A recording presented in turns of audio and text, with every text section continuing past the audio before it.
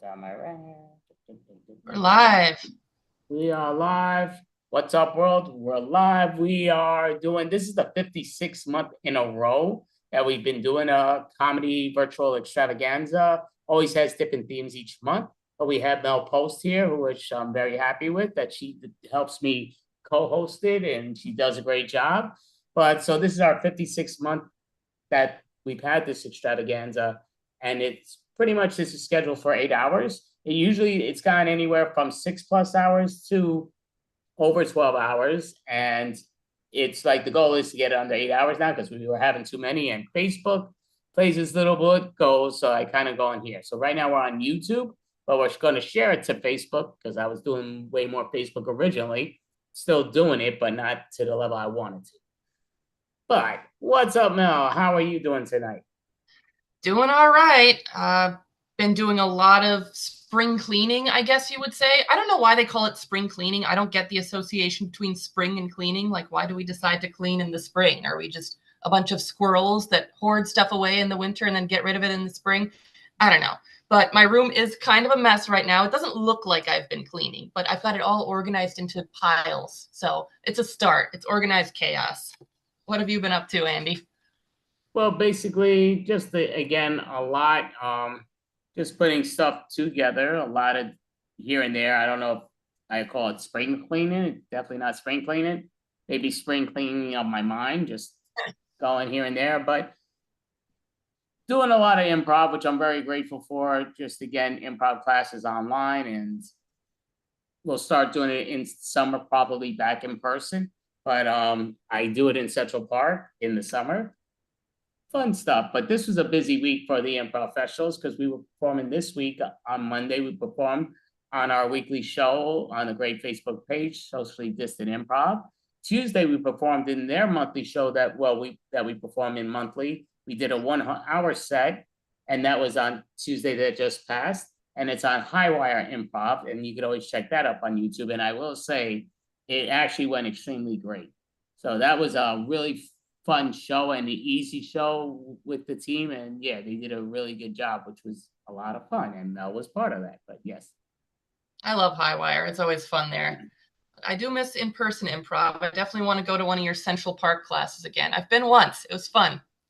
It's a really cool experience doing improv out in the park, and people are walking by, and like some people will just randomly join in. You don't get that online usually. Usually the people that randomly join online are people who are Zoom bombing. Zoom So, bombers, right? Well, yeah. yeah, you won't let them stick around too much, and if they do, yeah, they better be cool. Some of them play cool in the beginning, but then they'll get caught in. But yeah, it's weird, but it's what it is. No harm, no foul. Yeah, imagine people doing that in real life, just like running up to a group of people doing improv and like mooning them or whatever the Zoom bombers do. No, but yeah, it's very interesting for how everything's going here. So I am trying to share this video Zoom thing to at the same time. So just ain't easy, especially that it's changed with the Restream. I used to use Restream a lot, and I had a just whole terrible customer service. Many companies, big companies seem to be that way. But I was just like, yep, enough's enough. And nobody wants to answer. You go through the YouTubes that aren't giving you the right information. I'm like, enough said. I paid too much money for it. I'm like, yep, I'm done. I'm just drop them. They act like they're unbeatable. There are other ones like that, but I'm like, heck with that. I'll just do it to Zoom, to YouTube, share it to Facebook, all that. Do it.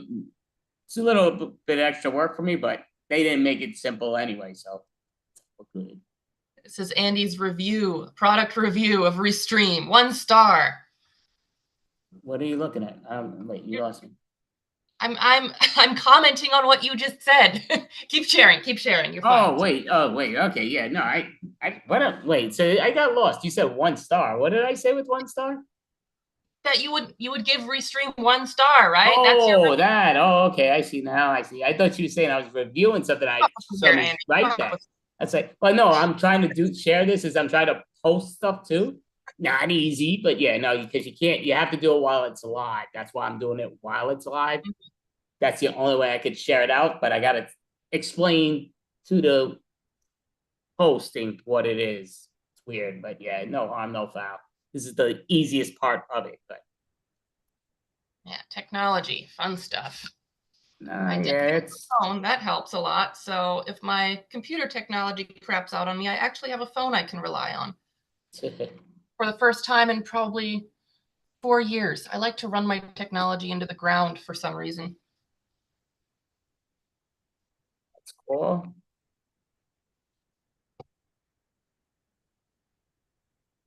Yeah, and the guy at the T-Mobile shop, when I got it switched, he was like, "Oh yeah, our register doesn't work. You have to wait for it." And I was like, "Oh, you guys like to run your technology into the ground too. You get me here. That's good." Finally got it switched. Thank goodness. No more waiting on lag. It's amazing.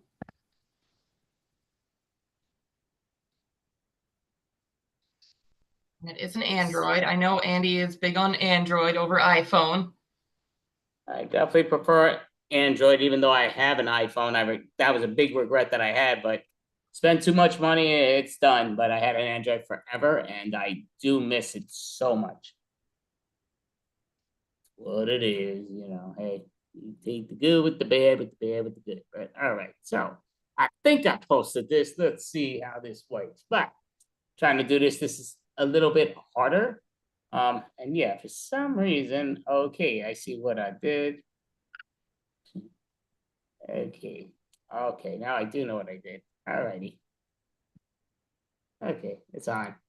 It's on. I wait the white flag. I give up. But okay, it's on. So it's just going to go slower than what I was hoping.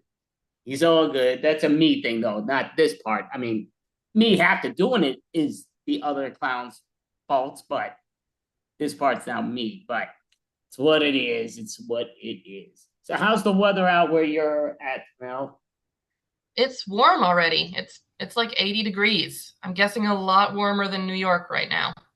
Yeah, I think we're like in the 50s, but I mean, it's not Yeah, bad. But that's normal spring weather. See, we get summer weather in spring, and then in summer we get weather that's straight from hell. So definitely nice to not be here in the summer because you will be scorched. It's not fun. Like I don't mind heat, but within reason. I don't want a whole week of 100-degree weather. No, thank you. yeah, I do think it's funny that people say that because most people that when they come to New York, they do complain about the weather, and it's hysterical. Again, New York City. I'm not talking about upstate at all because the weather up there is crazy. But to me, just like in weather, because they say New York, the temperatures they are never what they act like they are. They're always because of the Fahrenheit, because of the humidity, because of this, and that. And even though, like they say, Vegas is so much hotter in degrees, they said because of the humidity, New York at times is a lot worse. And it's just weird to me hearing it. It's kind of like, why can't we just make it plain, simple, normal language, whatever language you speak, and just tell us this is the degrees. If it feels this way, it should be that way. Stop saying, oh, it's 80 degrees, but it feels like 95. Then why is it in 95 degrees? Like, come on, stop with that BAS. But So we need a whole new system outside of Fahrenheit, Celsius, feels just, like degrees. yeah, well, no, that's what they say. That is what they say. They shouldn't say that. They should say, just get to the point. Don't say what it, just tell us, yeah, what it feels like. Say that's what it is. Cut the bogus. Like, if it feels like it's 30, but it's 50, why are you telling me it's 50? If it feels like 30, tell me it's 30. No? Yes? I don't know. But I think the humidity makes the cold weather feel colder too. Because I know when I was in New York, I was like, "Oh, it's 32 degrees. That's not too bad. I'll get away with just this coat." And I get out there and I'm like, "Oh, this is not fine. This is not okay. Holy crap!" I learned quickly. it's hysterical. How many people, again, from people that I see that are outside New York that just are coming here on vacation or doing things here in New York, and they say it all the time. They're like, and I'm like, oh, you're from where? They're saying where they're at, or they show me where they're at. And it's just like, yeah, whether it's colder or hotter there normally, they're like, yeah, but they say it's not as bad as here. And I'm like, really? And they say because of the reasons. And understand if you're born somewhere, it's a lot easier. That's what you're used to. So that's the thing. But to me, kind of like even New York, Buffalo, New York.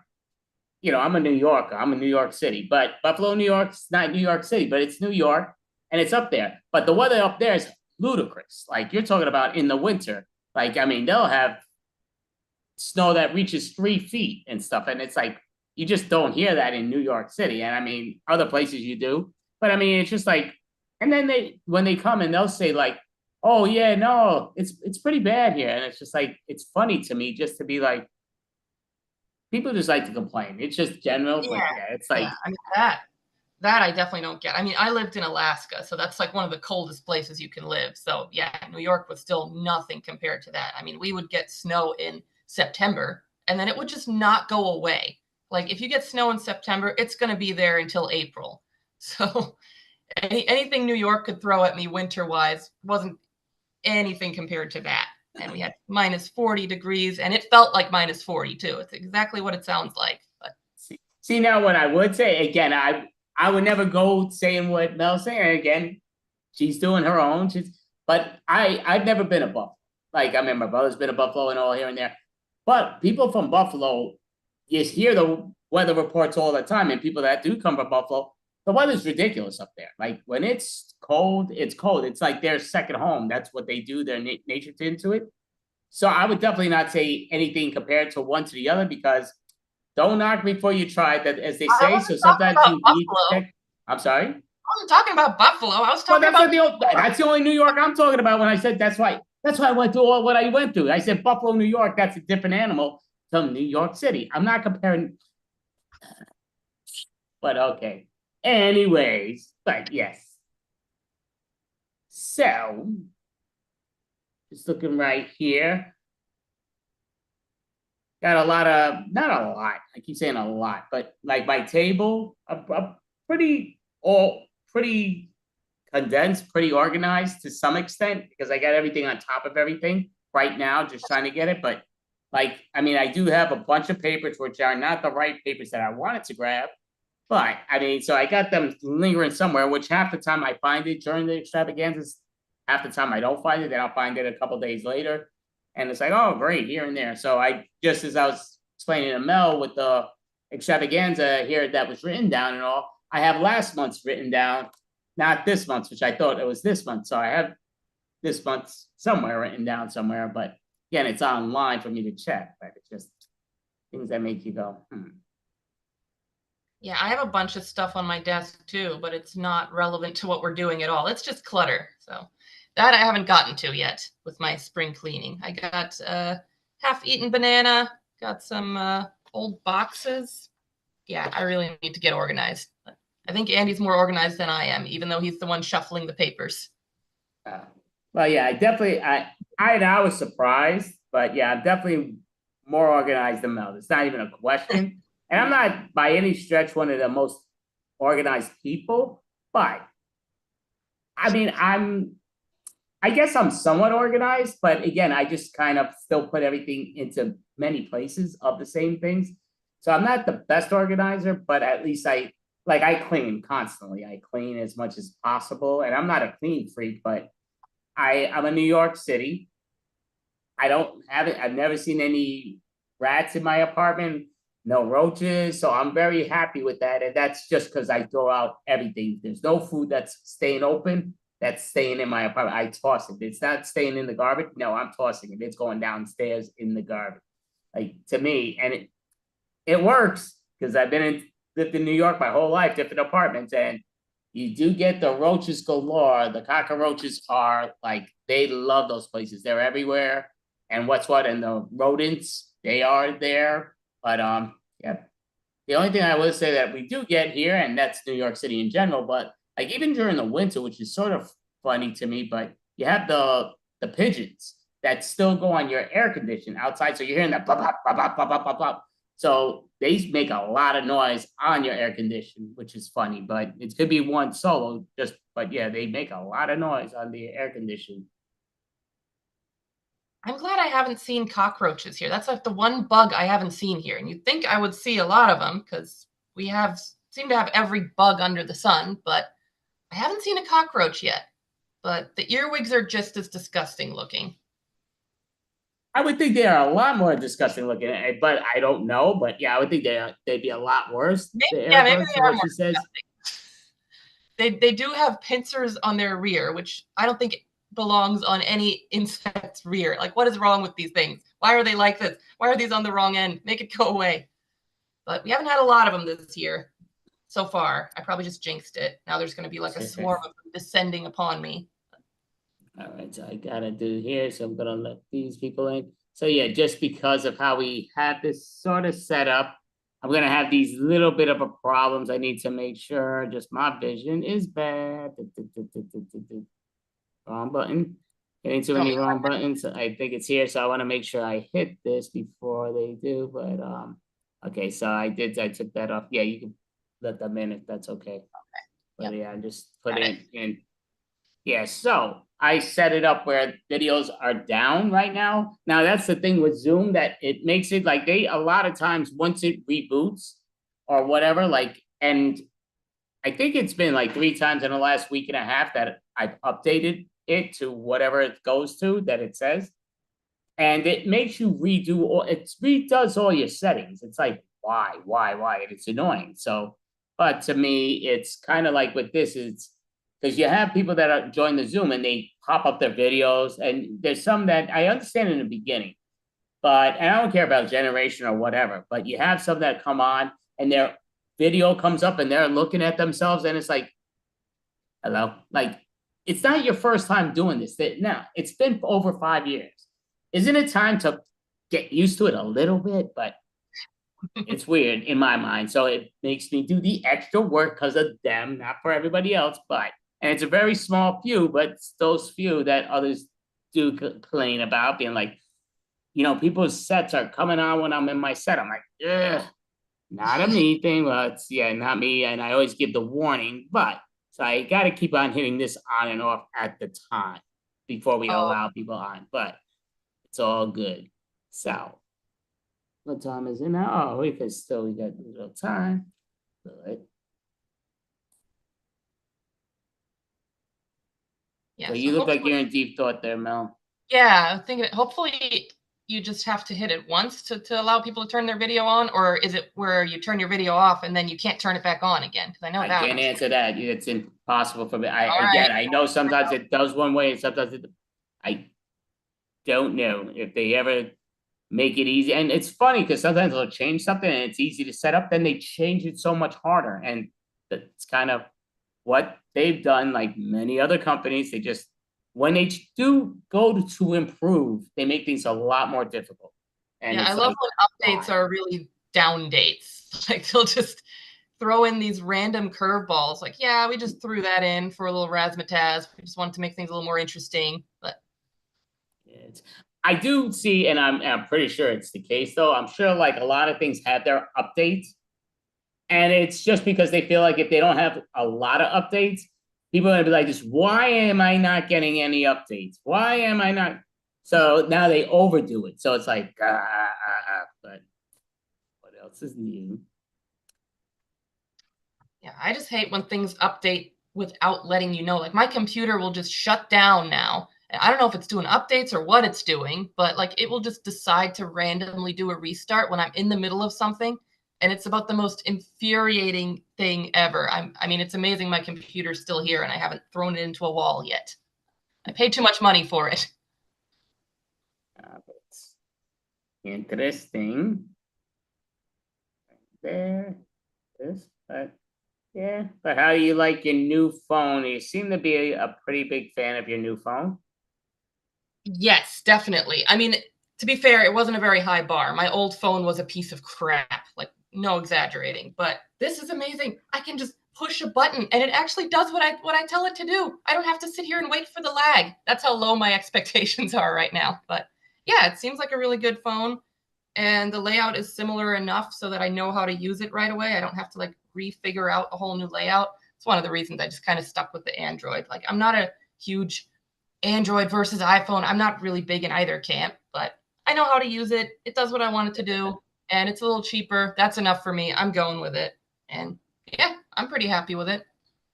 I definitely understand that, no question. That makes all the sense in the world to me with that. So what annoys you about your iPhone? Oh, just too much. I mean, I think they try to get a little too creative, too up to date, sort of. But I mean, to me, it's just I don't know. It's very annoying to me. It's like not sure why I'm hitting the wrong buttons. I'm trying to share the thing again to these things, so still up on doing with that, but it's going there. So, but yeah, no, it's just to me, yeah, it's very annoying just because like Android, which I heard this a long time ago, Android is supposed to be for the basic mind individual. Those that it's easier, like iPhone is way more creative. Those that are in the advanced technology. That's how they always made it sound. And I mean, I know you could do just about the same with the one to the other when you really know your stuff. But again, it just seems to be a lot easier with Android. Just even like some of the things you don't want on your phone and you're trying to swipe it, so much easier with Android in my mind. But I'm stuck with the iPhone now. I mean, again, I like the camera view, which is really nice, but I also like my camera view with my Android. But yeah, this is a good camera.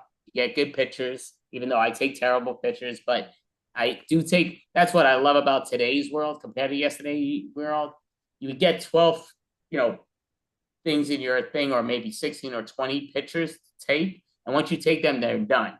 I'll take like 30 pictures at one time for every time somebody says, "Oh, can you take a picture of us?" Sure. And I take a whole bunch, but I let them know afterwards. I'm like, "Yeah, I took a bunch of them." I'm like, just keep what you want to keep. Like people get mad at times. Sometimes they don't. Hey, it's not wasted film. So it's good. Take advantage because all you need is one good one. You save that one. Throw out the rest. Or if you want, save a couple if they're good. But I take it because I know, listen, I know take one photo, good chance that, or really a great chance I'm not taking a good picture. Yeah, that's what's really amazing. You can just like take 80 pictures and be totally fine. Like the only thing you have to worry about is forgetting to delete them and running out of storage space, which I've definitely done. But I mean, I can't imagine trying to take a selfie before the era of cell phones because like you take a picture, delete, take a picture, delete, nope, nope, nope. But with film, it's like, okay, I got 12 chances to get this right. The pressure, I I could never. Yeah, but see, back in the day, people didn't do selfies. You know, it was the cell phone days that opened up the selfie, which is I really love the camera pretty like that. surprising. But not much, you know. I mean, I'm not gonna say it never happened, but it wasn't like a known thing like today. Yeah. It's like the selfie is considered a thing. Yep, it's a selfie. But back in the heyday, when you had Polaroids, it wasn't like, oh, we're gonna take a selfie. You'd have been, what the heck's a selfie? Yeah, that sounds. Yeah, it doesn't sound right, but I yeah, wonder when did the term selfie even start? I It think once seems the cell fairly phone world started yeah. with the pictures and all, and yeah, people started using them constantly, taking selfies. They even made a selfie stick, so you don't have to have the selfie arm out like that. You can just use the stick. Yeah, I mean, it was banned at certain spots, which I thought was hysterical. The selfie stick. I'm not sure Why why, was but it? they were Oh, like, well, it gets in people's way. You know, you can use it as a weapon. It gets in people's way, takes it out, but just I don't know. But yeah, I guess I could see that, like somebody being completely unaware of the people around them and just going bonk, hitting somebody in the head with a selfie stick. yeah, I mean, people do that as is with them their own crap and their own nonsense. Love how everybody thinks like, oh no, I could see, walk, talk, see, and hear all at the same time, and yet it's proven day in and day out how it's not true at all. It's like it's okay to give people your attention and go to your phone when it's there, but I know it's what it is in the style today. If you don't look on the phone, if you're hanging out with five people and not four of you five people are on a cell phone, what's wrong with you guys? What are you talking to each other? What is wrong with you? Why are you talking to each other? Aren't you supposed to talk to other people that are on the phone and message them and all? No, nobody talks on phones either. Back in the day, there was a thing called calling people. You call people. Today, nobody calls each other. Everybody text messages, text, blah, blah, blah. And it's like, what the Yeah, fudge? that I'm definitely guilty of that. Like if people I know well call me, that's fine. But like if I don't know you that well, if you're just like an acquaintance or something, like what the hell? Why are you calling me? Text me. This is weird. What do I do with this? But yeah, it's I'm kind of in between, I guess. With close friends, they can call me, but See, I'm somewhat I mean, agreeable, depending on what's what. But in most cases, like if, yeah, your family calls what's what, I'd be like, oh, how are you doing? How you feeling? I don't need text messages like that. I mean, you get them. It's just what it is. That's the world we live in today. But it's like, you could call people up and give them just the time of day. Just be like, give them, you could talk. Hi, how you doing? Somebody be like, but how I talk and talk and talk. Yet all they do is talk out their yin yang, like nonsense, yakety, yakety, yak, yak, yak. It's again, like I say, most people do not listen on this planet. Most know how to hear, but they don't know how to listen. They just yakety, yak, yak, yak, and they won't allow it. I don't know. I don't get it. And the smartphone has been a big terrible thing for people. I say this all the time, but it's so true. It's a smartphone, but you're supposed to use it to make it a smartphone. But they make it like it's their whole world. Like they kind of like, again, if you're on a vacation, then everybody's like this, oh my goodness, I'm taking a picture of my flan. I'm taking a picture of my flan. I'm taking a picture of my pumpkin pie. What the heck are you taking pictures of your food for? And I know that's a thing today, but why? Why the heck do I care what your pumpkin pie looks like? What? Hey, sometimes the presentation is very nice. The chef put a lot of effort into that. It's an art See, piece. and again, I can see if you do a selfie with it or you're with your buddies and you take a selfie with it, just with it, but I don't get just taking a picture of it because no, it's not me. Unless they're paying me big bucks to take pictures of food, I'm not really looking to take a bunch of pictures of food. Doesn't make It sense to depends me. on how I want hungry to eat it. Yeah. I want to For eat me, it. yeah. It depends on how hungry I am. If I'm really hungry, I want to dig into my food. And I get mad when people are like, wait, let me take a picture of it first. Like, I'm hungry. Like, I will get hangry. Do not stand in the way of me and my food. But otherwise, I'm fine with it. Hysterical it is, yeah, to what's going. But looking right here, I keep going, looking back and forth with this.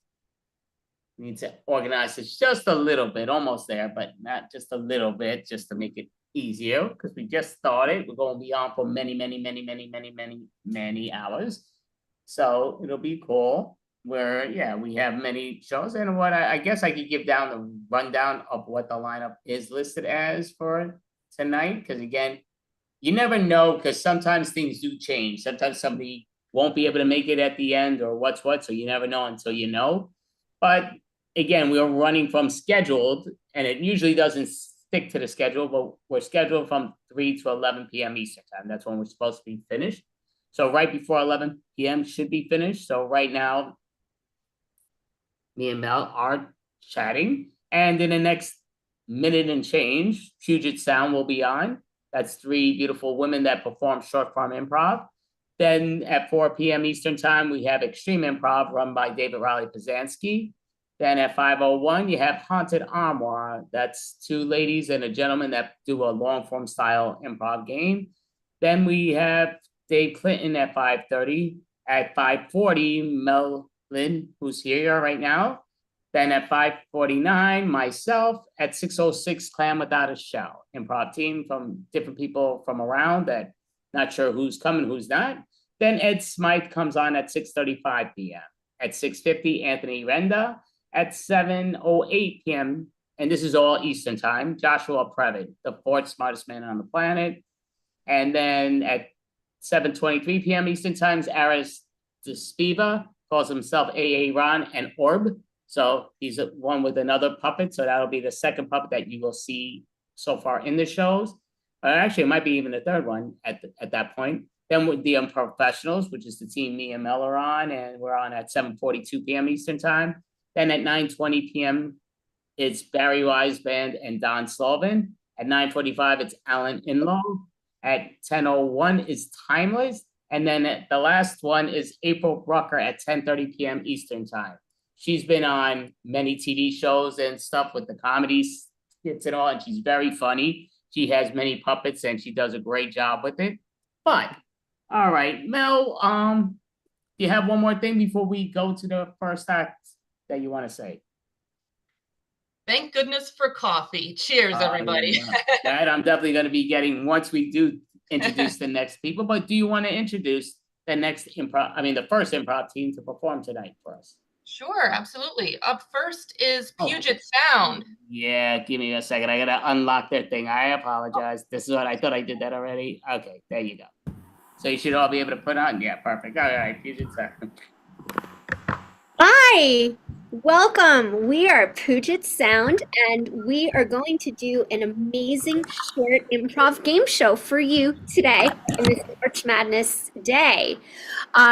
We have two amazing improvisers, Jude and Megan. They are in Puget Sound.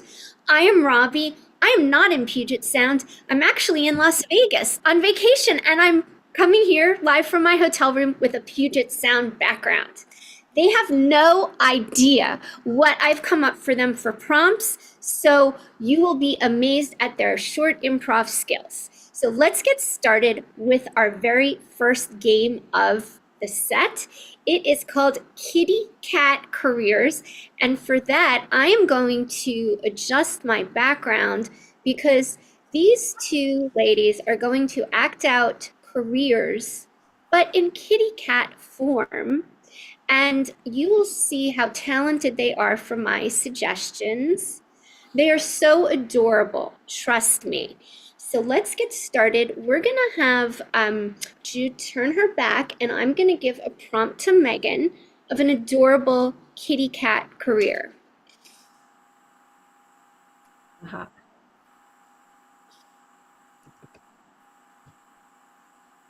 You ready?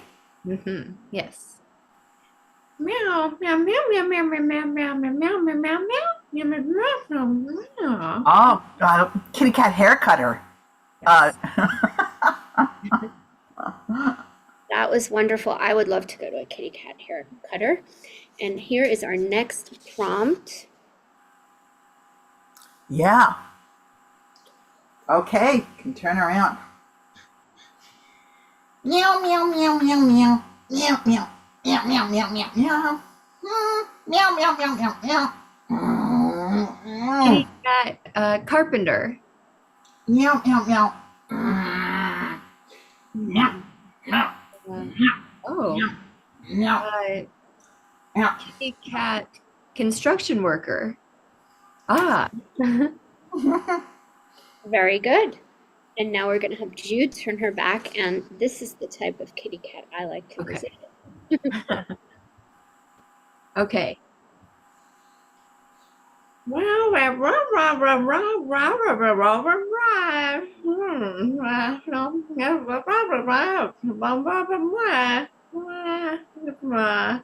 Putting on gloves Yeah. and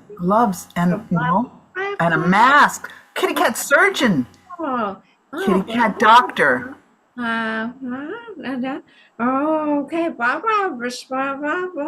Kitty cat pharmacist. No, they wouldn't wear gloves and a mask. Let's see. They're making something. Kitty cat surgeon, kitty cat doctor.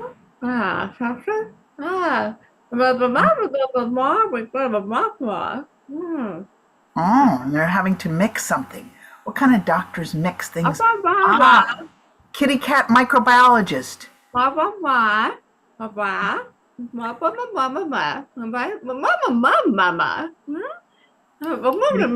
Kitty cat syringe. Kitty cat nurse. Kitty cat anesthesiologist. Kitty cat bone surgeon. Oh, and they're putting in the thermometer. How are you feeling? Kitty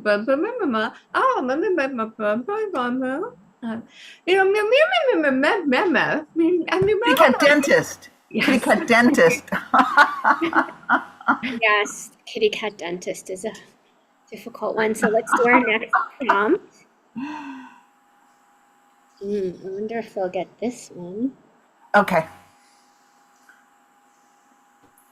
Meow, meow, meow, meow, meow, meow, meow, meow, meow, meow, meow, meow. Kitty cat basketball player. Good job. All right, here's our next prompt. Okay.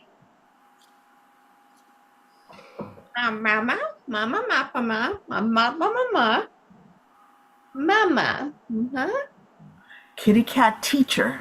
Yes. Too good. Okay, and now our final one. Hopefully this will stump her a little bit, maybe. Aha.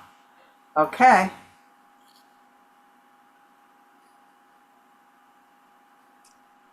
Kitty cat baker.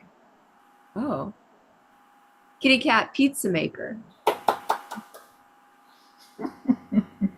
That was wonderful. Oh my goodness. Well, now we've had some wonderful kitty cat careers, so we need to jump into our next game, which is called Sounds Like a Song, Sounds Like a Limerick. This is where we get really artistic in our show, where Jude and Megan will do a scene with a suggestion, but then when I feel like messing with them, I will shout out, this sounds like a song, or this sounds like a limerick. And a limerick is like a short poem. So they will have to transform this scene into music and poetry. Wonderful. So let's get started. Your suggestion, I think, is going to be pizza parlor. Anchovies. I love anchovies. They can't put enough on for me, you know? Yeah. You always like the salty snacks, Dan. Right? Janine, just give me potato chips, really. But, pizza's pretty good, too. Yeah. You like the dried tomatoes, right? Yeah. And the thing is, I gotta say, despite our differences, I feel like we're getting along pretty well on our first trip together. I agree. And this trip to just go to every pizza parlor in the U.S., something I always wanted to do. I love doing it with you. That sounds like a song. I always wanted to do a trip around with you, to look at the place where pizza is based with delicious anchovies too. Yeah? Good? Yeah. I think that's growing on me, the extra saltiness. Right? It's an acquired taste, yeah? Root. Don't you like the root beer too? Yeah. I don't get root beer very much anymore. Root beer reminds me of how we met. That sounds like a limerick. Started off as a bet, and with my friends, I did vet that you were kind and had a good mind, and I love to remember how we met. Oh, Janine, I do too. I feel like it was like meant to be. You know what I mean? Just meant to be.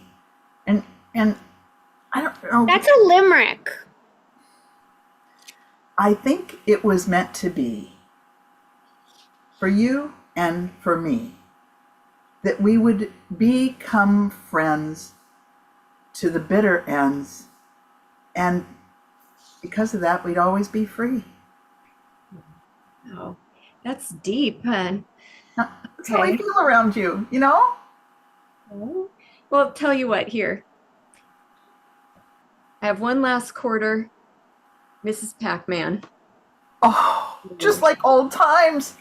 Oh my goodness. Okay, I'll try. Okay, you take over. Okay.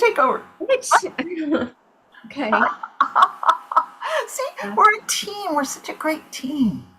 Oh, they got me. That sounds like a song. They got me. Yeah. I like to play Mrs. Pac-Man with you, but if I am careless, the ghost gets me too. I still like the game and hanging out old school. So you and me, let's go on to the next one. Yes, let's go on to the next pizza parlor. Let's go on to the next game. That was amazing. You both each did a song and a limerick. Wonderful. And I want to have pizza now for sure. Our next game is the kind of game where there are people that come to your party that you're like, why did I invite them? It's called Party Quirks. And these are really bad rando people with weird quirks that show up. And what I'm going to do is I'm going to give a prompt of a rando party guy, gal, whoever, and the other person's going to guess what's wrong with this person. So let's have Megan be the first host, and I'm going to give Jude a prompt. So turn your back, Megan. And here's what your guest is going to be like. All right. Hey, Oh. come on in. Thanks. Great to see you, Clara. It's a nice house. And I don't know, I haven't been here in a while. Looks like you redecorated. I did, yeah. I'm into the whole cottage core trend. Wow. Cottage core as what I love. It's really Oh, nice. okay. Really Yeah. nice. Well, I see you're still into, the opera singing. It's so true. That was great. That was so good. Okay. Now Jude is going to be the host. Yes, Jude is going to be the host. Turn your back. Yes, that's correct. And we have this person coming over. Ah, okay.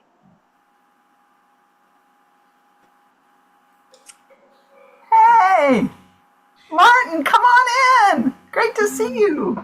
Yes, yeah, thank you. Thank you for having me. And oh, look at this line on here. Oh, I see dancing in your future tonight. Oh, You're still doing that palm reading, huh? yeah, but oh, I'm getting vibes in here in general that someone's going to spill some wine. Martin. Martin, are you saying you're still so clairvoyant? Yeah.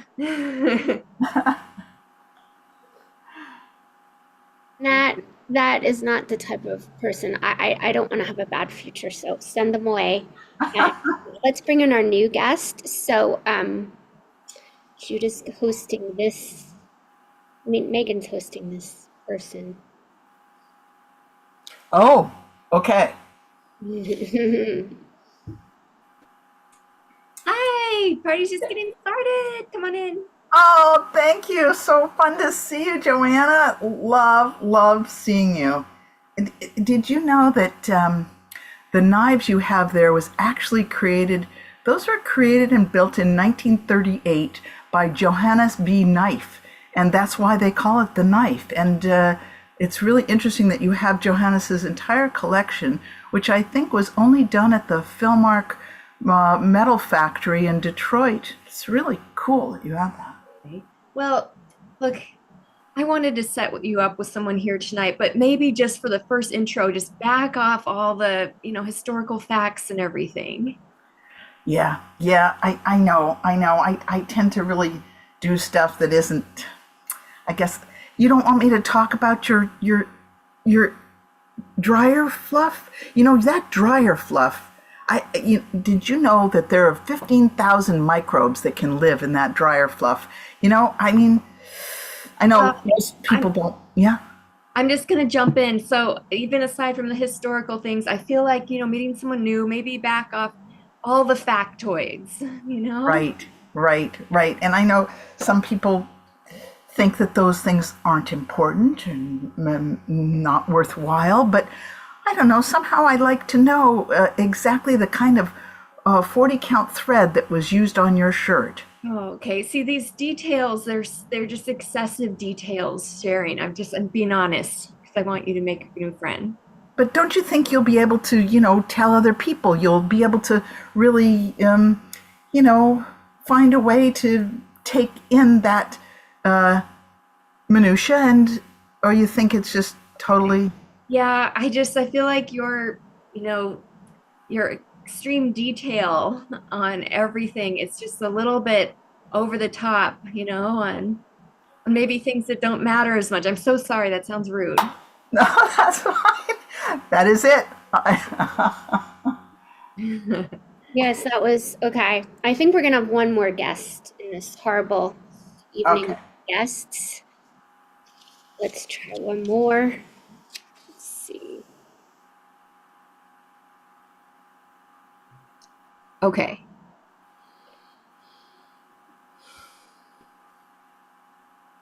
Okay. I have arrived.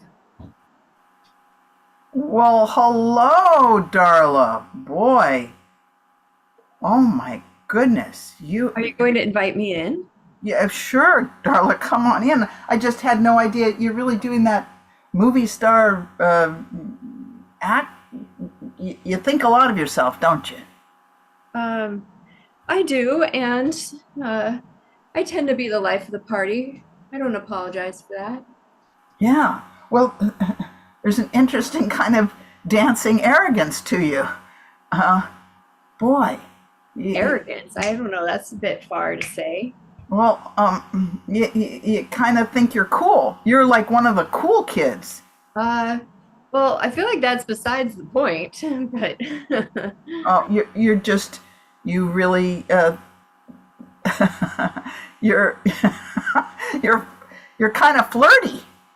oh, well, you sure have a lot to say about me today, but I mean, you haven't even started the music and I'm going. I'm ready. Yeah, you're a you're a dancer. Boy, you love to dance and okay. Yes, she does. She's an amazing dancer who knows everything. And I thought that was a very nice guest, actually. That was my favorite one to invite. So, you know what? Let's end the show with some nice charades, which is a great party game. We're going to give 3 prompts to each one. Actually, maybe we'll see how much time we have. And we're going to go from there. So everybody knows the game of charades. It's our favorite party game. So I'm going to start off with Megan, you can turn your back. And I'm going to give Jude her the first prompt.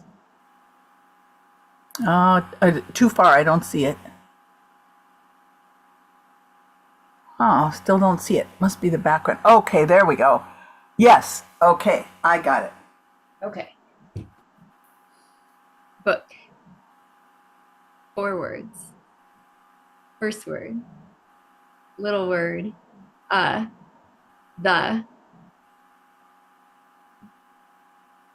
Third word.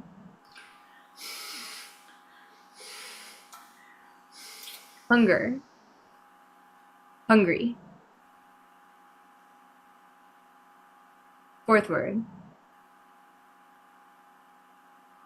Worm. Worms. Centipede. Millipede.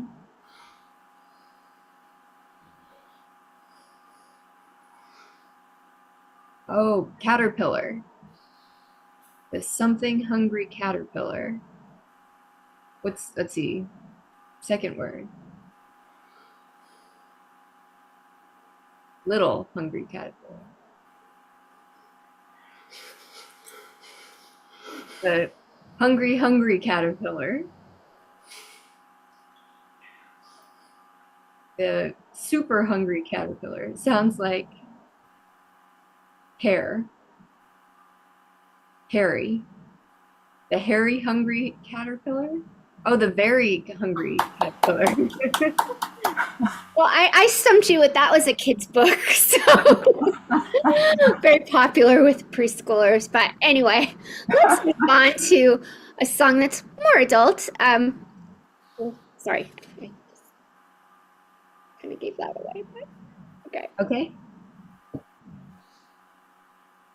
Song. 5 words. First word. Poor. Poor Judd is dead. Okay. Third word.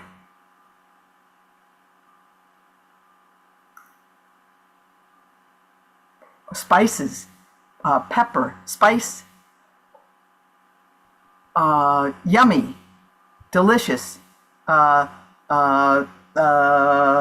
Spicy. The spicy. Stir. The mix. Eat. Lick. Cook. Bake. In there is a spice jar of pepper. Pepper, salt, energy, spicy, chili, more peppery, more. Okay, this is the third word, right? and first word was pour. Pour blank pepper. How many syllables in the third word? 2 syllables. Okay, so it's not salt, not pepper, chili. Okay, we're gonna pour. We're gonna drink our spices. We're gonna put in a little capsule of sugar. Sugar. Okay. Pour blank sugar. Okay. 5th word. Me. You. Me. Pour blank sugar blank me. Pour something sugar over me. Pour that. Pour blah. Okay, second word has how many syllables? 1 syllable. Pour that sugar over me. No. Pour something sugar over me. Pour some sugar over me. Oh, wait. 4th word. Pour some sugar on me. You got it. She got it. We'll give it to her. She was like close. Yeah. Okay. So we gave it to you. Let's do the next one. So Okay.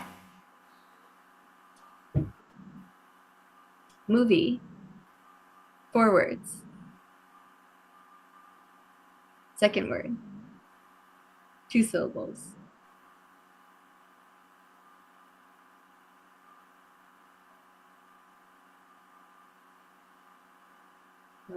Coffee machine.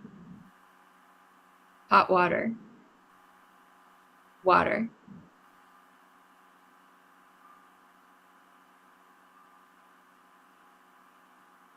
Like water for chocolate. that was amazing. Okay, let's move on. Let's see if we can stump you. So, Jude, you can turn your back.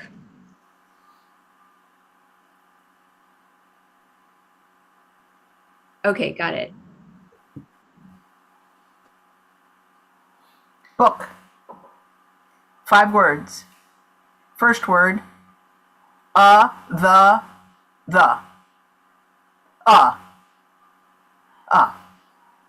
Second word.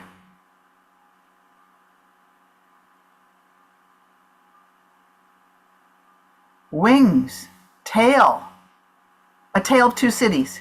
Yes. Oh, she's so fast. That was great. That was so good. All right, let's keep going. So, you are going to turn your back, Megan, and Jude is going to try to do this one. Okay.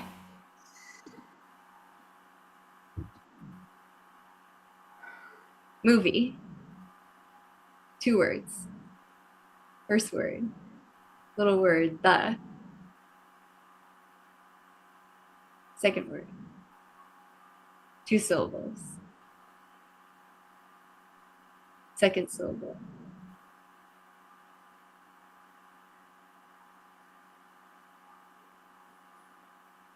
Deal. Card. Poker.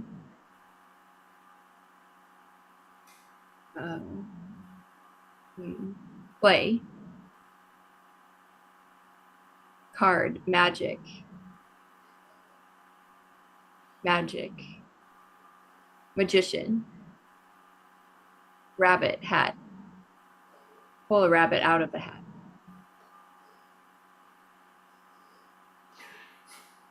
Sounds like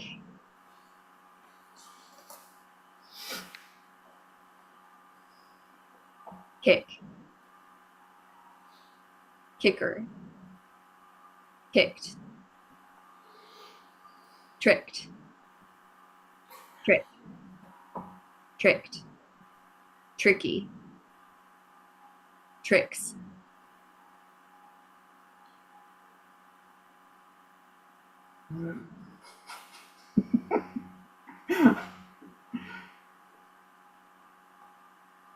Second syllable, second word. First syllable.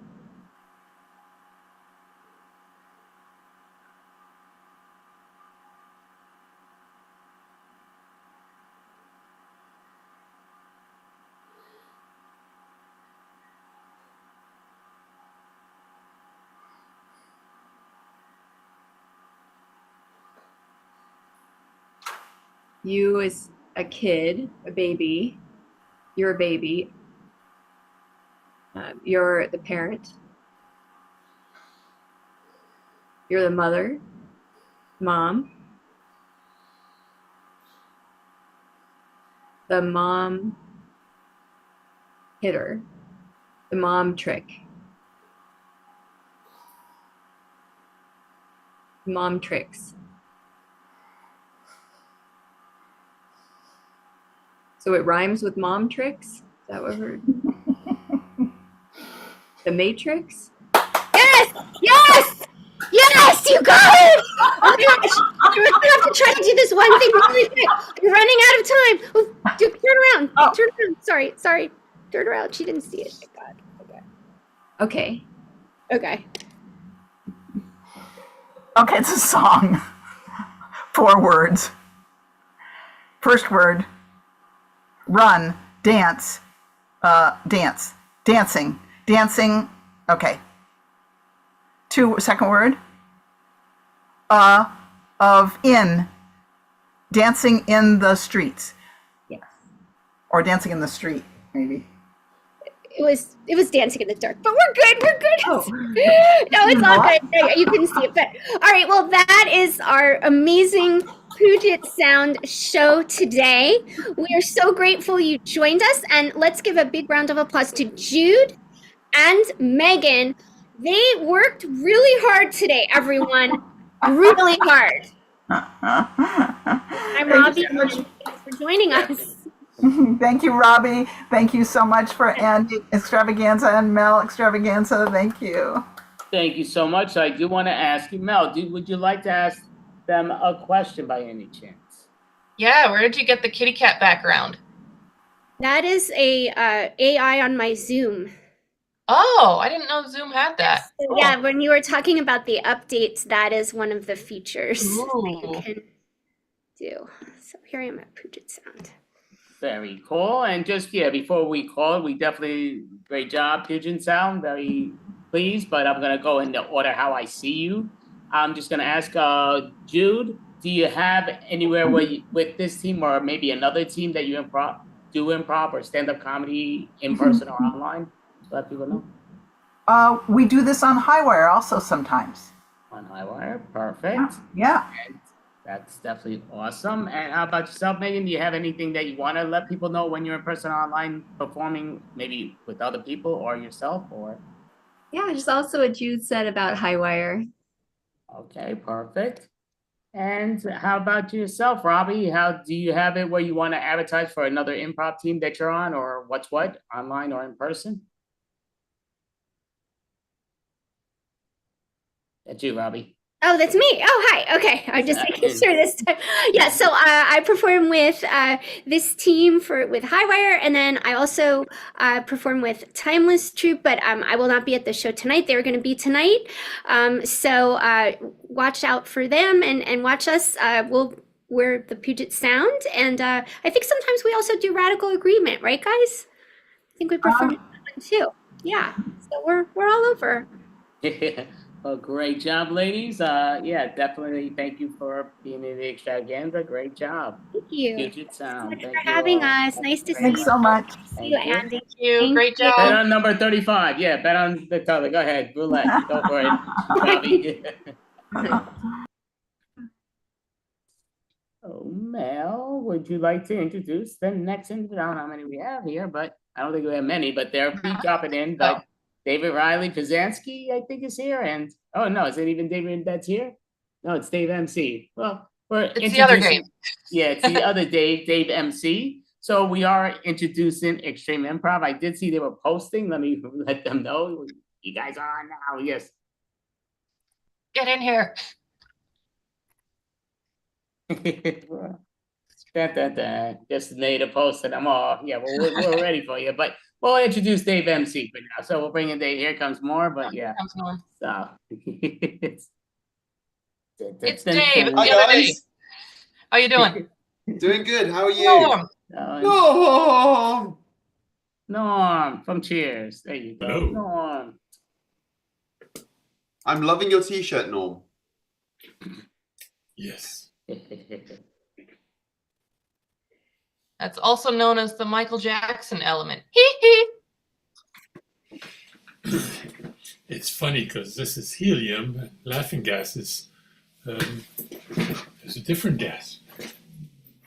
Have you ever seen those videos where they like inhale the helium and then try to talk and try not to laugh? Yeah. I think that was probably like a TikTok challenge for a while where they have to like talk and try not to laugh, and whoever goes the longest without laughing.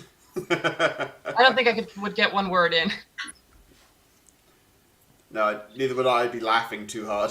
And then you start laughing and you hear how high pitched the laugh is, and then you can't stop. It's a vicious cycle. Yeah. I'll tell you, I didn't even notice. I mean, with it, but I keep looking at your cartoon, Dave, and I'm looking at it. Does it have the earphones? I'm not sure if it has the earphones. It doesn't have the earphones. Oh, it looks like it has like an outline. Oh, okay. I see the I see the goatee, but yeah, like looking at the goatee, the hair, the duck. Hello. It's Well, the other Dave. Lily Pozansky. Finally, do you know what? It was asking me for passcodes and all sorts. So it was I don't know annoying. why. That's Yeah. I don't know. No, it's all good. But I take it we are live, right? We are live in person, but at Holy home. mackerel. Wow, that is horrifying. But welcome everyone to the Extreme Improv Extreme Show, the fast-paced improvised comedy show where we make up scenes, songs, stories, and so much more based entirely on audience suggestions. Well, actually, we won't take any of them today.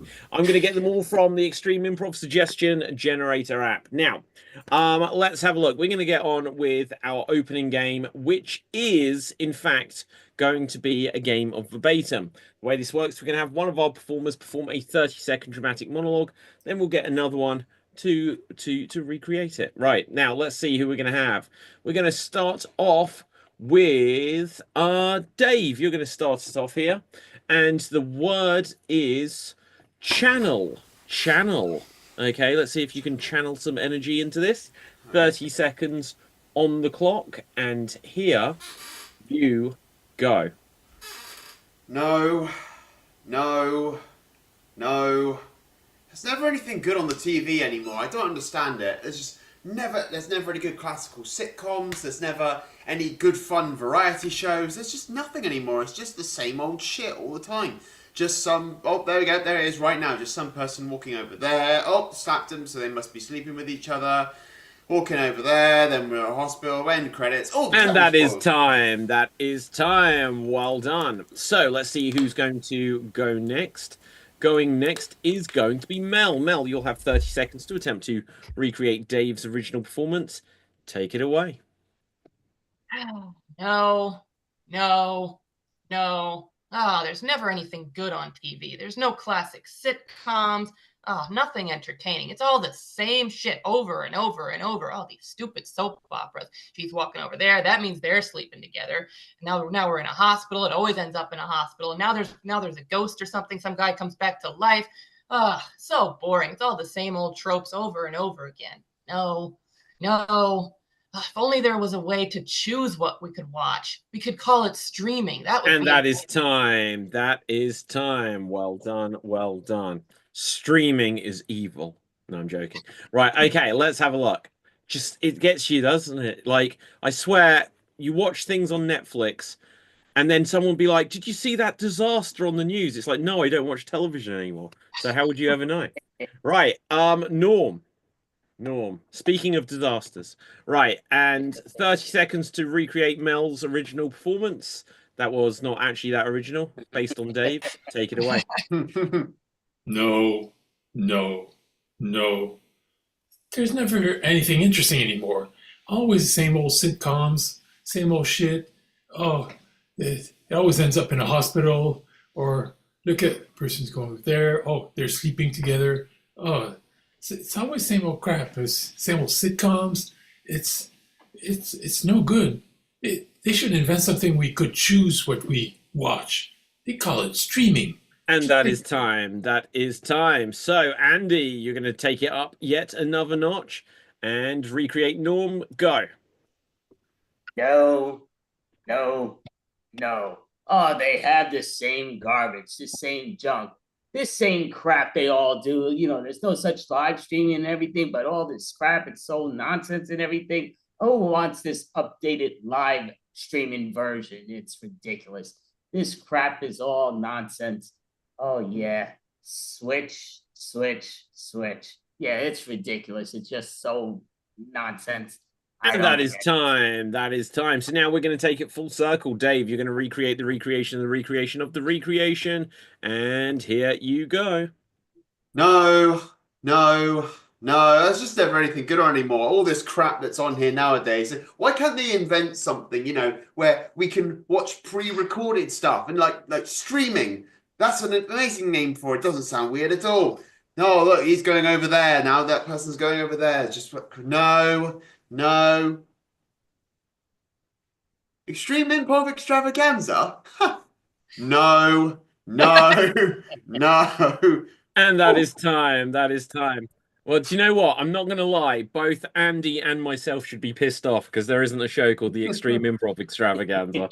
There is the March Madness comedy virtual extravaganza, and there is Extreme Improv. But see, I wanted to say though, I couldn't curse because I gave up cursing for Lent. But that's the only reason I said crap instead of the word that they were saying. But I would say that crap is a curse word. So oh no, not New York. Crap ain't no. Listen, that's what coming out of my behind every day. But no, fair play by New York standards. Yeah. Does that mean that before Lent you curse twice as much just to stock up? Or yeah. Well, anyway, good. Well, we have more people here. We have Zoom user, and we have Ryan. Hello, guys. How you doing?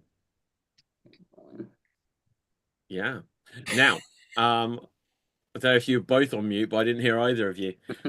So we're going to go on to a game. We're going to play a game of single syllable showdown. I think both of you guys should start. So we're going to have Zoom user, and we're going to have the user of Zoom, Ryan. Zoom of so.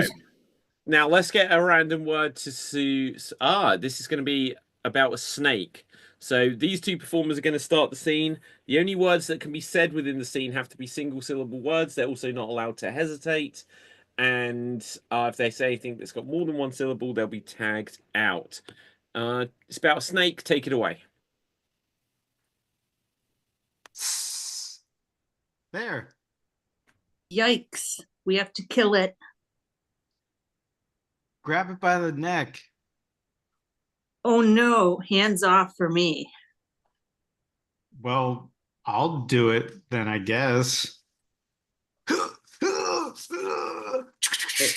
Let me put on gloves. For what? I will grab it. Now you're brave. I like this. Here, you try again. I don't want to do that.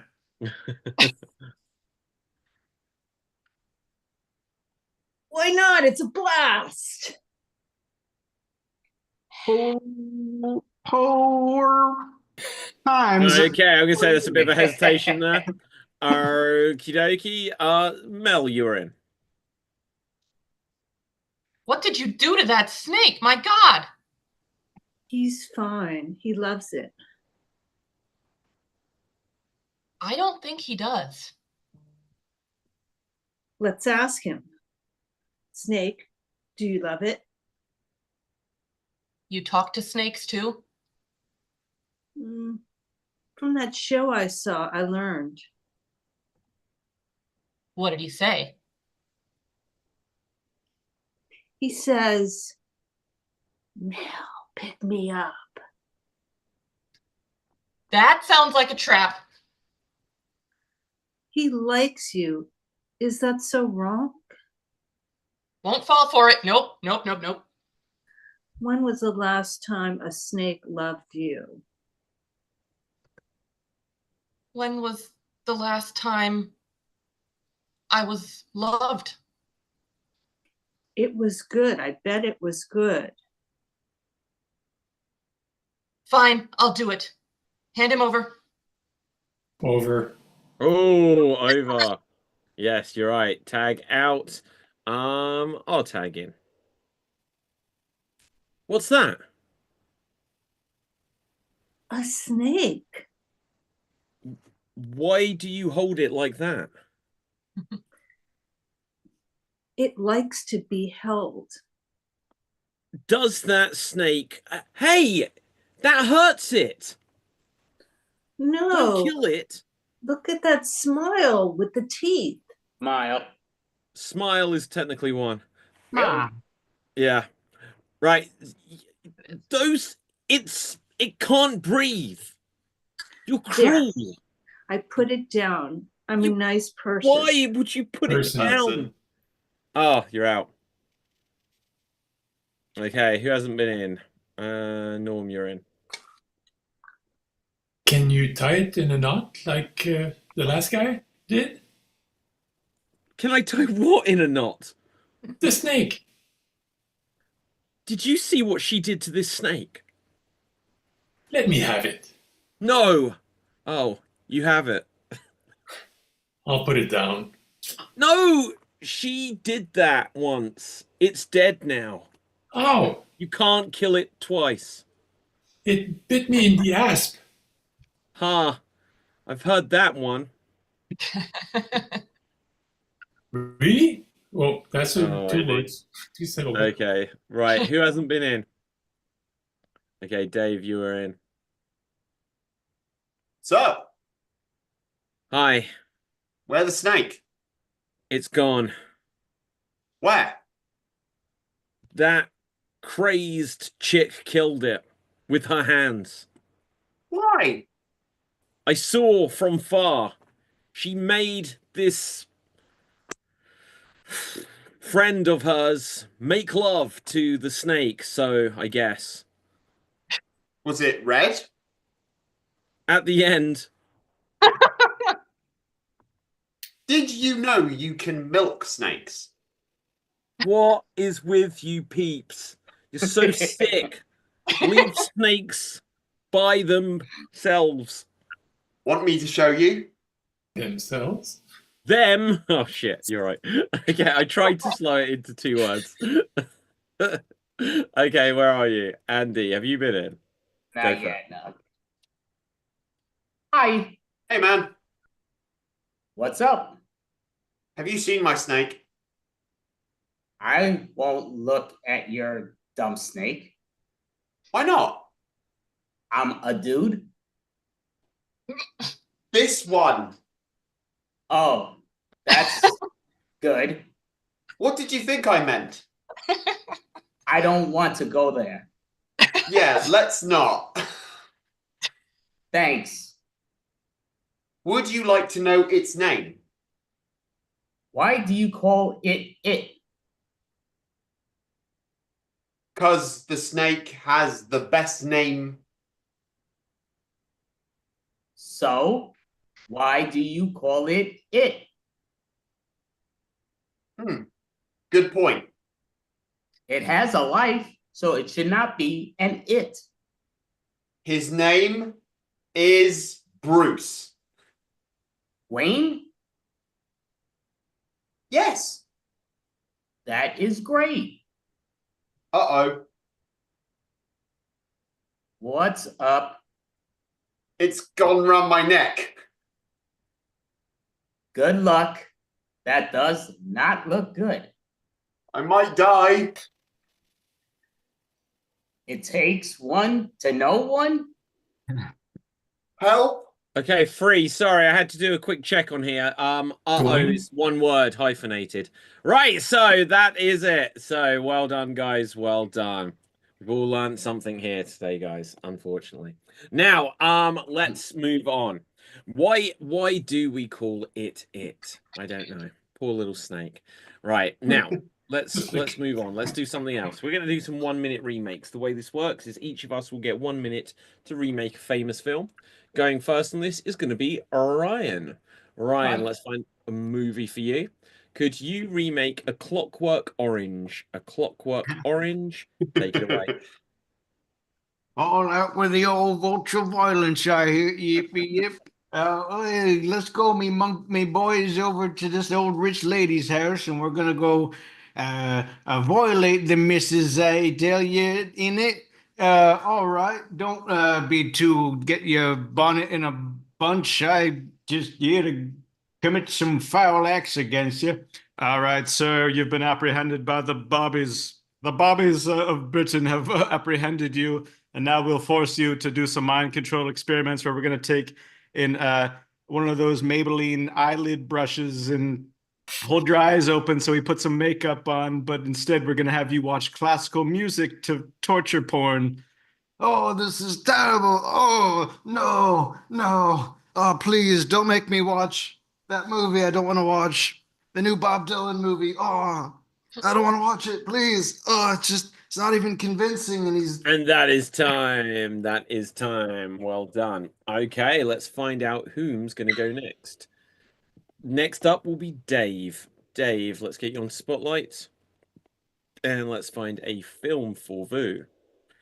Ooh, could you give us Captain America, the First Avenger? Captain America, the First Avenger, take it away.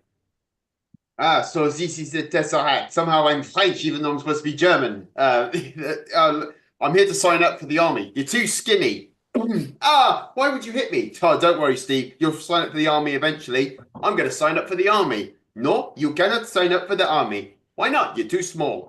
Damn it. No, I'm going to bring you in anyway. No, I can't do star jumps. I'm out of breath.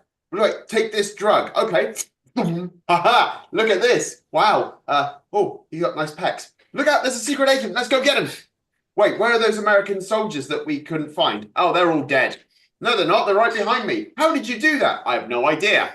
Da, da, da, da, da, da. I have a shield. Hey-ya!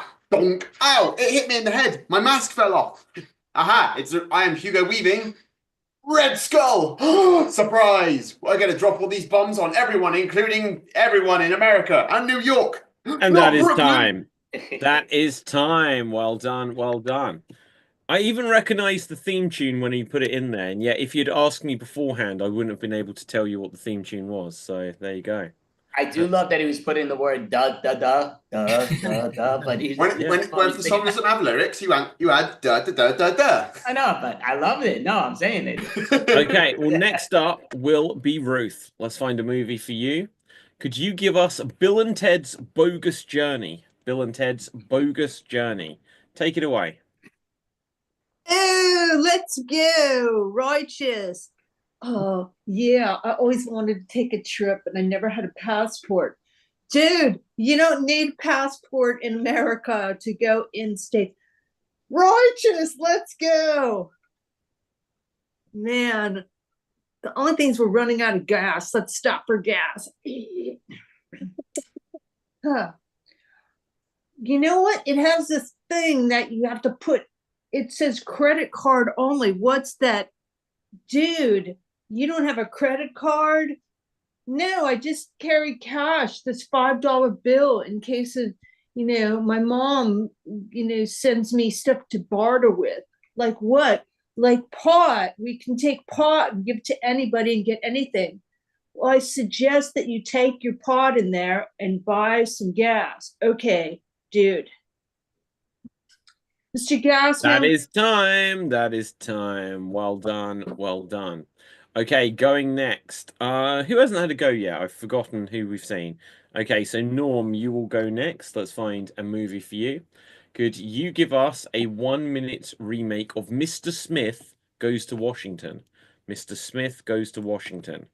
Okay, take it away. Where should I go? Oh, Washington. I'll go there. All right. Well, they might know that I'm a criminal, so I'll just use a pseudonym, Mr. Smith. Nobody will suspect that's not a common name. Yes. All right. So, there's another movie where a lady goes to Paris, but this one I go to Washington. Yes. Let's visit. Wow, look at these big pointy buildings and they're all free museums. Wow, this is going to be a boring movie. I'm going to go in one museum after another. Hey, I should take a telephone booth and travel with Bill and Ted. Yes. There's And that Captain is America. time. That is time. Well done there, Norm. Okay, let's see who's going to go next. Next up will be Andy. Andy, let's find a movie for you. Could you give us The Shining?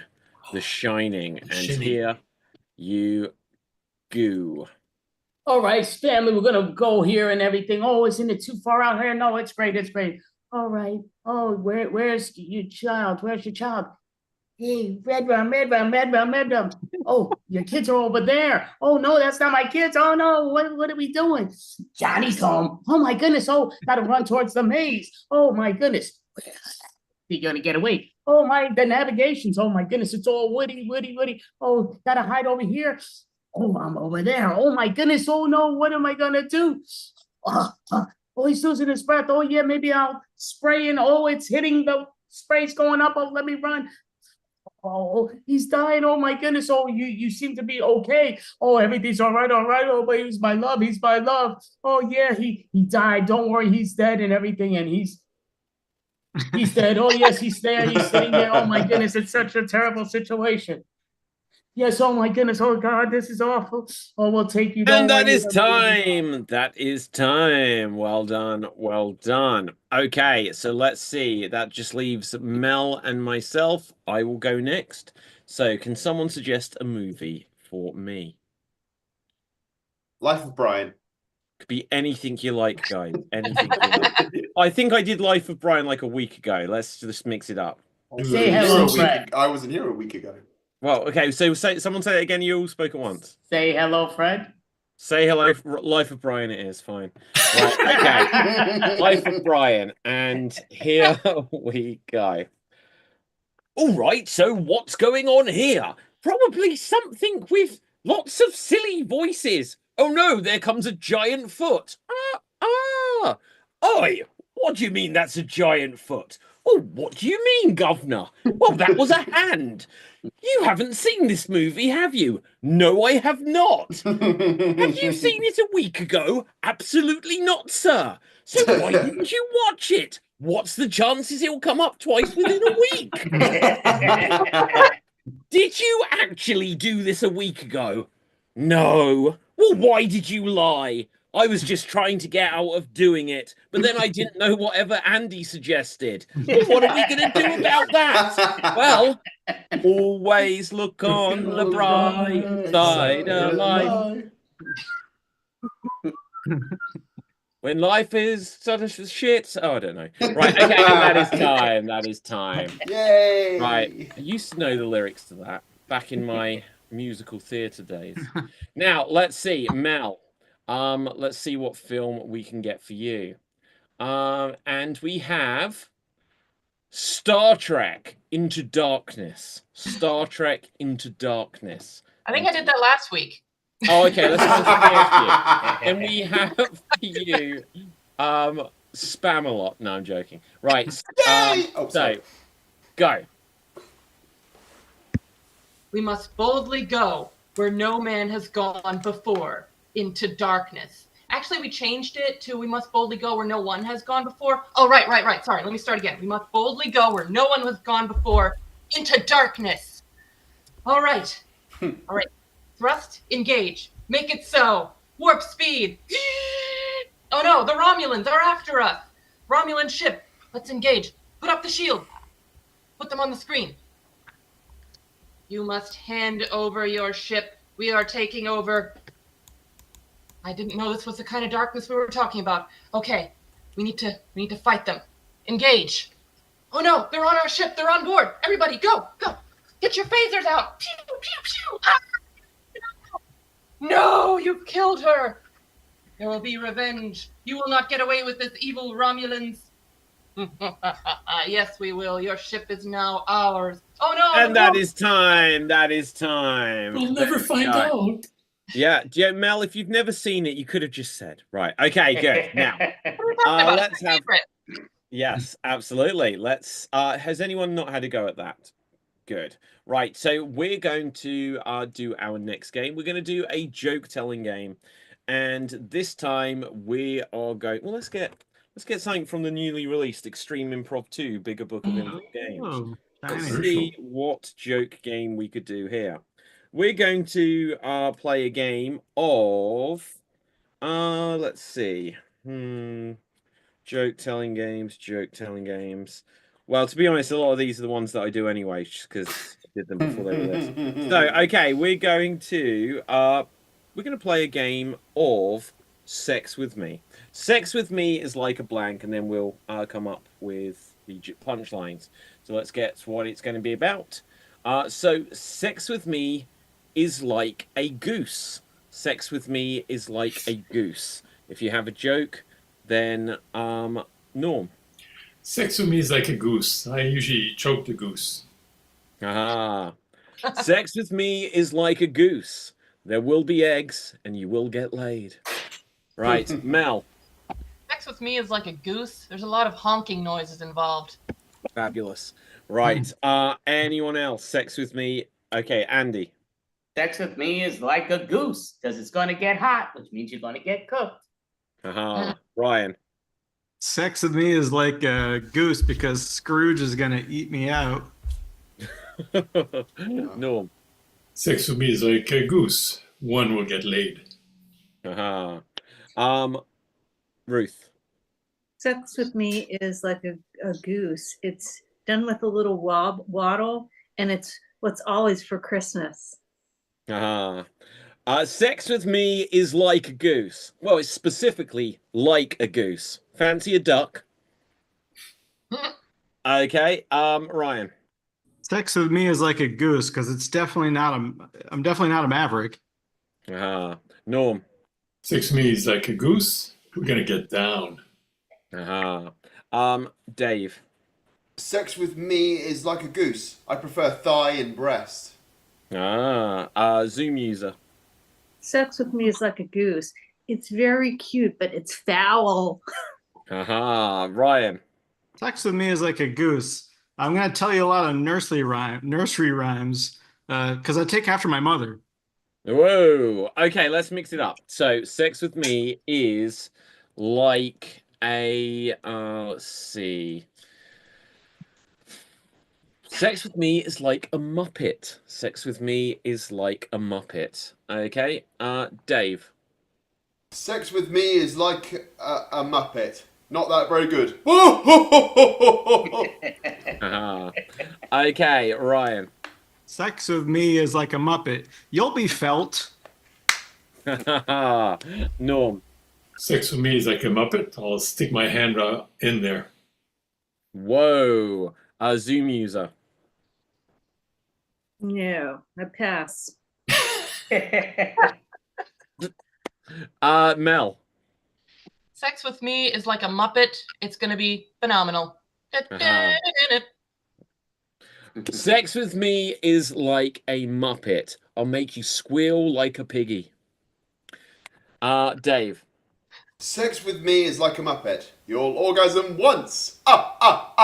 Twice. Ryan. Sex with me is like a Muppet because I call my friend Mr. Noodle. Sex with me is like a Muppet. I'll tickle your Elmo. Norm. Sex with me is like a Muppet. She'll be bare and fuzzy. Okay. Sex with me is like a Muppet. I'm a real animal in bed. Okay. Anyone else? Andy. Sex with me is like a Muppet. You can play with my strings all night long. Whoa, Ryan. Sex with me is like a Muppet, specifically Gonzo. Okay. Zoom user. Sex with me is like a Muppet. It's best inside of a trash can. Dave. Sex with me is like a Muppet. Hope you don't mind the frog in your throat. Whoa.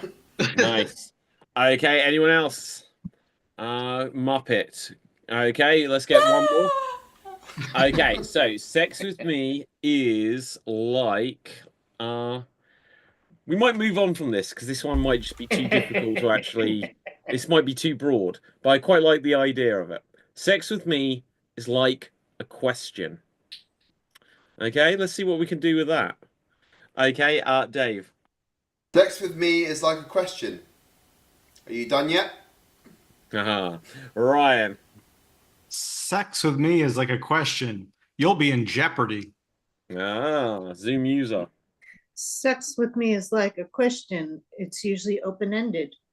Norm. Sex with me is like a question. Why?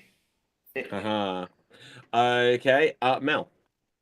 Sex with me is like a question, and hopefully it'll be followed by a period. Andy. Sex with me is like a question. I'll give you the answer. It's either going to be the right hand or the left hand. No other available contestants. Okay, yeah, this one wasn't very good. Right, let's get one more. So we're going to go with sex with me is like a sex with me is like an explorer. Sex with me is like an explorer. Okay? Sex with me is like an explorer. You'll never know what new creatures you'll find down there. Norm.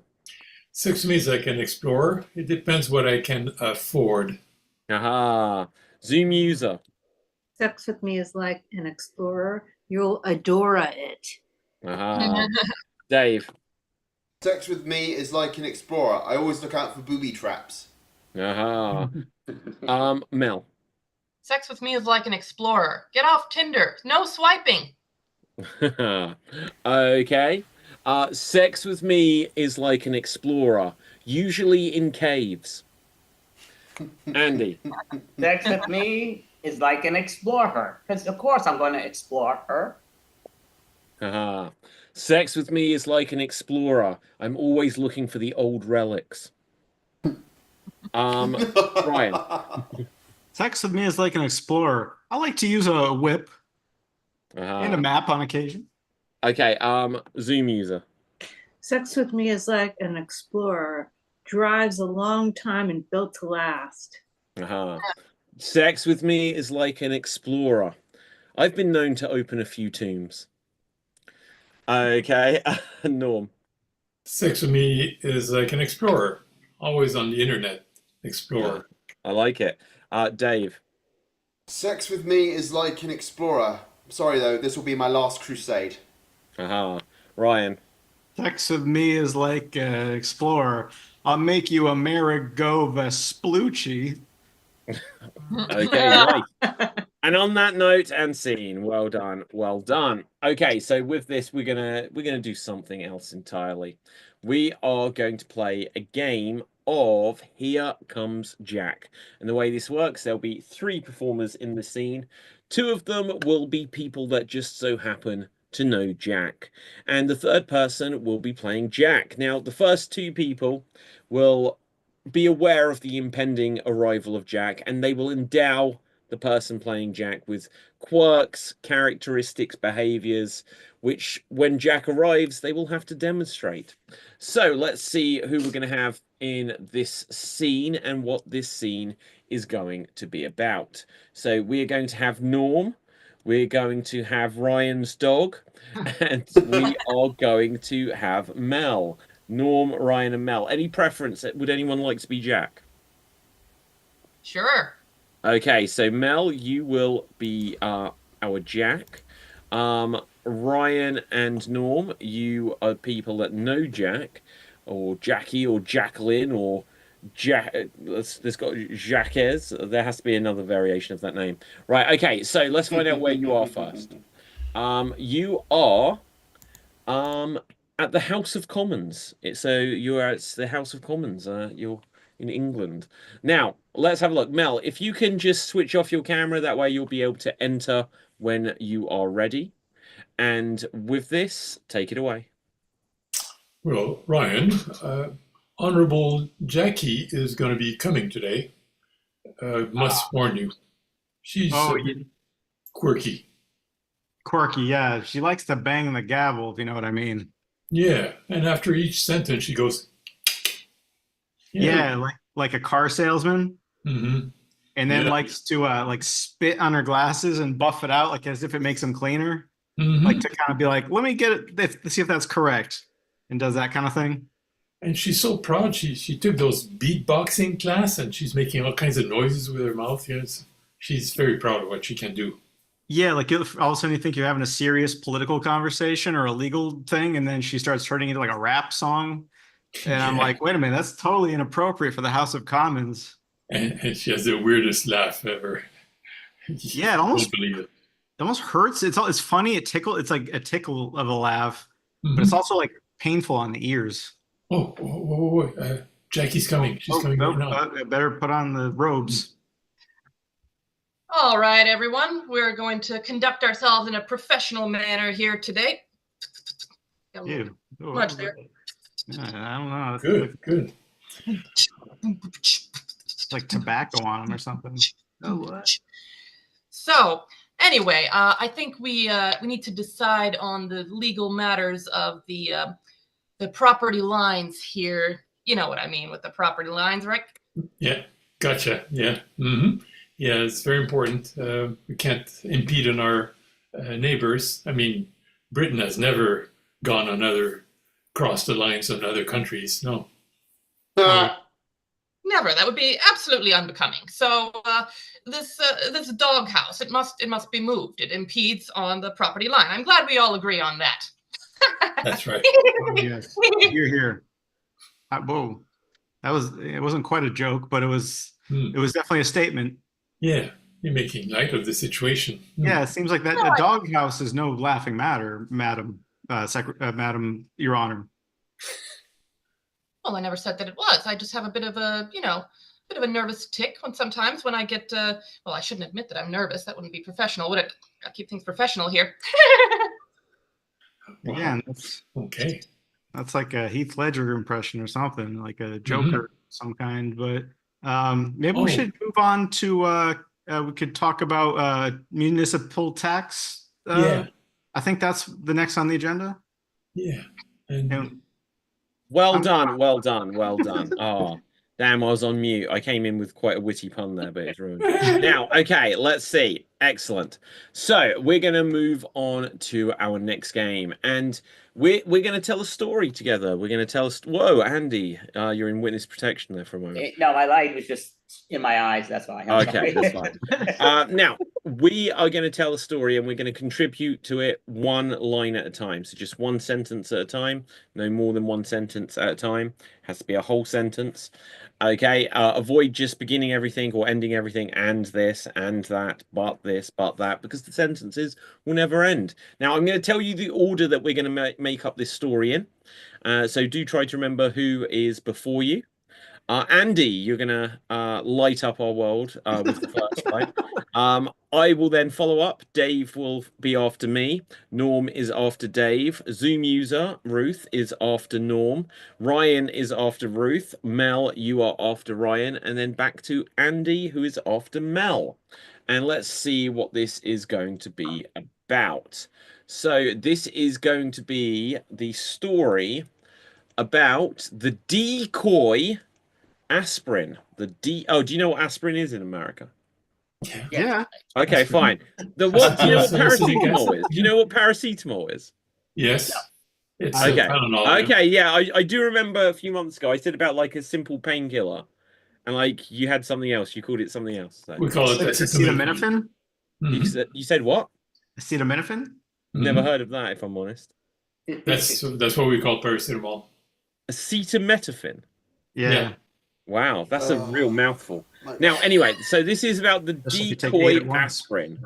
The decoy aspirin. We add one line at a time to this story. The order once again: Andy, David, Dave, Norm, Ruth, Ryan, Mel, and Andy, take us away. It was 6:30 p.m. late afternoon. I looked across at the mirror only to see my face.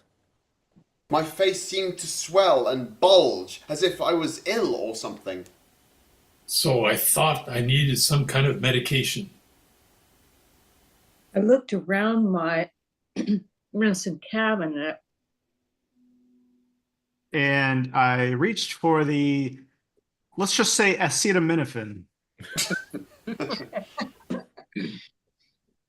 But I saw something strange on the label. It didn't say acetaminophen. It said something else. It said Akuta Matata. And to me, that means no worry. But I was worried, so I decided to go knocking on every door in my apartment block until I could find some acetaminophen. As I kept trying to pronounce this word in my head, it kept growing in size and growing. My neighbors grew increasingly concerned. Dave said, "Are you a conehead?"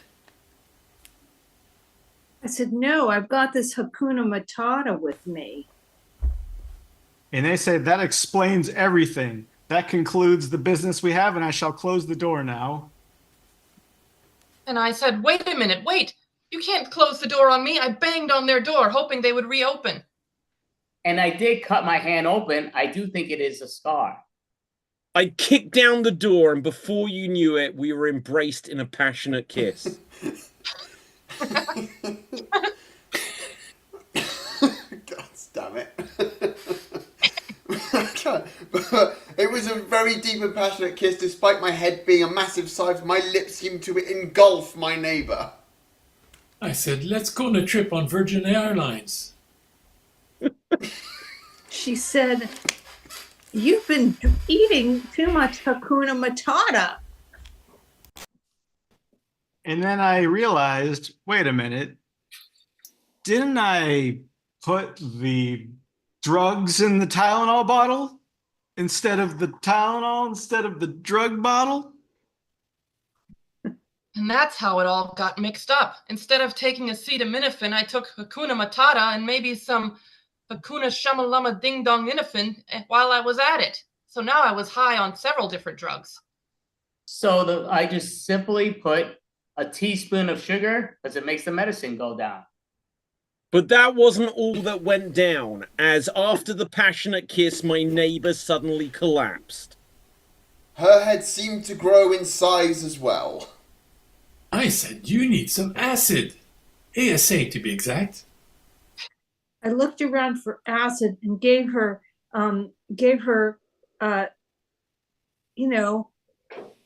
No. CPR. I said, let's hit it, lady. And for some reason, I don't know if this was a drug trip or if we had morphed into a Mario Brothers level where all of a sudden I was a Venus flytrap and she was my next victim. I was overcome with the overpowering urge to devour her like a Venus flytrap while the underground music from Mario played in the background. So I figured straight to the point, I'm going to play with her mushroom. Before I knew it, the police showed up, and I only had moments to act. And before we knew it, there was a deep and passionate kiss from everyone. So I disappeared in a pipe. And when I looked out, the police were singing Hakuna Matata and trying to revive her with CPR. Meanwhile, only the top part of me was fitting down the pipe. My belly was not letting the rest of me get down the pipe, so I just looked like no legs on a sink. So I needed to take a mushroom to shrink myself so I could get down the pipe. That mushroom was called Shamalama Ding Dong Titus. So I took that mushroom. I wouldn't have had to if I had an innie belly button instead of an outie. But then I remembered the all-important advice my father had given to me. Son, wake up, you're dreaming and you're on drugs. And scene. Well done. Well done. Okay, nice. Okay, with this, we are going to go on to our next game. We're going to have a game of Pun Panic. And the way this works is we are each going to be given 1 minute to perform a stream of consciousness monologue and include as many puns as we can on a set theme, okay? So we're going to see who's going to go first, and then we'll get a random word that, well, it will be from their choice, actually, of what category. So going first will be Ruth. Ruth, so you can choose which category you'd like. If you then get a word and you don't like it, you can then trade it for a truly random word. So the categories that you can choose to get a random word from are fictional characters, real people, professions, movies, books, objects, locations, fears, and animals. Jeez. Let's go with fears. Okay, so the random fear is touch. Would you like to make as many touch puns as you can within 1 minute, or would you like to trade touch for a random word?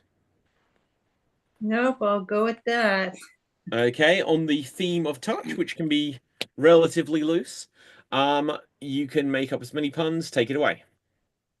I'm feeling like something's not right here. Everybody, we need to press on. I also can't put my finger on it. And I'm feeling a lot of pressure. We're in a sticky situation, you know. Touching. Ching, boo.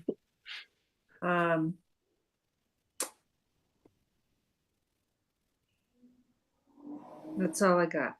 You got 14 more seconds, Ruth. Okay. I guess I'm beaten hands down. And that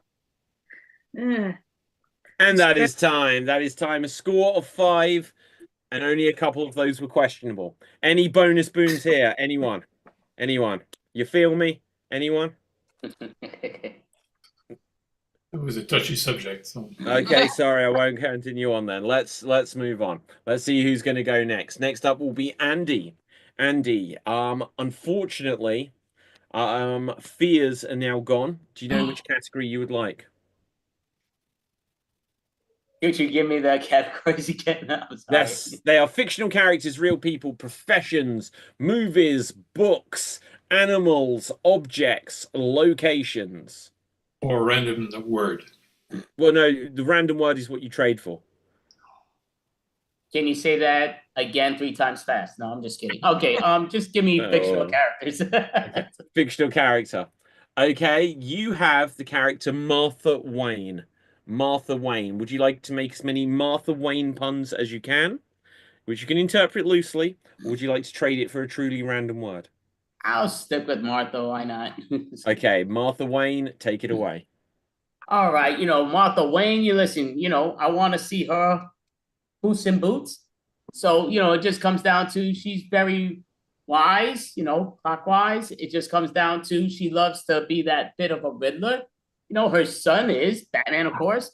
Listen, it just comes down to a lot of times we don't have to Gotham it all up. It just goes down to when you're hungry, you got to realize that it's not always dark. Are you in the country or are you in the city? Again, it's not always about the money, but it's about who you are willing to be with. Riddle me this or riddle me that. I don't know. Sometimes she's just playing that Joker. And to me, is she being a little too serious? Why so serious, you ask? I don't know. Is she more of a Heath Ledger or Jack Nicholson? I don't know, but Jack Nicholson could do a nice Martha. As we know, Lex Luthor, the magic mark versus Batman versus Superman is Martha. It's the magic. It's the only way to stop Batman. He stops. And that is time. That is time. That is time. A questionable 5 there. Now let's see. I think there's more than that. Go to the relay. I just didn't understand them. They were too high level for me. Like, I'm gonna Gotham them up. I'm like, what does that mean? I gave it life. Right. Anyone? Any bonus booms on that? I thought that was marvelous. Aha, it was. Right. I heard better jokes when I was in DC, if I'm honest. Oh.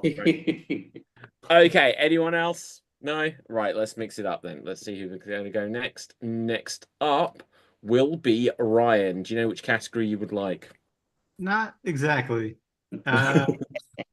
Whatever is available, I'll make it the dealer's choice because I wasn't paying all the way attention. Okay, I'm going to give you books. So let's see. Oz the Great and Powerful. Would you like to make up Oz the Great and Powerful puns, or would you like to trade it for a random word? Okay, I'll do that. and The take it away. enthusiasm. Yeah, take it away. I'm from Boston. Which part? Wicked. Which part did I ask? Wicked which? Hey, I'm a union man. What about you? Oh, you work at the Tootsie Factory? Are you part of the Lillipop Guild? Bang, got it. Hey, I'd be telling the truth. I ain't lying. And I'd be a cowardly if I was lying. I'd be cowardly lying if I was lying in a cowardly way. Hey, you know what my favorite David Bowie thing he did was? Tin Man Machine in the 90s. Remember that? All right. Oh, another good band is Toto on a related to music while we're talking about music. And uh oh, you know my other favorite band is Three Doors Down. How many doors? Oh, see. That is time. That is time. Another only slightly questionable 5, but a questionable 5 nonetheless. Any bonus booms here? I think Ryan got into a bit of a twister on that one. Aha. Well, you get M.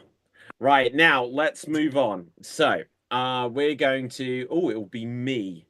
Can someone give me a random topic? What category would you like? They got the app up for you. Surprise me. Okay, we're going for a random word. Your random word is staff. What? Spell it for me? STAFF. Staff. Like Staff. staff room. Okay, staff. Trouble with Right, this okay, What? fine. Staff room. How about Yeah, this? staff. Staff. Right, okay, I'll make up as many staff. Oh god, this is gonna be hard. And here I go. Now I'm gonna need to employ all of the different tactics I've got there. You guys need to count for me. You can right. Oh god. Right. Gosh, I can just tell that I shall not pass this one. I really won't. But the other thing I was going to say, oh, you can't get the help these days, can you? Now, that's the help is another term for staff. Right. Okay, what can I say? If you need a job done properly, you got to do it yourself. That's definitely one. Come on, guys. Right. I can't make all the decisions here. Look, someone else make up a pun for me. I'm delegating to my staff here, right? Okay. Come on, I'm trying to. Right. Like I need a good dog, like a Staffordshire Bull Terrier, there to be able to help me. Okay, what other words contain staff? I've got a staph infection. That was really bad as well. Okay. Ooh, okay. A very questionable 6 or 7. I'm not sure. Okay, let's see. Let's see. When you had your points up, you had them by 2s? Oh my goodness, what the but it's all good. Yeah. Look, you know, let's see who's gonna go next. Next up will be Mel. Mel. Do you know which category you would like? Professions. Ooh. And you have FBI agent. Would you like to make FBI agent puns, or would you like to trade it for a random word? Okay, I'll go with that. Okay, and take it away. Well, you really need to, come into your own power and take agency for yourself. You need to make executive decisions here and direct your life. And there's a lot to investigate out there. There's a lot of mysteries to be solved. And I just don't want you to get on my case about things, okay? Things have gone a bit cold lately between us, but I'm going to continue to press forward and make some arresting discoveries. I definitely want to make sure that we stay on the same page here so that I can file this as a positive interaction. And, I really just want to make sure that we're going to the headquarters of this relationship. We really want to get to the core of things here. And, well, I'm going to... And that is time. That is time. Okay, that is time. Now, was that a questionable 7 or 8? 8, clearly. It was a questionable 8, right. Yes. Now I'll tell you why, because there was 2 of them, and I can't remember. One of them was the word file. Yeah, that's good. Oh, X-Files, right? Is that what you're going for? Oh, Yeah. okay, fine. It was just the way you said it, Mel. where I'm just like, I'm worried that the tactic here is I'll say a sentence and every so often I'll highlight a word and then David will put a finger up for it. Right. Okay. Not at all. You could give me a lie detector test. I could give you a another lie one. detector. Another one. Right, okay. Oh, is that one? Yeah, it is actually. Right. Who has not had a go? Norm, is it just Norm? Right, so Norm, let's find Dave, have you not? No, I've not. Okay, so Norm and Dave, I'll roll the dice. So Norm, you will be next. Do you know what category you would like? I'll take animals because Dave hates animals. Okay. Could you give us a butterfly puns? Would you like to do butterflies or would you like to trade it for a random word? I'll try butterfly. Why not? Okay, and take it away. All right, I'll hope my brain can pollinate some of these puns. I'll be a pretty flower and flutter like I'll do like a boxer and sting like a bee and fly like a butterfly. That's Muhammad Ali. It's a classic.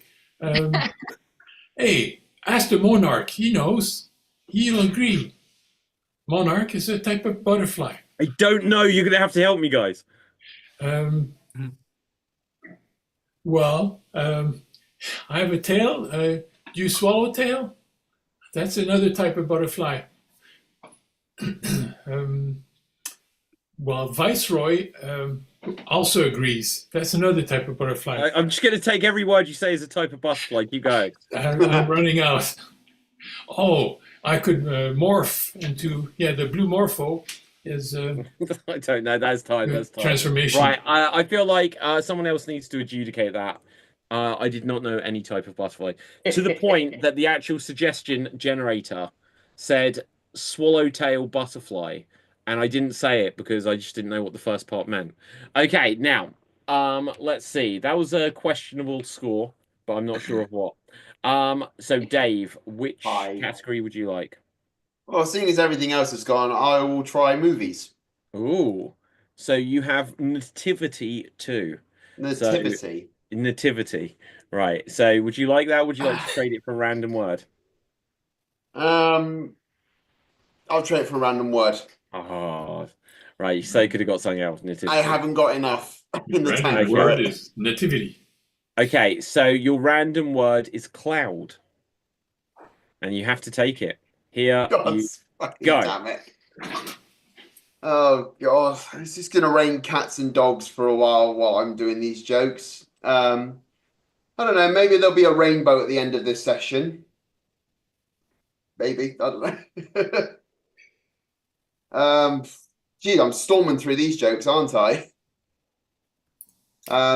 Although it might leave this is just I'm just a puddle of mess right now. I can't figure out any sort of pun to go with. Seriously, clear skies, clear skies. I need some clear skies right now. The fog in my brain has to get out.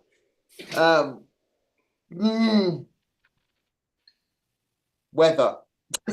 Whether or not I pass this is up to you guys. Whether or not is that. You need to emphasize like Mel. Oh, okay.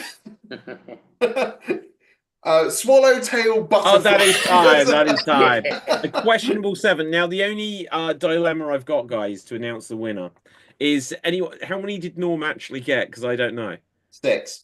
6. You're just saying a number, though, Dave. I can tell. I'm not just saying a number. Saying a number right under yours. Okay, Mel, that means you win. So congratulations, Mel. You are tonight's Extreme Improv Extreme champion. Okay, excellent stuff. Andy, is that our time? Are we handing back over? I mean, we're pretty much there, but before we go, I guess we could just see where everybody's doing what they're doing. So we'll go into the number order of how I see it. But go ahead, David Riley. You can let us know how to buy his books and all that stuff, definitely. But go ahead. It's funny you should mention that, because if you go to www.extreme.tv/books, or just go to Amazon, you can get any of my books, including Extreme Improv 2, Bigger Book of Improv Games, which will tell you how to play over 125 improv games with pro tips and all of the rules. Many of them have not been seen outside the world of extreme improv before, and some of them literally are debuting as the weeks go on in extreme improv that you haven't seen, the world has not seen publicly yet. So learn how to play them now.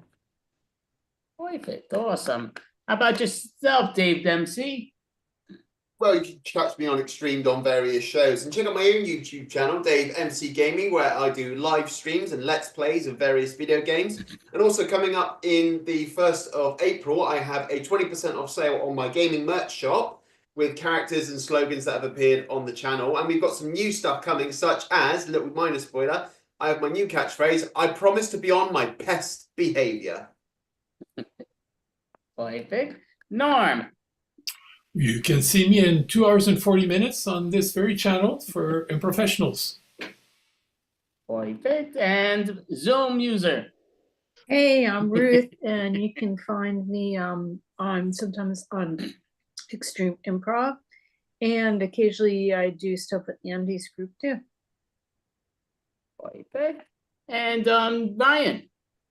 Yeah, nothing great to promote. I mean, there are some great things. The extreme thing that I do every now and again, but right now I'm mostly making inquisitions into new jobs. So that's my, I'm trying to get some stuff going on. I don't have much going on currently.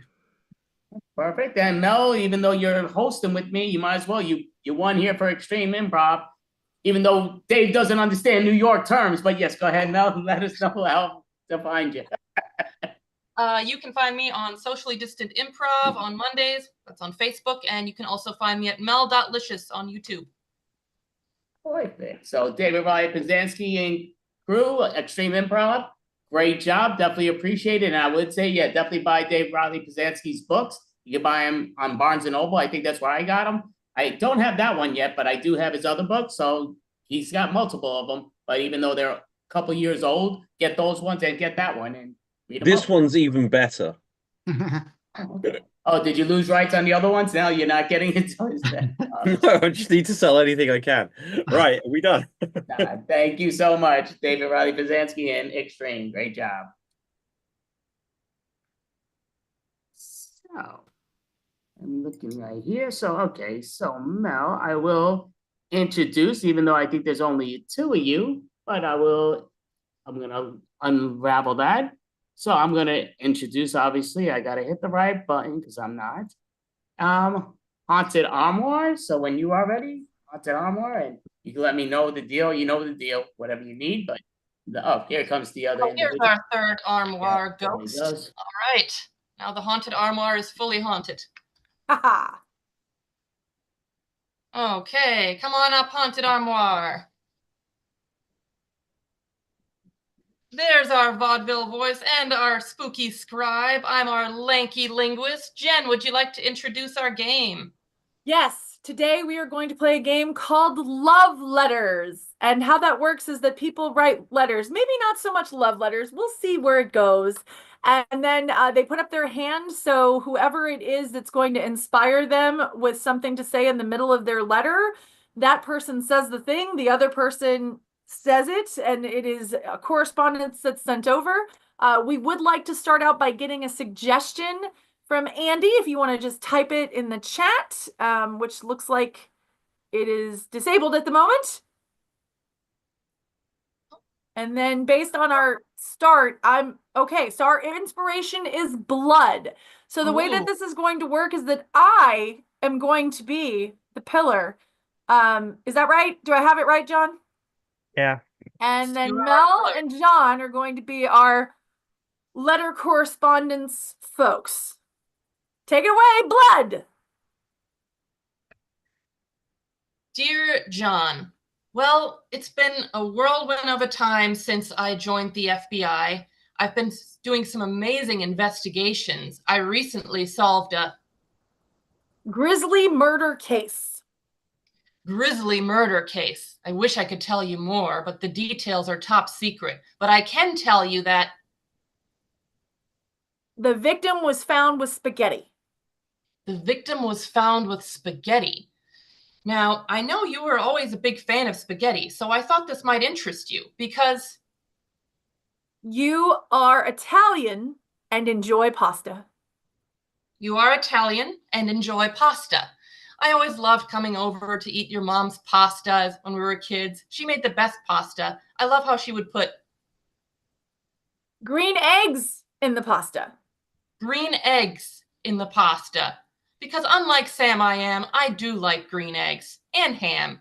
But anyway, I'm getting off track here. I've got another case. I'm hot on the tail of a sneaky cat. Sneaky cat. Yes, I am also a pet detective in my spare time. The FBI doesn't pay what it used to.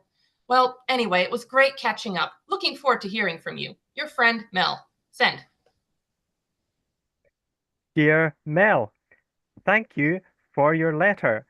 I am thrilled to find you are having a great time in the FBI. I understand the problems of having to work two different careers at a time, because as well as being a writer, in my spare time, I also have to make extra money as a fishing cannery. As a fishing cannery. Yep, the entire cannery. I work there entirely by myself. People give me the fish and I put them into the cans. To be honest, I'm not a big fan of fish. I much prefer pasta dishes, such as the spaghetti you mentioned. I am shocked to hear about the spaghetti murder. I think it is a disgrace to the good profession of pasta cook. If my mother could hear about this, she would probably say, well, that is a shame, sir. Say, well, that is a shame, sir. Yes, she still calls me sir. I'm not really sure where it started. It might have been because of the time when I said, boy, howdy. Said, boy, howdy. And that sounds like the sort of thing a knight would say. I hope you managed to find that sneaky cat and the dastardly spaghetti murderer. Please keep me informed. I like to hear about goings on in the pasta world. Also, how is your dad? Dad. We had such great times together, and, maybe he can find me something better to do than working as an entire cannery. No pressure, though. Your friend, John. Send. Dear John, I'm sorry to hear about your career struggles. I know that canning isn't exactly your passion, and you would much rather be a Hollywood screenwriter. Hollywood screenwriter, but sometimes these things take time. I could talk to my dad for you. I know he used to be a big-time Hollywood producer. Big-time Hollywood producer, and he wanted me to follow in his footsteps, but I thought it was too grisly. Unlike investigating murders. Now, that spaghetti murder, that was really interesting. I wish I could tell you more, but I can tell you that there was a lot of Italian dressing involved. This was one sick criminal. But anyway, I'm still looking for that sneaky cat. And your fish cannery business intrigues me because Sneaky McFlufferson's favorite food is anchovies. Anchovies. Do you have anchovies at your fishing cannery? And if so, have you seen any cats wandering around? Particularly cats that have 5 claws. 5 claws. This is a very distinguishing feature about Sneaky McFlufferson.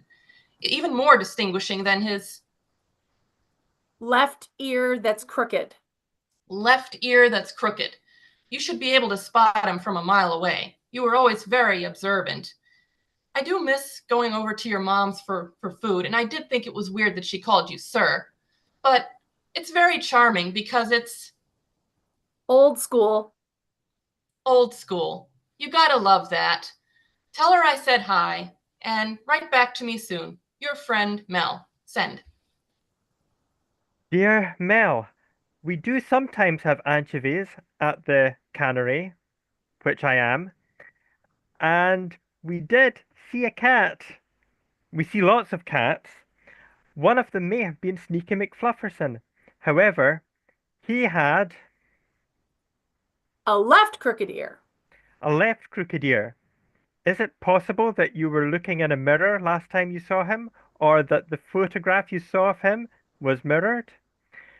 Also, I didn't count how many claws he had, because when I saw him, he Was giving me the finger. was giving me the finger, so I was really just focused on the one claw that was insulting me so badly. If I told my mother about a cat giving me the finger, she would say,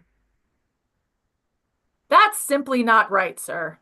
"That's simply not right, sir." She is always a stickler for decorum. Although recently she has been complaining a lot about people and saying, "One of these days I'm gonna," and then trailing off. I'm not sure what it is she's gonna do, but she does seem to be looking at her packets of spaghetti when she says it. Oh well, it's probably nothing. I have always wanted to be a big time Hollywood screenwriter.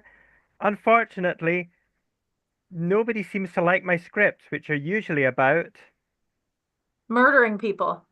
murdering people. I thought that that was a very popular subject in Hollywood. Maybe not the way I write about it, because I Talk about food and dead people a lot. talk about food and dead people a lot. Probably the way I was raised. They're two of my mother's favorite subjects as well, um, but not usually at the same time. Sometimes at the same time, though. Oh well. I hope that this information has been helpful to you, about the cat specifically. Your friend, John. Send. Dear John, by God, I believe you've solved the cat mystery. That's gotta be him. He loves flipping people off. One of his other distinguishing features is that he has opposable fingers. Wow, I don't know how I didn't think of this, but it's amazing that you did. You know, I think you would be a great Executive producer. I'm going to talk to my dad right now. executive producer. I'm going to talk to my dad right now. Together, we could write the best mystery ever. With your fascination with murder and death and my practical experience, we can't lose. In fact, we could even write a movie right now called The Frisky McFluffikin's Cat. Coming soon to a theater near you. The Frisky McFluffikin's Cat. Coming soon to a theater near you. I can see it right now up in lights. Oh, this is going to be great. This will be a much better side gig than being a pet detective. I hope you agree with this idea. I can't wait to hear what you think. Your friend, Mel. Send. Dear Mel, I like the thought of a murdery film about a cat. I don't think there are enough of those. There's lots of cat burglars, but not enough cat murderers. And by that, I mean murderers who are cats, not people who murder cats. There are way too many of them. In fact, yesterday at the cannery, there was an anchovy attacking a pike. There was an anchovy attacking a pike, and a cat got mixed up in the fight, and the anchovy and the pike decided to team up and they killed the cat. I don't think it was Sneaky McFlufferson, though. He didn't have any crooked ears. Also, he had a crooked tail that's black. A crooked tail that's black, and you didn't mention that as any of the distinguishing features. So I'm assuming that Sneaky McFlufferson doesn't have those. By the way, my mother has been talking a lot about spaghetti and as a murder weapon. I'm assuming she's making suggestions for my script, but I don't think I told her about my script. Advice, please. Your pal, John. Send. Dear John, I inquired with your mother about the information she seemed to have gleaned about the spaghetti case, and, well, it turns out there was an angle I hadn't considered. Your mother was Fluffy McFlufferson. Fluffy McFlufferson. You see, she's A cat-human hybrid who can shift between species, a shapeshifter to be exact. That explains why the cat could flip people off. You see, because she's so polite in her everyday life, she lets out all her frustration when she's in cat form. Does this sound familiar to you? Have you ever seen her? Look at you politely, but then flip you off? Look at you politely, but then flip you off when you weren't looking? Well, that's the Fluffy McFlufferson, or was it Sneaky McFlufferson? It's a hard name to keep track of. I have to keep track of a lot of names as an investigator, such as Jackson Polokia. Jackson Polokia, a sick, twisted serial killer who would make spattering art with the blood of his victims. Well, anyway, I think I've said too much, so I better sign off here. Let's talk about that movie script soon, though. Your friend, Mel. Send. Dear And Mel.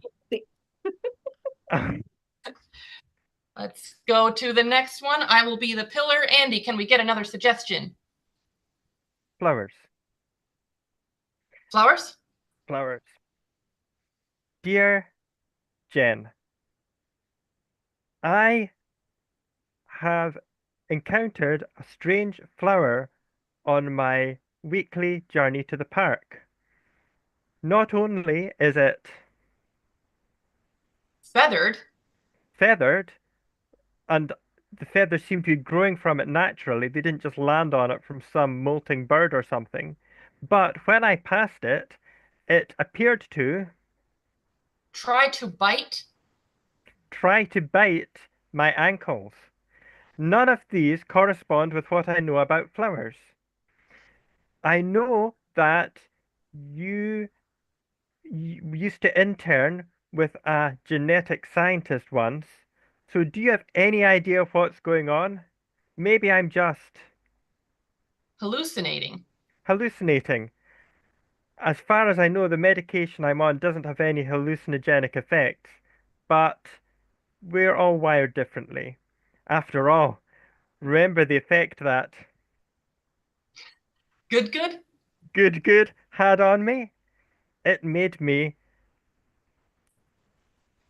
See aliens. see aliens, and there was no recorded alien activity in the area at the time, so it must have been hallucination. Let me know about the whole flower thing. Does it sound like anything your former employer, the geneticist, might create? Your pal, John. Send.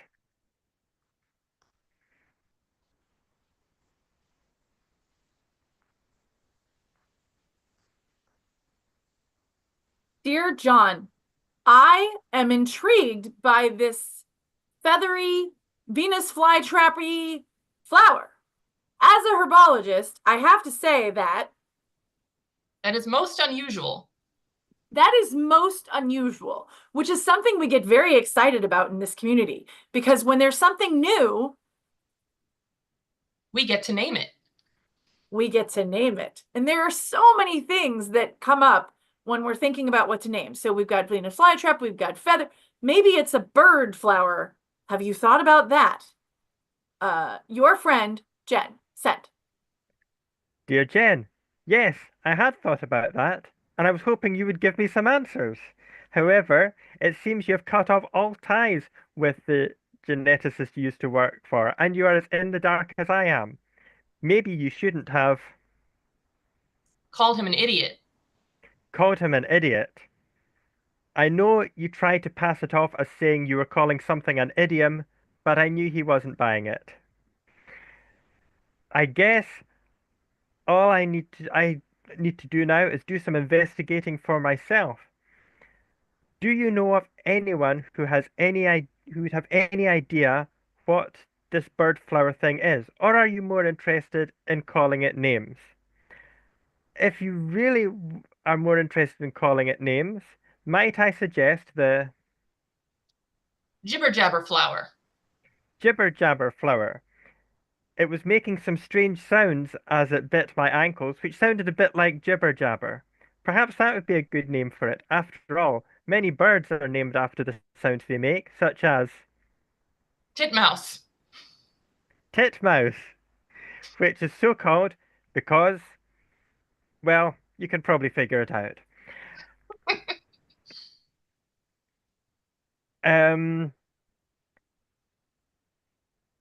I have also seen another weird flower on my walkings. This one had Eyes. eyes, and they seemed to follow me everywhere. Can you think of a good name for this, or a possible explanation? Probably just the first one. Your friend, John. Send. Dear John, well, no, I didn't keep in touch with that geneticist because he slept with my sister. So that would be why I don't talk to him anymore. Idiot. So, in the pursuit of this flower, I think the Jibber Jabber flower is a fantastic name. And I would love to take full credit. Take full credit because you talked to me about it and I'm an herbologist and that just makes the most sense. Don't you think? Because herbologists always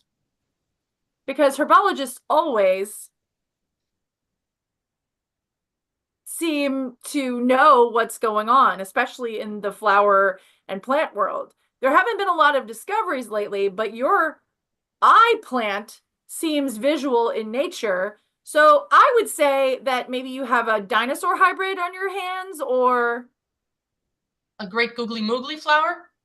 A great googly moogly flower. And the great googly moogly flower hasn't been seen in 100 years. So I would say that between the Jibber Jabber and the great googly moogly, we have quite the scientific discovery to work together.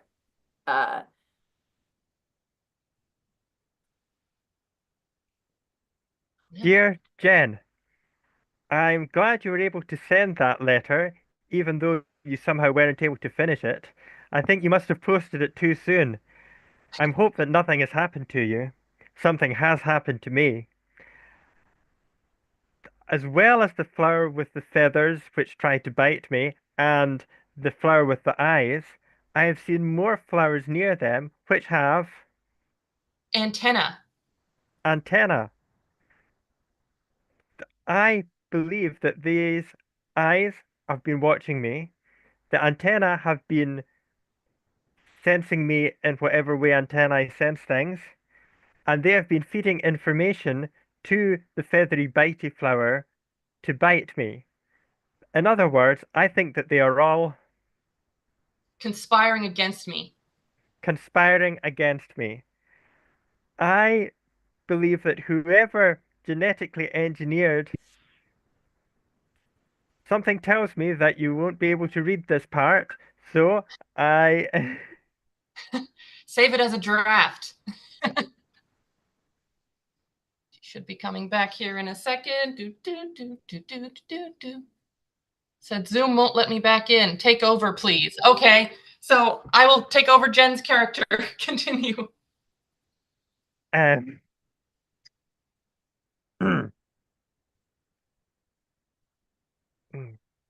Yes, conspiring against me. I think that whoever created all these plants somehow has a grudge against me.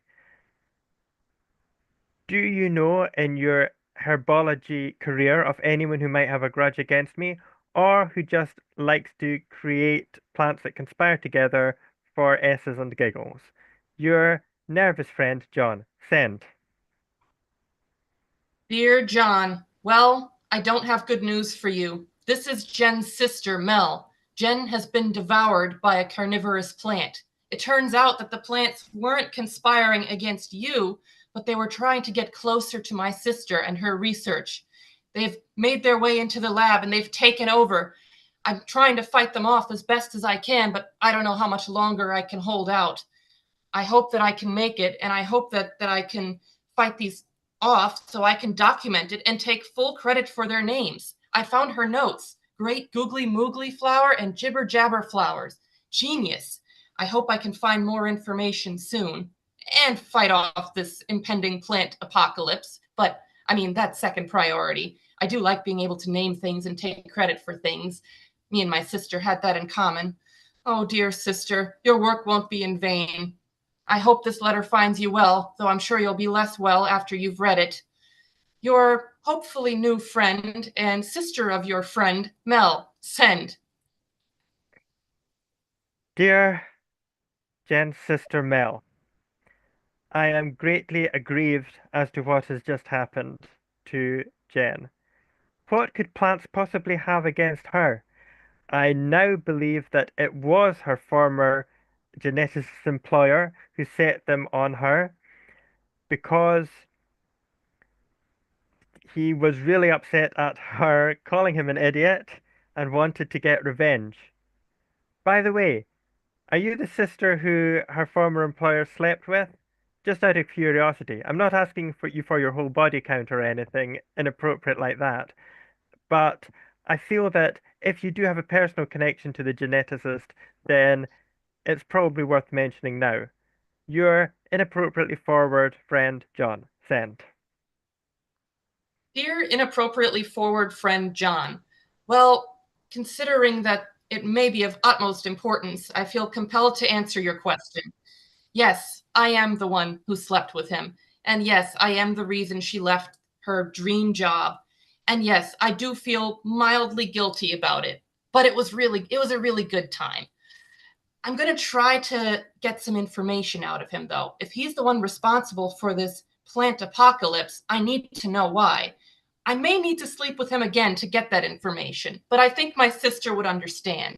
This is all for her, and I am going to get those plants named in her honor. Well, I'll take credit for it, but I'll give her an honorable mention.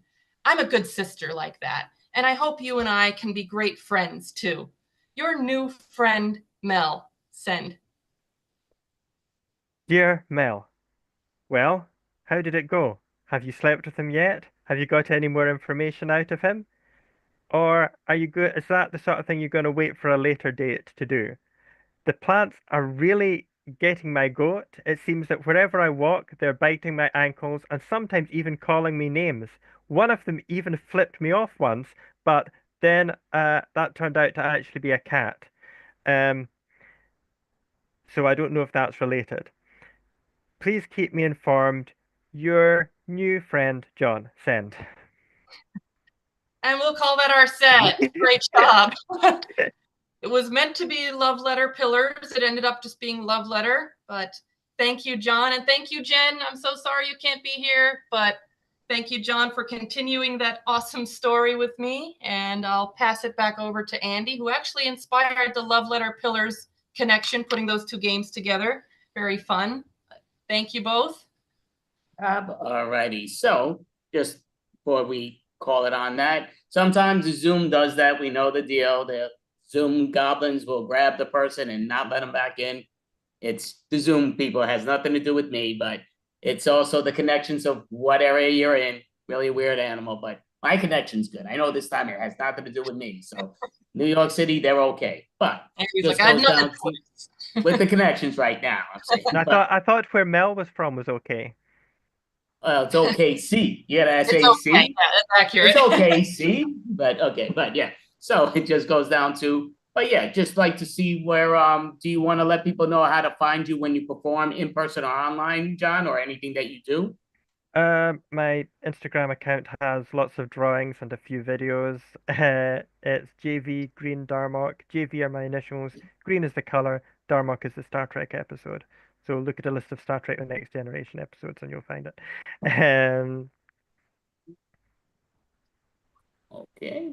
Oh, I should mention. I think that it was Jen's idea that Mel comes in as her sister, and that Jen's character has died. Credit for her ideas. That's my character. Thank you, Jen.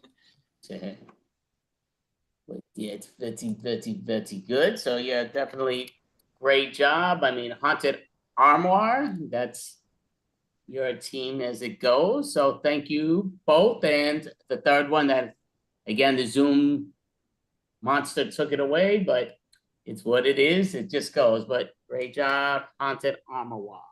So, Mel, would you like to introduce the next individual? Yes. Up next, we have Dave McCabe. Oh, hey, you guys! Yeah, March Madness. I kind of look like a basketball, but I got some stuff I need to say before I bounce. Yeah. Hey, anywho's it? Hi, I'm Emmett Finley. Thanks for coming to the show. And it feels amazing to be in front of everybody. Is everybody comfortable out there? Yeah. Well, to be honest with you, find it a bit dry. Yeah. By a show of fins, how many of you were raised in a body of water? Anybody? Uh-huh. Uh-huh. I've had some trouble seeing lately. I went to get my eyes examined, and the optometrist prescribed fisheye contacts. Ugh. I did not think that would help, but I tried wearing them anyways. Then I started swimming around, and I was getting scared, and I started swimming out of control. And then I hit a wall, and then I said, damn. Anywho, octopuses, am I right? Octopi, whatever, grammar police. Yeah, it was recently reported that Otto the octopus caused a power outage by climbing to the edge of his tank, shooting a jet of water into the nearby bright light that was annoying him. Yeah, he's also been seen juggling hermit crabs and throwing rocks at the tank glass and rearranging his enclosure surroundings. Yeah, say it with me. Otto is an OCD to puss. Yeah. On a streaming service. There's a documentary called My Octopus Teacher. Yeah, it tells the story of a human and their octopus buddy. Yeah, they hugged and they swam around. They even had some battles. And then there was a shark attack where the octopus lost his arm. Don't cry, he had 7 more. Plus that one eventually grew back. Yeah, the producers probably staged the whole thing.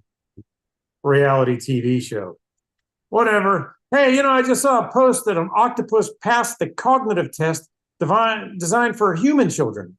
Yeah, it was a version of the test where you put a cookie in front of a kid, and then you tell them, hey, if you don't eat that cookie when I leave the room, I'll give you 2 cookies when I return.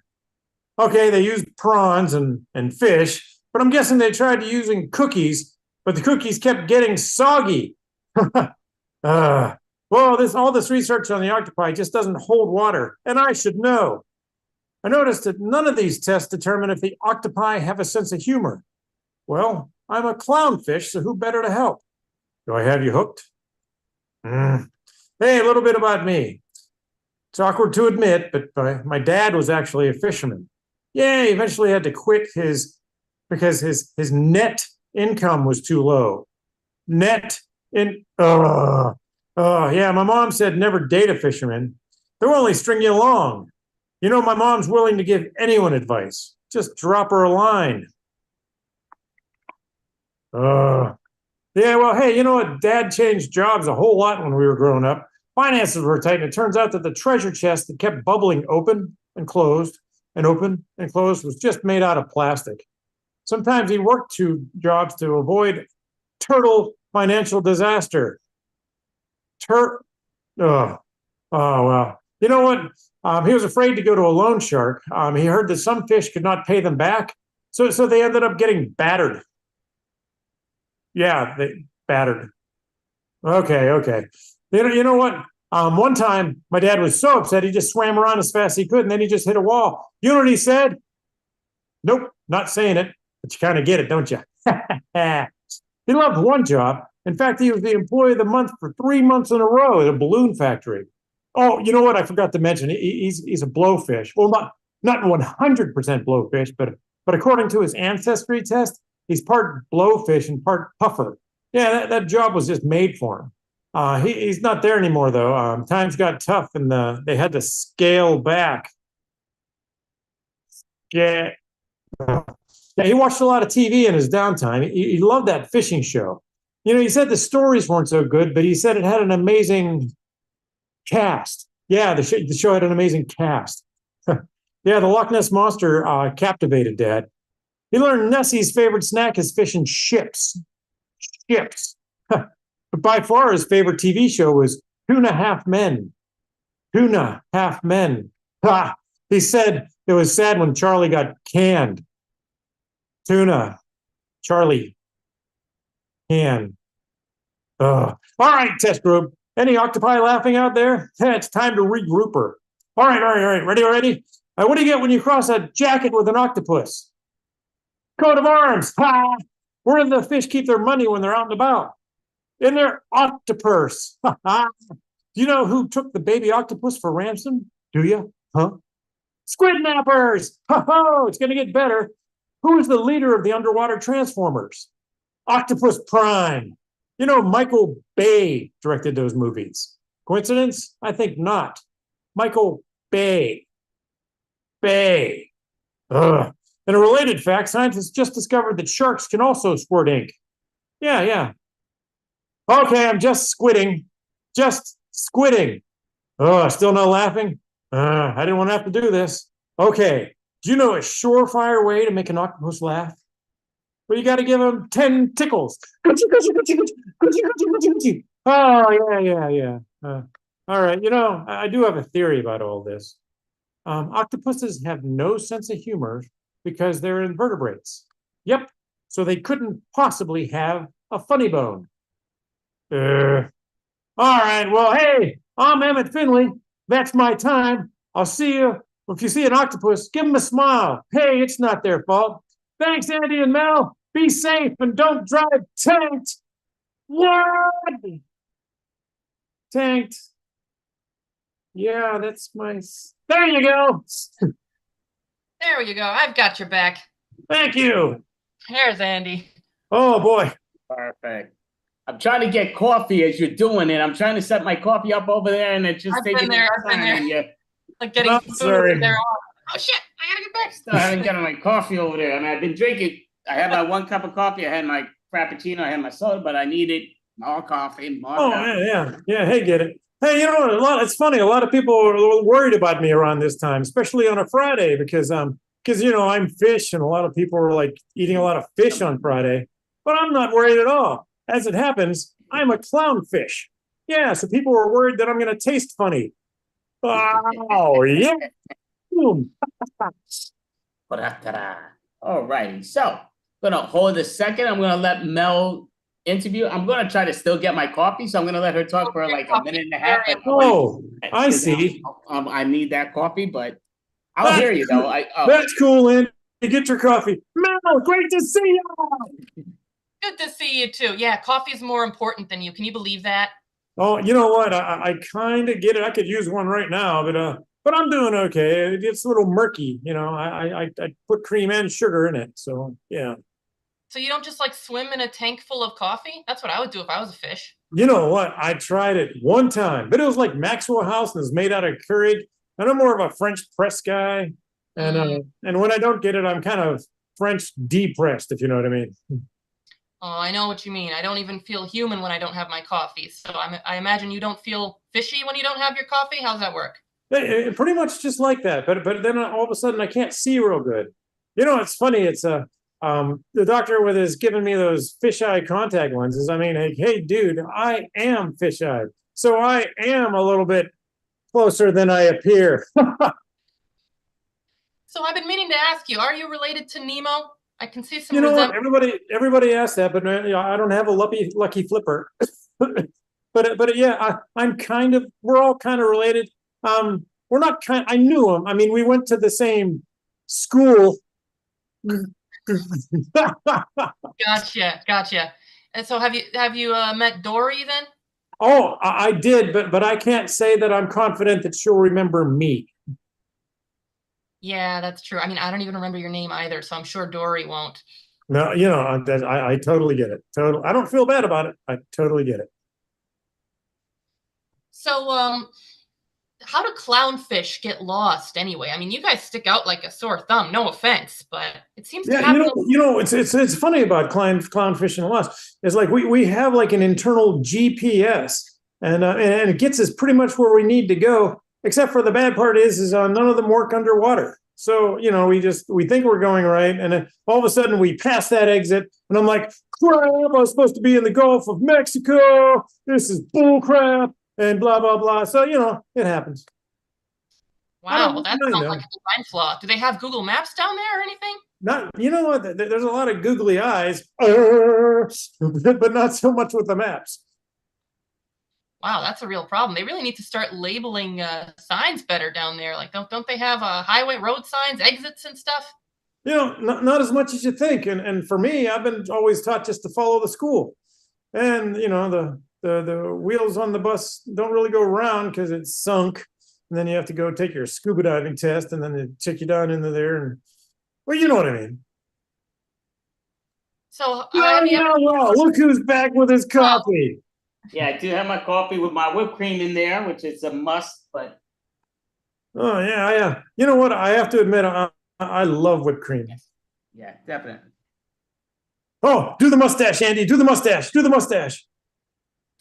It's still too hot for me to do the mustache because if I put it in there, I'm gonna burn the crap out of myself. But yes, No, that's okay. It's funny. Whenever I look at myself in the monitor here, it kind of looks like I've been doing Botox for a little while, doesn't it? Yeah, the fillers are a little bit obvious. You might want to back off on that a bit. Is that just looks like, or did you get Botox in? No, I didn't get Botox, Oh, but Botox? it's more of a salmonella thing. But still, no wrinkles. But it's kind of funny. It's like I just looked at myself going, oh man, or else I got stung by a bee that would have drowned or something, But I sure do look like, hi, I'm 57, but I still dress like my 19-year-old daughter.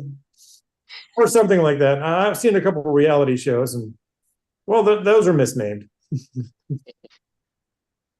So kind of curious. Oh, go ahead, Mel. Well, I was just telling him while you were gone how you rudely ditched him for coffee. Care to explain yourself? That coffee better be pretty good.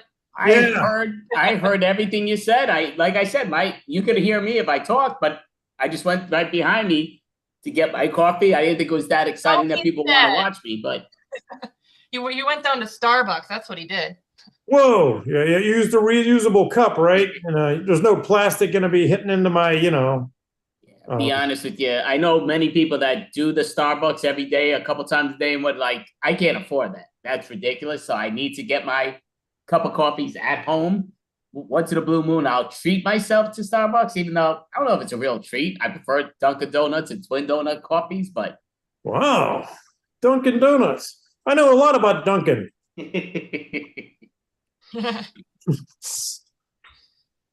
can get a donut with this too. That ain't bad. So what kind of coffee do they have under the sea there?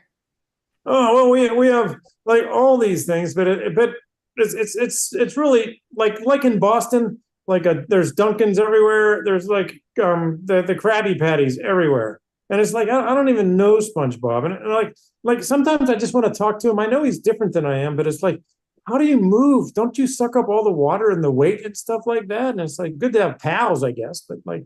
I'd imagine if you were a sponge, you'd be heavier. That physics does check out, I think.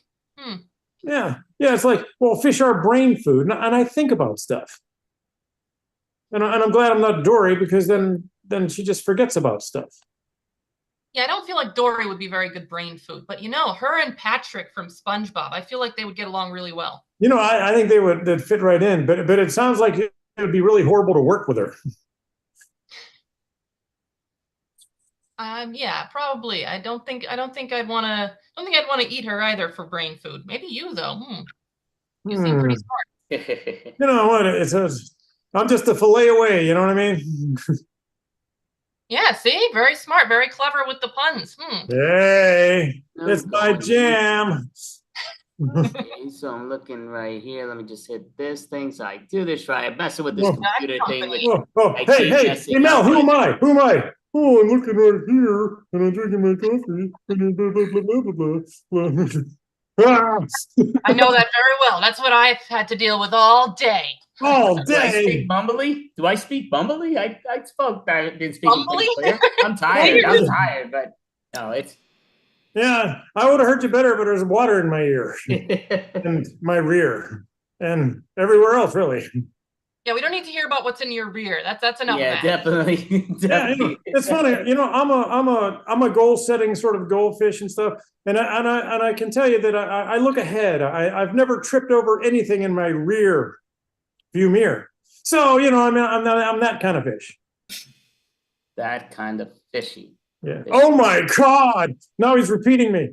To repeat or not to repeat? Okay, that was. There you go. There you go. There. This is for the cat. There you go. Go ahead. Look, Lizzie. Lizzie, look. What's your kitty cat's name? This is Lizzie. Lizzie! Look, somebody's talking to you. Don't be shy. Lizzie! Lizzie! Come on, get your paw out of my water. Lizzie! Lizzie! Lizzie! That's so rude. She just interrupts the show and then she doesn't even say anything. Not even a meow or nothing. Whoa. That's the last time you co-host with me, Lizzie. That's the last time. Yeah, Lizzie! Take that, fur face! Yeah, I guess she's not into fish. Very weird. Very weird for a cat. Usually cats love fish. Yeah, I have found that to be true. Mhm. But fish don't really love cats, do they? No, but there are catfish, so I'm sure they love each other. Huh, a catfish. I mean, that's not a cat or a fish, so I guess you would say that is catfishing. Oh, whoa. You know what? Whenever I finally met them for coffee, it wasn't anything near like their profile picture. I know, those catfish, you can't trust them. Yeah. I don't believe, but I felt bad, so I gave them my credit card number and I bought them lunch, and I think it's going to work out. Yeah, I love that journey for you. Yeah. Yeah. All signs point to love. So, what other kind of fish have you met with? Oh yeah, I like stingrays. I think those are pretty cool. And they're all named Ray. So like when you're down there and you see a bunch of them, you say, "Hey, Ray," and they all look. Oh yeah, yeah. And I like the beluga whales. I mean, because they're like just okay. They talk a little bit slow, but or maybe I just talk fast. But there's no clowning around with those guys. No way. And of course, octopuses or octopi. That's funny. Hey, it's March 14th. It's Occupy Day. Wait, this is madness, isn't it? Oh crap! Hey, I could have did my. Yeah, you're a couple weeks behind there. You know how close I was to doing a St. Patrick's Day bit. Do you? Hey, you're always definitely up for that. I take nothing away. I was wearing St. Patty's Day on Monday, I think, wasn't I? I think so for our show, but I'm blanking out. But yeah, I think that was last week, but that's okay. Nobody remembers weeks around here. Nope. Oh, really? Get it? Oh, really? Doing here and there. Looking right off with this. And just out of curiosity, because I'm hitting all these wrong buttons on my computer. Oh, yeah. No foul. What am I trying to do? I forget. Oh, okay. Wait a second. Hey, Mel, who's this? Mel, who's this? Who's this, Mel? Blah, blah, blah, blah, blah, blah. I need my core coffee. It's too hot whipped cream. Blah, blah, blah, blah, blah, blah. I don't know anybody like that. Gee. Yeah. Yeah. I don't know if it's a gift or a curse, but blah, blah, blah, blah, blah, blah, blah, blah, blah, blah, blah. So kind of curiosity. I actually did make here and there, but I'm looking over here, and again, we could still banter or have a way, which is all good. So Mel, how long can you hold your breath? What? Wait, what did he say? How long can you hold your breath? Oh, I'm sorry. I'll ask you like Andy. Holy cow! I really thought you said something else. I thought you said something totally different. I'm sorry, y'all. Okay. Whoa. I thought he said, "How long can you hold your breath?" That's what it sounded like. Whoa, exactly what it sounded like. I'm like, what the heck? But oh my God! I think that's what you said, and now you're changing it around. Nice try. We got it on. I came from an egg, Andy. I wouldn't even go down that route. My God. Or my God. It's a very appropriate question for a fish to ask. Why would he ask the other thing, you weirdo? Yeah. I don't know, Dave. That is that thing. Give me my coffee. So to answer your question, like anytime I watch a game show, like on Fear Factor or stuff, when they have to like hold their breath, I will play along. And I've gotten up to 60 seconds. Not bad for a lover like myself. Sure. I get it. It's just that it's the mermaids that just confuse me. It's like, either just pick. And then are you like, what's with the belly buttons? Why do mermaids have I've seen it. Why? Right, Is okay, it well, done? why wouldn't they? I mean, some really good-looking mermaids, you want to see their belly buttons. Why do you not want their belly buttons seen? What is the functional purpose of the belly button? How did Yeah. the belly button get there? How did Like, they get it? how are they born, basically? Are they born Yeah. like humans, or do Umbilical they have cords? legs like fish? Yeah, yeah. It's pretty self-explanatory. It's where the female mermaid meets the other male-ish mermaid, and they do what's what. Hey, come on. Guess what? They've got a big fin down there. I understand that. That's down there, but that's again, you gotta be that you're a mixture. You can do what's what. Do you not watch documentaries of mermaids? Then they should be born the way fish are, like in Yeah. the No, then they be eggs. But they Eggs, Andy, eggs. They're mostly fish. Disney has it wrong. Has it wrong. How do you figure? How do I figure Disney has it wrong? Well, I mean, there's a lot of things they do wrong, but I'm saying in your the new figuring, Snow White movie's not doing that great. I mean, all the Marvel movies seem like they're written by AI anymore. I do want to see the new Snow White movie. I heard some decent things about it. It's got a very mixed reviews, but I heard some halfway decent things. So I'm curious because it got, again, I think it was the first Disney movie of all time, and I want to see it again. I haven't seen it since I was like 5 years old, but yeah, I do want to see Snow White and the Seven Dwarfs and see how much they messed up with it. But you gotta think. Do you think it would be weirder if mermaids had fish heads and human bottoms, or would that make more sense? No, who wants to? I'm asking him. That'd be kind of like Daffy Ducking it, or like Winnie the Poohing it, except for like you'd see their stuff. I don't know. I know, Mel. I'm trying to erase it out of my head. Yeah. Again, I don't. If that was the case, then there would be just kind of like on Sesame Street or Muppets. They would not be. You don't need that mixture, but the mermaid does what it does, and it's again to me, a mermaid could be a server because it sounds like a maid. Like, but it's a mermaid, so I don't know, but I know most of them have some like. I like their go for, like, oh, well, again, I guess it's from the Little Mermaid because I like, she was like, yep, I want it, I'm going for it. Wow. You know what? Hey, Mel, do you see Andy with a shovel? Because I swear he's digging himself deeper and deeper with his more he goes down. And I don't see Andy, you got a shovel next to your coffee there, bud? Well, I'll tell you what, I mean, this is pretty factual is I bury myself all the time, deeper and deeper, and like people have no clue. But that's why I like it. I'm in my own private world. Everybody else is on the outside bubble. You're on the outside bubble. We're just living in it. It's his world. Yeah. And, hey, I'm happy to be in the Andy world, in the Mel world. I'm not saying no. I'm saying the outside bubble. I'm in my own bubble. I'm not. No. They didn't. But they don't have mermaids in New York. No. Yeah. There you go. Just Daryl, Hannah, and they have the mermaid parade. Belly button. Belly button. Yep. I don't understand. We won't solve the belly button conundrum today. Maybe another day. Science will figure it out. All right. Well, it's, we'll see. I suppose. Eggs. Has to be eggs. I'm sorry, you were not solving it. Eggs. Sorry. But I'm still trying to figure out how it works. It'll bug me for all of time now. Why have you done this to me? Why? All right. So yeah, I'm looking here with that. Andy, you with us, buddy? Oh, hold on. Can you make up, blah, blah, blah. Well, I'm going back and forth again. Some people are messaging me on the other thing as it's part of for the show, but maybe they should have fish heads and then people bottoms. That's what you two said. I never said anything close to that. That's yous. Oh boy. I kind of think when I look to my left, yeah, there's some questions that need answered there too.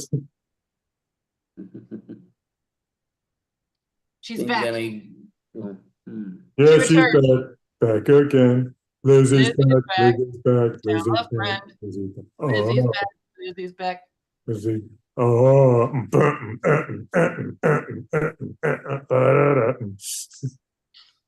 Oh, I did see one of these. I forgot what they call these things. Well, you guys would know. But it's, when they put them on the little ad, and it's just a little joke thing, but it's on one of those, like they pop them up all the time on Facebook Reels or those other things. But trying to remember now because you with the cat. Oh yeah, so a guy's walking the street and I thought it was very funny, and I know it. Many people say, "Oh, that's too cheesy." I like the cheese, I guess, but it comes down to pizza. I like the pizza. Bring the pizza. But anyway, I'm a New Yorker, so I like my pizza. But anyway, back to the joke thing that I read that I thought was very funny. But it's like a guy's walking the street and he sees a lady and she's talking to her cat, and she's having a whole conversation with her cat. And he's like looking weird, and the cat and all, and she's acting like the cat understands her and all this stuff. So when I got home, I tell that to my dog, and me and my dog were laughing about the cat and the woman. I don't know. I thought that was very funny. Maybe as a fish, you don't get it. It would be good to another dog, person, or a cat would get it. You know what? Some of the biggest humor down here are dog fishes. So I can imagine that'd be an awesome joke between you and your dog. Dog fishes actually don't get enough credit. It's supposed to be amazingly delicious seafood, but it's very rare, at least in my parts. Yeah, that doesn't really come up when I'm talking to them. Staring into my soul. Ow. So nobody's ever right. When was the last time anybody went to Long John Silver's and survived? Yeah, I wouldn't be the one to answer that. I've never been to a Long John Silver's. Maybe that's a good thing, the way you're describing it. Oh man, yeah. Andy, I guess don't survive there. Yeah, I mean, I don't think I've ever been to Long John Silver's. I might have, but I don't remember if I have. I guess it wasn't great if I did go. Yeah. The breading is it's very greasy. The breading, that's the problem. That's the problem. Not that the fish inside of it's fine, but the breading, no, thank you. And then they made things called hush puppies, and that was basically just the breading. Why? Give me fries. I would think you would like that it doesn't have a fish in it. You like eating other fish? Sick. You know what? Since we're talking about it, yeah, I do. But it's like we all do. It's like that pecking order. We all saw that thing in my school. Whereas the little fish gets eaten by the bigger fish, gets eaten by the bigger fish, is eaten by the bigger fish. It's just the way it is. I mean, so it's okay. So you just hope for good digestion and stuff. And yeah, but I'm just glad it's not like there's not a lot of sharks near me, because sharks are dumb. Did you ever see Jaws? Like they're pulling like license plates and car tires out of them. Duh. Eat a fish. Like normal, I shouldn't say that, but just go ahead and eat a fish, Jaws. Eat a fish. Have you ever tried a car tire though? It might be delicious. You don't know. Ooh. I need to open my mind, Mel. Thank you very much. It's like you're channeling my therapist. Exactly. Don't knock until you tried it. See, they should have a new Jaws movie with one of the Jolly Green Giants, and he's a dentist because Jaws is named Jaws, so you got to put the two together. Jaws with the Jolly Green Giant as the dentist, messing with his Jaws. Listen, you got to get it right there. Yeah, we could make it a musical, and then we could floss. Going to the dentist does feel like a horror to me, so that's accurate. Jaws. Yeah, it's funny. This week I actually had a tooth removed, or sorry, Dave had a tooth removed yesterday morning, and it was not. It was a vacuum. Yeah, what I mean by that is it sucked. Oh man, but what are you gonna do? So it was time. It was a wisdom tooth too. So if Dave doesn't seem as sharp as he normally is, well. So yeah. did Dave get a quarter or $5? I know in today's world it's $5. As a kid, I would get a quarter, but today it's $5 for the tooth fairy. What do you get? Well, he got a follow-up call from the oral surgeon that came, but I'm still waiting for that $5. That amazed me. Like back in the day, got a quarter under your pillow. Tooth fairy gives you $5. Then all of a sudden I'm hearing these kids are getting $5. I'm like, how the heck did it become $5? Like from a quarter to $5. Didn't hear no 50 cents, no dollars. Well, how'd it go from 25 cents to $5? Holy mackerel. For whatever reason, I'm going.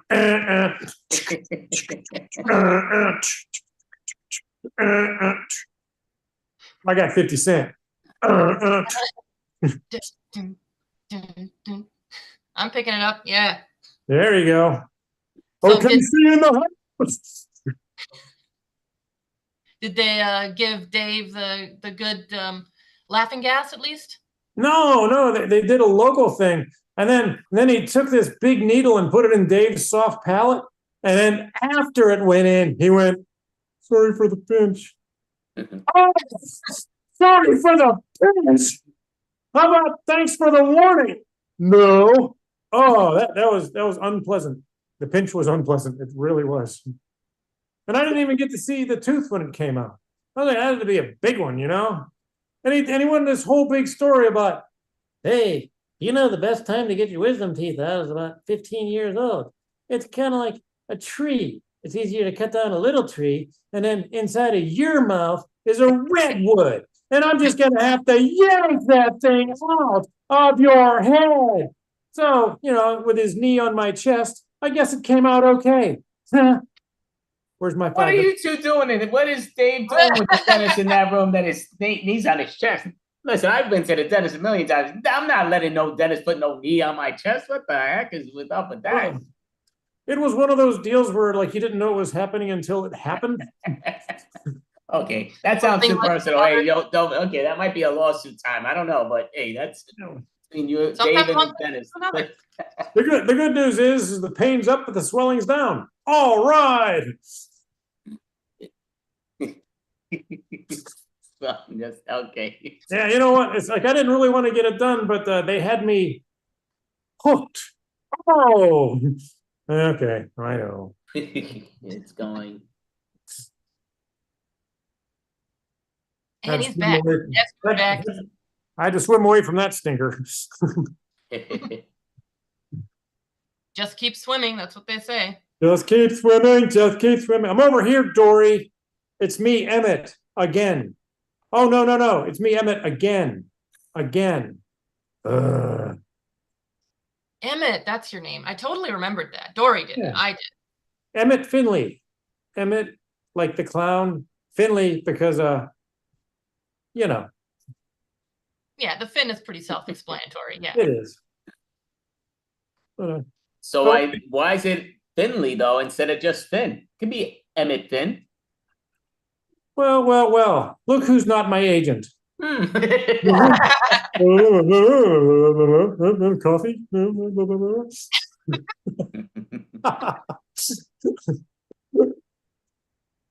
So, out of curiosity, I know you have quite a few of your buddies, characters, and all. What are some of your other characters' names, and do they perform a lot? Yeah, well, you know, it's funny. Dave works in a school now, so during the morning announcements, he comes in and he's other characters. So Chicken is Chicken, you know, and his name's Chicken because Dave said, "Well, you don't name your food," and now I've got this third grader that remembered nothing else from anything Chicken said. So he'll walk up to me very stoic and go, "Never name your food." So that's pretty fun. So he does that a lot. And then I've got Grandpa. Grandpa is an older fella, but he doesn't mind being old. So that's pretty cool. He doesn't mind that at all. So Grandpa knows there's going to be hair in his ears and he's not going to be able to see real good. But, you know, he kind of digs it. And I've got a snail. Snail just kind of goes slow because that's how snails go, slow. And they leave a trail. You know what? If I wanted to go where a snail goes, I could just follow the snails. Mel, you're a genius. Thank you so much. Follow the snail. You're welcome. I totally inspired that brilliant idea. I will take full credit for that. So awesome. You must have had some coffee too. I did. I need some more though. But I'm not going to walk away like Andy did. Yeah, but I've got a new monkey puppet. I call him Dr. Nanners. He doesn't talk at all, but he's a non-speaking therapist. So like whenever Dave and his pals are having a little bit of problem, you know, he just does more expressions like a monkey can. Yeah. So I'm kind of curious. Finley, Emmett. Oh, Emmett Finley. I forgot. Yeah, okay. Hey, Emmett. hey, Andy.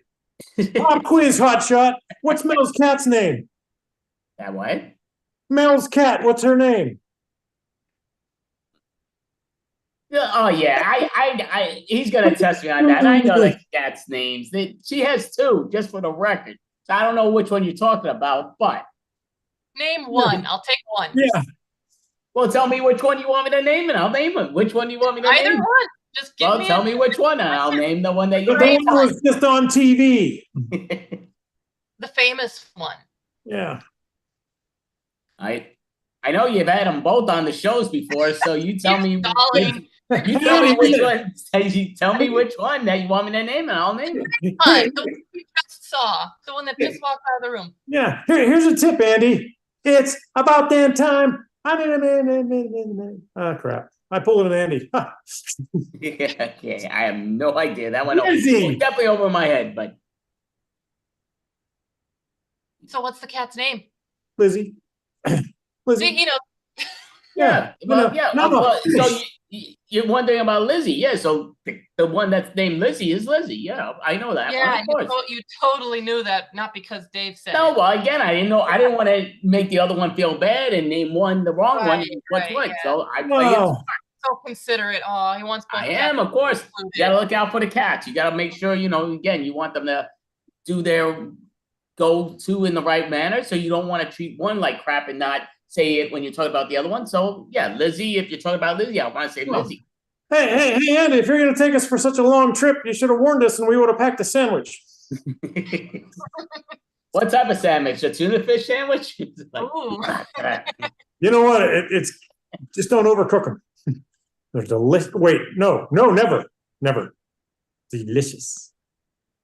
All right, tuna are smaller than you. They're okay to eat. That's right. That's the pecking That's order. right. Yeah. So cocktail sauce or tartar sauce. What were the options? Cocktail sauce or tartar sauce. I don't even know what the heck cocktail sauce is. I know what tartar sauce is. I don't know what the hell cocktail sauce. You don't know what it's like what they dip shrimp cocktail in? It's the red sauce. It's not quite ketchup. Okay. Yeah, I would definitely take the other one that you Tartar? The tartar, right. Yeah. Hey, Andy, not to do a pullback, but what's Mel's cat's name? Which one? Tell me which one. The one that's not Lizzie. Yeah. Which I'm not one? Igor, but I had a hunch. So I'm just kind of curious. So you're a striped fish now. Is that like part tiger or what's the deal? Are you a tiger fish or what's the deal with that? I know you're a clownfish, but what's the deal with the tiger? Why not a tiger fish? You look more tigerish than clown. It's a defense mechanism. So like I'm hiding in the coral. So like you can't really see me and my 4,000 other people in the school. But can't they hear you laughing? I'm not that funny. Oh, you just don't. Did you not get the hook joke, Andy? I'm not that funny. Where's your clown nose? You don't even look like a clown. Whoa, hey. Well, sometimes I wear it. I guess the squirting flower doesn't work for you though, huh? No, it worked for not so SpongeBob, much. but yeah, not in the water wouldn't work, but yeah. Not so much. And then I stick out. It's funny, I stick my head out, and then like that's the only Pixar animation that's really clever anymore. When you're in the water and then you're out of the water, and all of a sudden you're shiny and stuff, like in The Incredibles. Yeah, that was good. That was a great movie. I love The Incredibles. That's my favorite movie, and it's the soundtrack that just draws me in. Yeah. Wow. See, The Incredibles, which I am a big fan of the movie here and there, but my mother, God rest her soul, was a big fan of The Incredibles, The Voice, which is Coach from the TV show Coach, which was the sitcom Coach that she loved, and also from SpongeBob, who's the voice of Patrick, was on the show Coach as as one of his buddies, the big tall guy. But yeah, very good. Really living up my heyday, but sitcoms. But yeah, I love my sitcoms. Oh yeah, heck yeah! I grew up in that age. I love my sitcoms too. Craig T. Nelson, and he was in Poltergeist too. And I'm a ghost fish. And he totally knew that name. You didn't need to remind him at all. He totally knew that. Not at Right, all. Andy? He knew that. Yeah, you know, it's like you really care whenever you remember things like Lizzie is Mel's lovely cat. Lizzie. Right. Lizzie. But that's just one of their cats' names. What's the Not other it's one's Lizzie's name? cat. You want them both to feel included? I mean, yeah, you always want to include both if you're talking about one, but give it the one you're talking about. You don't want to just give it like it's a no name. It's kind of rude. I Wow. agree. So what is the other cat's name? What is Lizzie's sister's name? Well, I know you know your other cat's name. I mean, now that's a silly question. She's asking me what her cat's name is. Like, that would be bad if she forgot her cat's name, wouldn't it? Zoe, you forgot your name again. Oh man, Liz, there's Z's in both of their names, Andy. Well, I know that. I know again with the Zoe one and the other one, but Zoe's the other The one. other one. the other one, yeah. For one name at a time. Crap. I am tired, just for the record. I'm very tired. Well, But not that you're bringing up old wounds or anything, but you sound like my dad. And my mom just should have numbered us. That would have been a lot easier. like Seinfeld's episode 7. He wanted his kid named 7, which I loved, and it was just very funny. But yeah, very, very good. Oh, that's what I was trying to think of. What the did you ever see? Which I loved. I actually just put it up because I have a wheel with 500 something movies on it, and we do it with the improv things at times. But I just put on 2 movies that I didn't put on, which shocked me. But I was watching earlier, which I loved it the first time. The first like 20 times I saw it, but just was watching. It was Dickie Roberts. You remember Dickie Roberts? Dickie Roberts. Was that Dickie Roberts' child star? Yes. Dickie Roberts' child star. Yeah, Dave. Nice. Yeah. I mean, like the ending, I really love the ending, kind of like We Are the World with the children's child stars, which I thought was hysterical. But yeah, I was a big fan of that movie. But yeah, definitely very cool.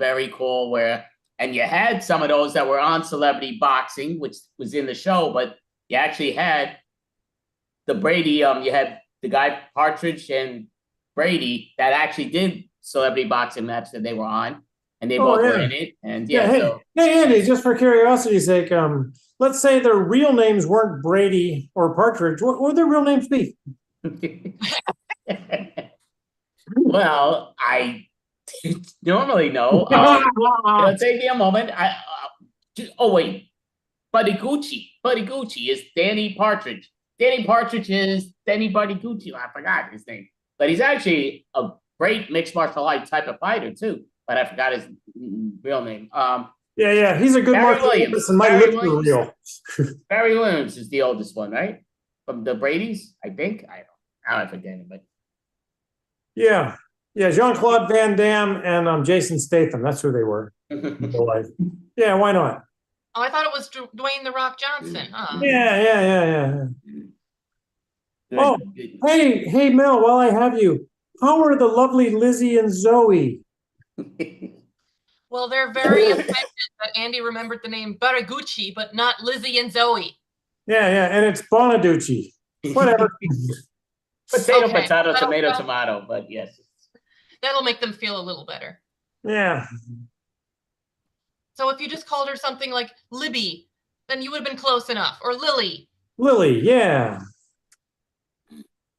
You see, again, he playing slick and everything, but he's a fish. He should know who he has to watch out for. Again, you got to put your friends close, but your enemies closer. And again, cats are enemies of fish because the fish got to run. So he needs to know them so well. Yeah, I want to go back to fish got to run. Run, that's goldfish. They get flushed down the toilet, so they go running down the toilet. In Australia, they get reverse dizzy. Down under. Down under. Crikey. That made me think of a fish with legs, the running thing. You're bringing that back, Andy. The fish with legs. Now I'm They're ones that like they go into the shallow water and then they run across the land and then they slip back into the water. Hey, Andy, could you tell me the name of that fish? And do they or do they not have belly buttons? Well, I could tell you the name of the fish. It's Patrick Starfish. He's on SpongeBob. And you also have crab. And yeah, they don't have belly buttons. Though they've had it in certain episodes, but usually they don't. And there's been certain episodes where they'll tell you why. Huh. So there's no belly button continuity? Wow. Interesting. Yeah. He's like watching the Discovery Channel, isn't he? Like see Sandy Squirrel. I mean Sandy Squirrel. Yeah, I think that's Sandy. Yeah, Sandy Squirrel, who's the one land animal that is in the water, but she has to wear that helmet. There you go. That water protector helmet thing. But she a has a belly button. squirrel. It's a squirrel. But yeah, Squirrel. she has a belly button. Yeah. Oh, who lives in a? I actually had to see the high schoolers do that SpongeBob the musical. It was something. Well, I saw the actual SpongeBob musical Broadway. I actually liked it. Again, I like that type of humor. I thought they did a very good job with it overall. I mean, it's not great, but yeah, you get a nice watch on Broadway, and I thought they did a very good job for what it's meant to be. How did you like it? Well, it seemed fishy to me. It wasn't bad. I thought it was pretty good, actually. The actors did real good. And I kind of followed the story, and it was kind of fun. The kids had fun doing it. They were high school kids, so I was thinking that seems weird that high school kids were doing it. But hey, if this was on Broadway, which I didn't know, I guess it can be done by high school kids, and it would be an advanced situation. Yeah, a lot of them. Yeah, I mean, again, a lot of these other shows or whatever, they're on Broadway. They go all around here and there, and yeah, just very interesting. So many people don't realize it's universal. Some of these things, and you're just hearing it. And you're like, wow, it's even in the UK and Italy and what's what, and it's just amazing. Where some things you think they're so obvious that they would know, they're like, never heard of that. What? And they say the same thing with us. Then when we were going, it's just like, okay, because they're popular in one country and not the other. But then there's things that are just super universal. I know you're falling asleep, but it just comes down to Dave Fish. I mean, what?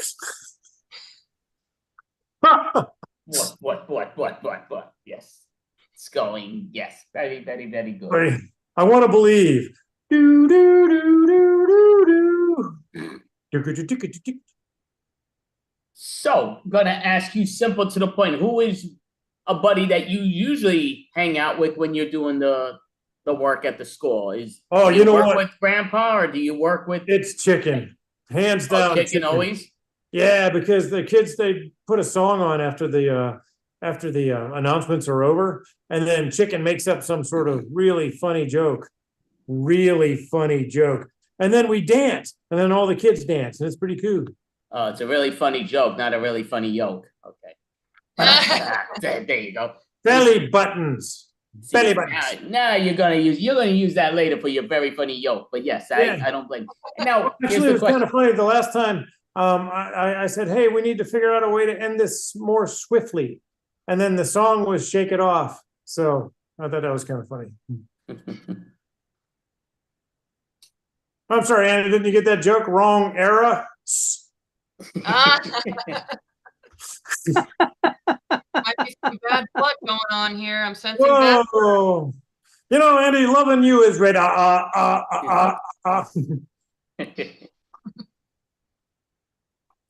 Hearing this, it's going with that. So when's the next time that you do have another performance? Do you ever perform in shows, or just have the kids? Oh yeah, no. It's growing and growing. They're going to actually have me read stories at the Haynes School here, and then I do this monthly thing with my friends. Thank you. And then I'm going to do a puppet workshop at the local library. They heard about me, and then I'm going to teach them how to make shoebox puppets, and then I'm going to teach them a little bit about puppetry. And that's very cool. So do you put your fin up their butt to make them talk, or how does you do that as a fish to make? We're not talking about what goes in their rears. We talked about that. Yeah. We've been through this. It's where the eggs come out, Andy. There's nothing else needs to be up there, just the eggs. So now, when you're hanging with your chicken and you bring an egg, do you bring in a really weird egg and ask people, is this a fish egg or a chicken egg? Oh, no. Actually, they're so confounded with the fact that the egg got there first. And then we just go on and on and on. Hey, why do you think nobody ever asks what came first, the egg or the fish? Why is it always the chicken? They're not the only ones with eggs. Ooh, that is diabolical, Mel. That's a question that needs asked. Gunk. Tonight on that show with.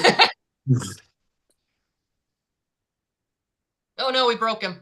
Yeah, a little bit. It happens. There was an undertoad. Oh. We need more fish representation out here. It's not all about the chickens. Yeah, you know what? Yeah. More fish is what I'm saying. Oh And man. Why did the chicken cross the road and not why did the fish cross the river? Yeah. Why? Why did the bird fly across the sky? Why? I think, we need to know these things. You should ask your chicken friend. These are very pressing questions. Oh, you know what? I found out I've been listening to YouTube music a lot, but I don't have the premium service. So like I could just have like this question and it'll throw it into an AI book that apparently I'm going to be a gazillionaire. And AI is just going to write the whole book for me. So yeah, I think I'm set. It seems clear and it doesn't seem like a scheme in any way. Yeah, definitely ask ChatGPT about that if your chicken friend doesn't answer. Yeah, that's chicken for him though. He answers when he wants to, It feels like very one way, but I didn't think of the coincidence we had the egg in common.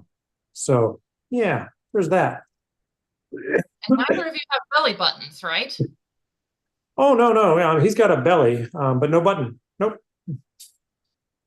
So does that mean he's always on or is he always off? Which is the case? Don't you need a button? He to is turn always turn off? on. Yeah, unless he's fried. Ah.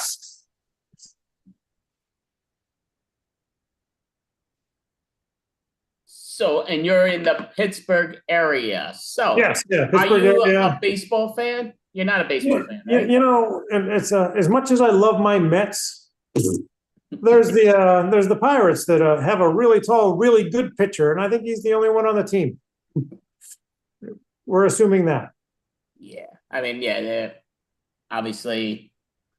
Yeah, but I will say that I do like Pittsburgh's stadium. I think it's a very cool stadium. Oh yeah, PNC Park that's right near the river. Oh, I love that. I don't have to pay for parking. I just swim right up. Very, very cool. Definitely looking with ears and theirs. Hey, Andy, you get one more chance. What's her name? Ooh, one more. You know the name of the. Yeah. I mean, listen, I'm not going to bite into both of you. We know I know the name of it, so it's all good. Yeah. It rhymes with Lizzie. Wait. Yes, okay. And she's got her sister, Zoe. And Lizzo thinks that it actually is about that time. Yeah, she's feeling good as hell, right? Feeling good. Yeah, I understand she's a flautist. And why does that word exist? Flautist.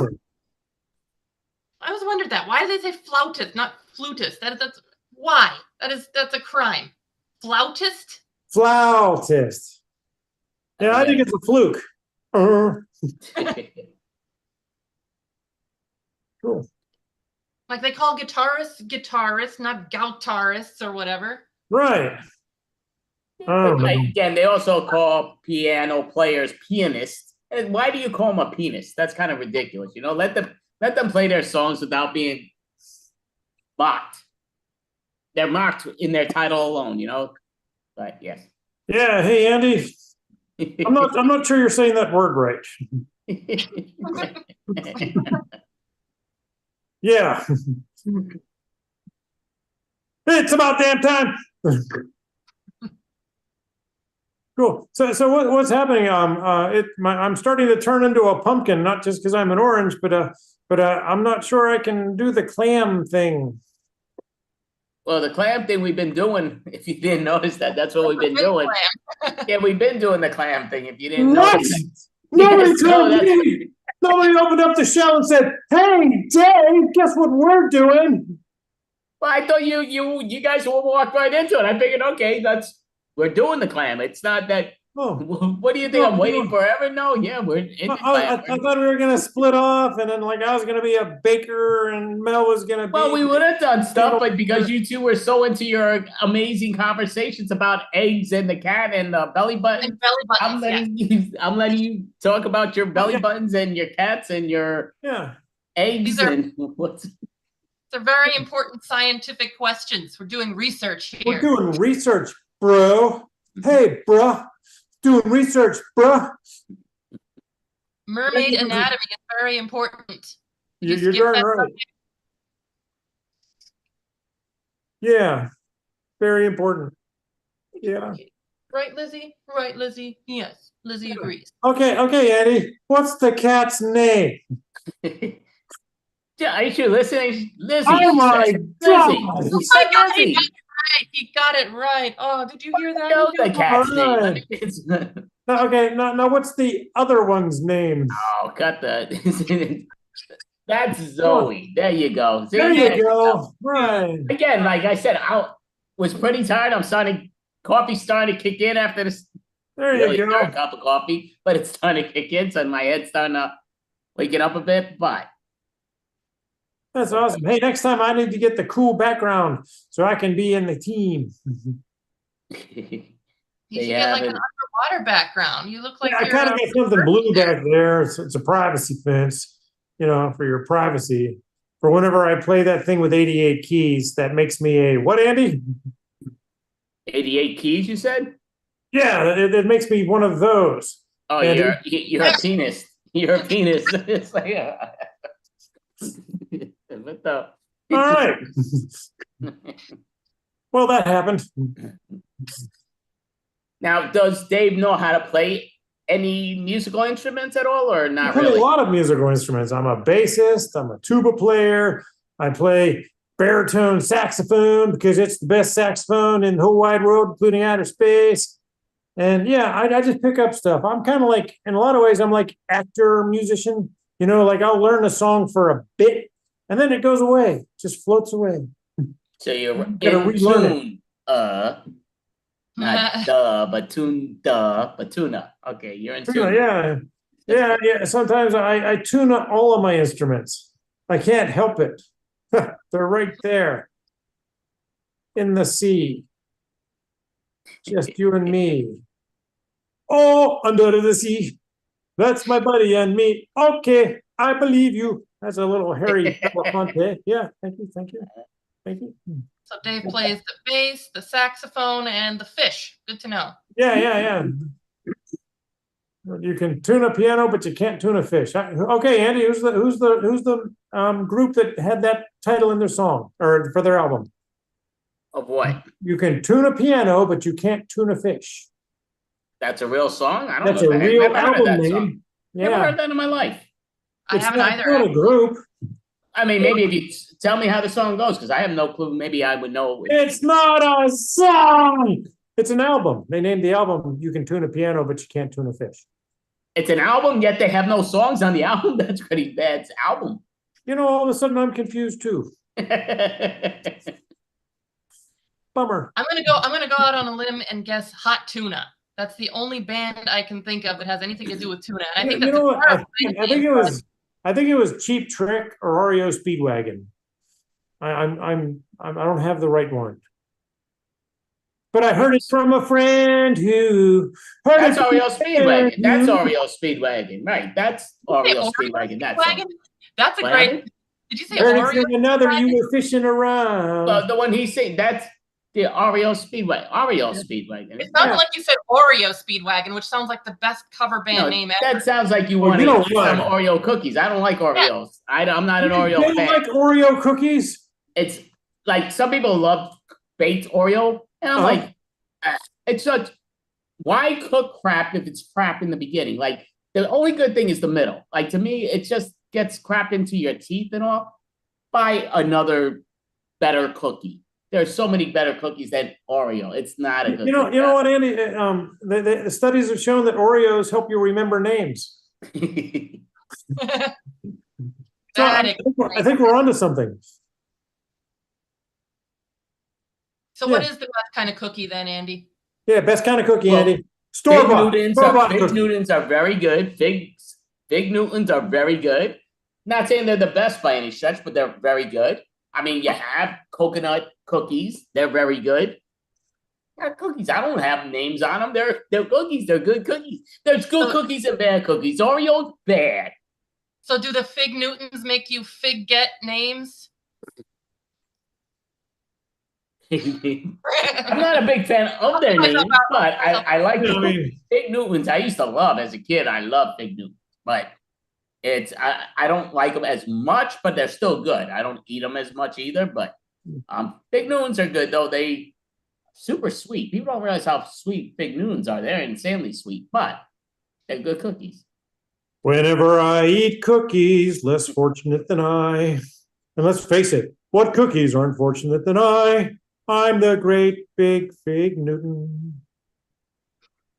Not even sure what's that. He wrote a jingle. He's a genius. It was popular. You know it is popular. Oh, it was pop? It was pop music? Yeah, pop music. Oh my God. Mel, hold me back. Just hold, I'm just gonna wait. Come on, Andy. I got you. Now. Hold me back. Hold me back. You are so lucky I got him, Andy. Yeah. You got. Hey, no, you did that pretty good. You could almost be called a net. Oh yeah. Swish. Net swish. There you go. Nothing but net.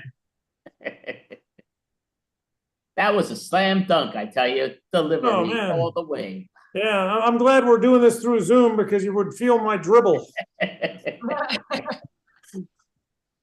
It happens. I was at the dentist. My whole head was numb, and I drove home. Ha! Well, that's the kind of car I have. Barracuda! Boonga! Yeah, it took a lot of heart. So I guess Dave had bigger fish to fry that day. Boom, boom, boom. That's like out of NCS Miami. I guess we'll call that fried. Yeah. Yeah. So I'm going to ask this because this is pretty much our done set. So even though we did have Dave Clinton and company. Oh my God! Dave, sorry.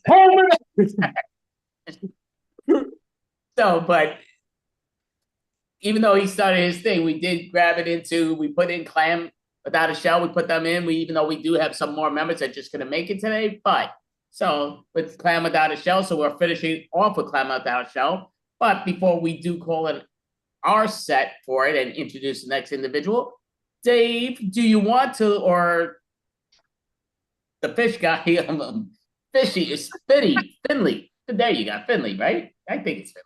What's his first name though? Oh my goodness, you did. I knew it's Spence. I forgot, but it's Finley. Do you want to let people know a website so they know where to see you in person or online, so people know where to follow you when you're performing? Yes. Just follow me on Dave Clinton on Facebook. That's the best place to go. And then I just like to hang around here. These guys are awesome. Mel and Andy always treat me really well. It is Andy, isn't it? Anyways. Yeah, but it's always great to be here, but mostly Facebook lately, and but it's a lot of school stuff, and I just love being around the kids, and it's really cool, and it makes my heart grow Grinch style, it really does. So it's pretty cool. Awesome, you did a great job. So thank you. Yeah, thank you guys. Yep, great job. Yeah, and especially I'd like to thank Lizzie and Zoe.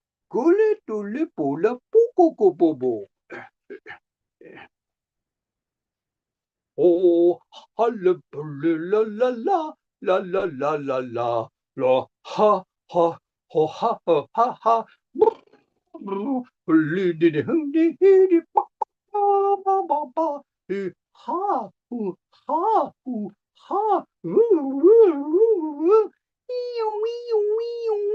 Ho ha.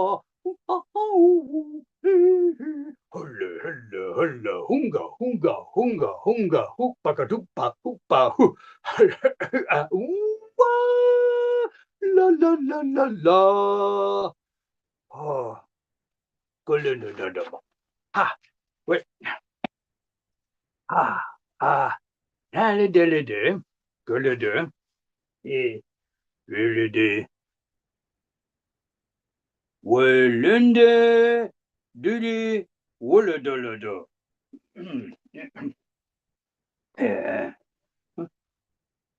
Oh, loo, oh, loo, loo. Oh, oh, loo, loo, loo. Oh, loo, oh, loo.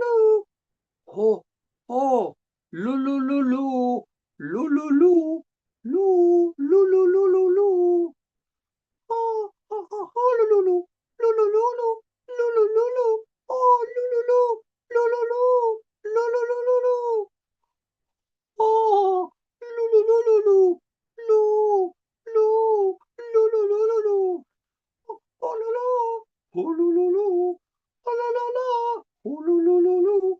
Ha la la la la. Ha la la. Ho. Loo. Oh, loo. La la la. La la la. La la la. La la la. Oh, yeah. Oh. Oh, yum. Oh, yum.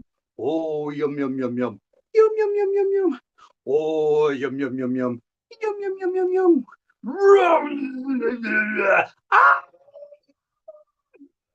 Ah! Hey, holiday. Hey, good. Ha, ga. Ha. Ho, ha, la. Ho, me. Good. 오, 와, 룰루 곰보도, 오, 룰루디, 오, 아, 염, 오, 나, 들리거니, 매, 룰루루루루, 안 룰루루고도도, 나, 매거디디, 룰루루, 볼리함, 나매, 올레걸리디디, 힐리디, 솔로가, 몰로도, 룰루루레, 오케이. So, lididi, lididi, walada. Ana, lulugolo, and the podoko, umpundada. Okay. Now, me, ludundulidi, olegolo, okay. Me, gole, olunduludulu, yana punuwana, soluguduru, and me, golide. Ole dulu. Ole dulu. Ole dulu. Acorn. Wow. Acorn. Wow. Okay, ole dulu. Okay. Let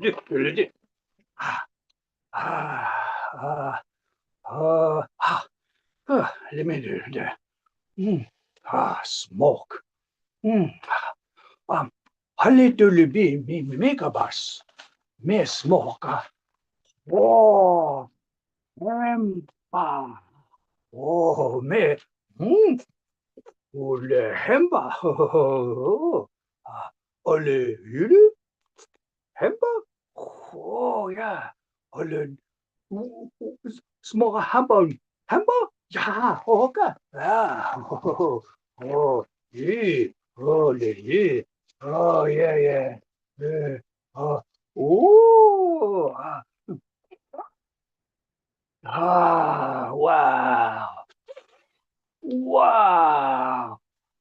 wow. Oh, temper. Wait,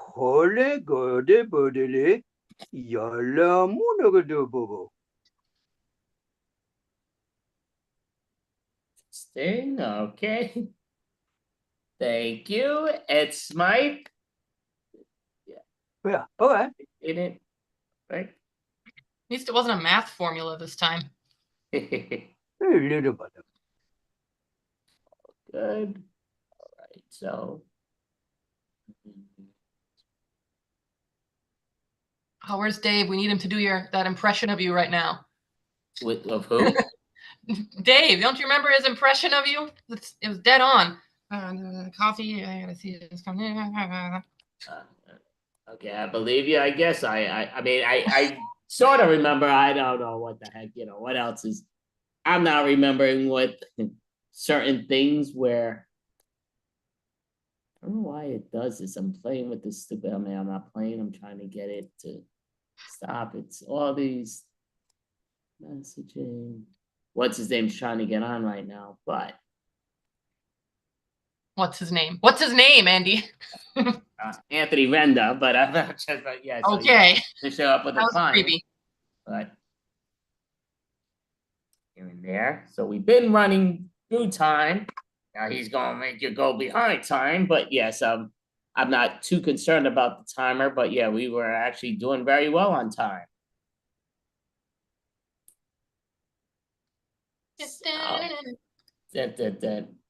Oh, here he comes. All right. iPhone. All right.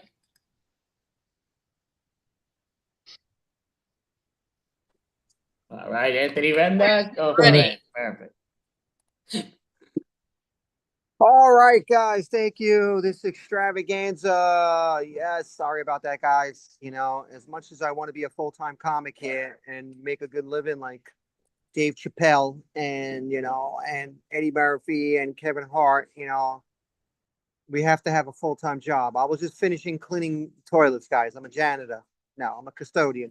No, I'm not, guys. I work other job. I work in some real estate and a personal training. And I work as a personal trainer. I was a former high school teacher. For those who don't know that about me, I taught history actually for 9 years. All right. And I'm like, everyone's like, why'd you teach history? You seem like you're an athlete, athletics or like physical education. And I said to myself, this is how I rationalize it. I don't want to teach in a gymnasium, 80, 90 students, I'm not going to have an impact on them. I want to teach in a classroom where, it's like 25 to 28 students and I can motivate them, inspire them. Right. I was like, that was my rationale to become a social studies teacher. Then I realized when I was teaching social studies, within like the first day and a half, I'm like, damn, this is a lot of work. So just taught phys ed, just throw some balls out. Like, okay, we're going to play basketball on the side here. Yeah, we're gonna have like volleyball over here by the volleyball net. I'll set up one net, and then the rest of you people just pretend you're doing something, okay? Maybe have a dodgeball game, or maybe have some jump ropes. Like that's it. And I go in the back and I just read the newspaper, read the sports section. Of course, I read the sports section. Being an athlete, I'll read the betting section. Like, what do I want to bet on? All right, who's playing tonight? What season is it? Basketball, baseball, football? All right. Or just cry for like a half hour. That's what I usually do. No. But I was like, let me teach social studies. I always I was fascinated with American history, especially, the War of 1812, the Civil War, the American Revolution. All right. And then I was like, I always had an interest in that when I was a student in grade school, junior high school. Then I realized this shit's hard. Kids are sleeping. Kids don't care. All right, but I was, and it when you first start a job as a teacher, you're so like energy level, you feel like it's like, yeah, I'm gonna teach these kids. I'm gonna be like their Socrates, or like in Bill and Ted's Excellent Adventure, they're Socrates. Okay, they didn't say Socrates. And then I realized, like the first week of school, I'm like, hey, my name's Mr. Anthony Renda. Mr. Renda, you guys can call me. If you guys have any questions, you guys can raise your hands. I'm here to help and assist you. I'm here to motivate you guys, make you like to learn, love to learn. Learning should be fun. All right. Does anybody have any questions? So I didn't work in the greatest school in the world, guys. It was in the projects. So we had some housing kids. We had some kids that were a little bit, uh, gang side, some, behavior issues. There was one kid in the back raised his hand and said, "Yeah, young fellow in the back, what's your question?" And this is what he said. He goes, "Yeah, it's not a question about social studies. I'm like, just wondering, why you wear such tight ass pants?" And I'm like, I looked at my pants. I'm like, these aren't that tight. Thinking to myself, these are corduroys, khakis, they're very loose fitting. I'm like, forget about being these guys, Socrates and Plato. I'm going to knock these kids out. I'm going to be their Mike Tyson or their Conor McGregor or their Klitschko. Any kind of boxer or UFC fighter, and knock them out and teach them a lesson. And I was like, okay, I did that for like 9 years. And then I eventually became a phys ed teacher. Took too long. Yeah. Okay. Then, I had some weird jobs, which I'll talk to you about later. All right. One of my weird jobs is, I used to work at TGI Fridays. This is back in the days. I'm aging myself here. I'm in my mid to late 40s. I don't even know. Once you get older, you give yourself a proximity. You don't tell people your age. Like, yeah, how old are you? I'm like in my 40s, mid 40s, late 40s. I don't even know. Yeah. Everyone's like, they give you like, yeah, look at me. I look great for 86. Look at these boobs. Look at his body. Don't I look wonderful? Yeah, you want to touch them? I'm not one that's going to advertise my age and say, look at me, look how great I look. All right, because that's not me. It's not my cup of tea. All right, I'm just going to give you proximity. All right, I'm not as old as The Rock. I'm a little bit older than, Money Mayweather, the boxer. Jimmy Fallon and me he's a few months older than me. Drew Brees, I'm a little bit older. Sort of the age of Tom Brady. So if you don't know your sports athletes, your celebrities, you're not going to know my age or proximity of it. All right. So let's get that out of the way.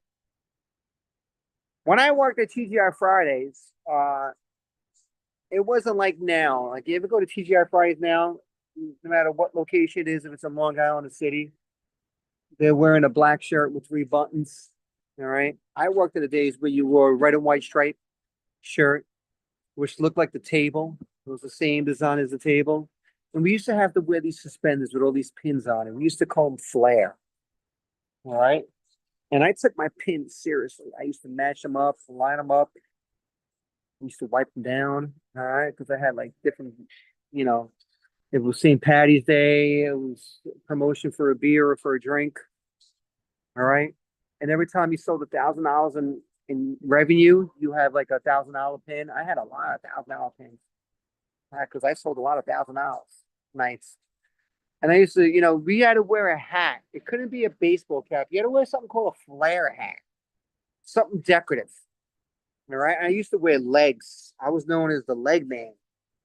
All right. I would go around and hitting people with my legs. Hey, how you doing? My name's Anthony. Here's your legs. All right. Now that I think about it, guys, it was pretty pathetic. All right. But I made some good tips, guys. All right. Made some good tips. 180, 200, especially as a food runner. And one thing you great working as a waiter in the waiter industry, bartending, you don't have to wait like 2 weeks for a paycheck. There's no taxes on it. You get paid that night. You're like, yeah, look at that. You get paid and you get some money to spend. All right. With that said, okay, let's stop reminiscing on old days. All right. What's going on in the news? What's going on in the world? That Trump is a bad motherfucker, right? He's a bad man. Everyone's like, yeah, we're gonna expect some changes. All right. And we're approaching the second 100 days of his presidency. We're like, what the hell's going on here? All right. I feel like I'm in the times of Genghis Khan and Henry VIII. Like, we're going back hundreds of years ago during medieval, during the French Revolution times. Like, hear. He's like king. He's using his power, right? Like the kings and monarchs used to do. They used to call absolute monarch, where they have complete control. I don't know what's going on, but last I heard, guys, I no longer have a 401k plan, pension plan, and I'm being shipped out to Nicaragua on Monday, guys. I no longer have a citizenship. This is what happens. Okay, you got to take some chances. You want a new person in presidency. No more Democrats. We want the Republicans. All right. No, I'm not. Hopefully, it does not happen to me because I need my pension. I need my 401k and Social Security. Can't. No, very important. But supposedly Canada, they've been saying for the last couple of months, is going to be the 51st state, right? They're going to annex Canada. Puerto Rico is like, hey, what the fuck? What about us? They're getting a little jealous because they're supposed to be the 51st, common state, whatever it is. And but I don't think none of that's going to happen. Canada wants have its own party and own power. All right. Trump is grabbing everybody. All right. He's got Panama. He's grabbing Panama by the canal. All right. See, I'm trying to be PG-13 here. All right. We'll see what happens the second 100 days. I don't know. I'm not a Republican. I'm not a Democrat. I'm neither of them parties. This is my political party. Do the freaking right thing. That's it. Not independent. It's not liberal. This and that. All right. With that said, what else is going on in news? Here's something that's going on in the news. I've been watching some news shows on cable because I'm a big cable surfer. I go through the channels. That's what happens when you have past ADHD. You don't just watch one program or one show. You watch like 3 or 4. It's like I go through the channels like 3, 4 times and I pick like 2 or 3 things I want to watch. Like, yeah, something has to be sports because I'm an athlete, and I'll watch like maybe a reality show or like a game or something or a movie. Okay. Speaking of these reality shows, all right, there's so many different reality shows. All right. There's one reality show I found that grasped my interest. Okay. And it was really good. Okay, I don't know if you guys watched it. I think it's from season 1. It's called Bailing Out Loud. It's on Monday nights. I think it's at 9 o'clock on TLC. Okay, what it is a girl who has Tourette's and OCD at the same time. So a person who has Tourette's just blurts things out involuntary. So she blurts out obsessive compulsive disorder thoughts. Like whenever she sees a bald man, she goes, "Bald man here. Bald man," and her father's bald. He goes, "Yeah, you're grown bald." And she just blurts things out that are obsessive about. And she goes like, vagina. It's hysterical, like the things that she blurts out. Like she had to go to a Tourette's conference. They call it a tick conference. And she had to go on an airplane. So she had to go through, TSA and security. And she had to be escorted by her mom because, she needed to be like, she's 21, even though she's the sweetest girl, good looking. But when she goes on these escapades, during her trip to these Ticks conventions, because they wanted her to speak because she survives with with the Tourette's and the OCD. She was saying on the plane, before boarding the plane, she goes, "I got a bomb. I got a bomb. Pew, pew, pew." All right, guys. I think if you watch the show, you might laugh more. I think it's like, I'm like saying to myself, this is what I got. I got Tourette's, but I don't blur things out. But I have those thoughts that she has. All right. It's a great show. Okay. Now there's another show I actually watched this past week, like a few days ago. It was called Crack Addicts. So I'm saying to myself, okay, this must be a show about people on crack thinking they can fly in the air and think they're in heaven, just going and doing some crazy movements and dances. Like, I wouldn't mind seeing that if they're high in LSD or crack. All right, but it wasn't the case. What the show was about was this is one lady who's a chiropractor, and she cracks people's necks, backs, and she makes them feel looser. I was like, this is a ripoff. I wanted to see the other one where you see crack addicts pretending they're Michael Jackson walking on the moon, Yeah. All right. Well, there goes that. All right. What else is going on? Things that I'm experiencing, besides getting older, getting over my ADHD, if there's one thing I do is like you ever hear yourself saying the same things over and over, and what happens? You get the same answers. All right, the same results. Like I always say, I have ADHD. All right, so my mind's going fast. All right, I'm thinking about many things, doing several things at once, and I want them done at the same time. What happened? I still think that. Now, no more ADHD and crazy mind. I'm gonna be mellow. I'm gonna be like a Zen Buddhist. All right, focus on one thing. I'm doing one thing right now, guys. Talking to myself and looking at a Zoom camera. I don't know who's listening. All right, I hear a lot of silence. So I'm just doing one thing, and that's that. Bombing on comedy. Well, this is comedy. All right. And one thing with ADHD, they're blaming everything on ADHD. If you have a porn addiction, oh, it's a sign of ADHD. If you're frustrated, angry, and have a short temper, it's a sign of ADHD. So everything's being aligned with having ADHD. We're blaming everything on ADHD. The rise in egg prices, ADHD. Okay, the war in Ukraine and Russia, ADHD. Okay, interest rates in the stock market going down, ADHD. So that's our scapegoat. All right, and I always say this too. I'm a Gemini, and I hate being a Gemini. They voted the worst zodiac signs on social media. Guess what was voted number one? You got it, Gemini. All right, worst zodiac sign. So I'm like, damn, I hate being a Gemini because you get jealous, envious, frustrated. You're always fighting between good and evil.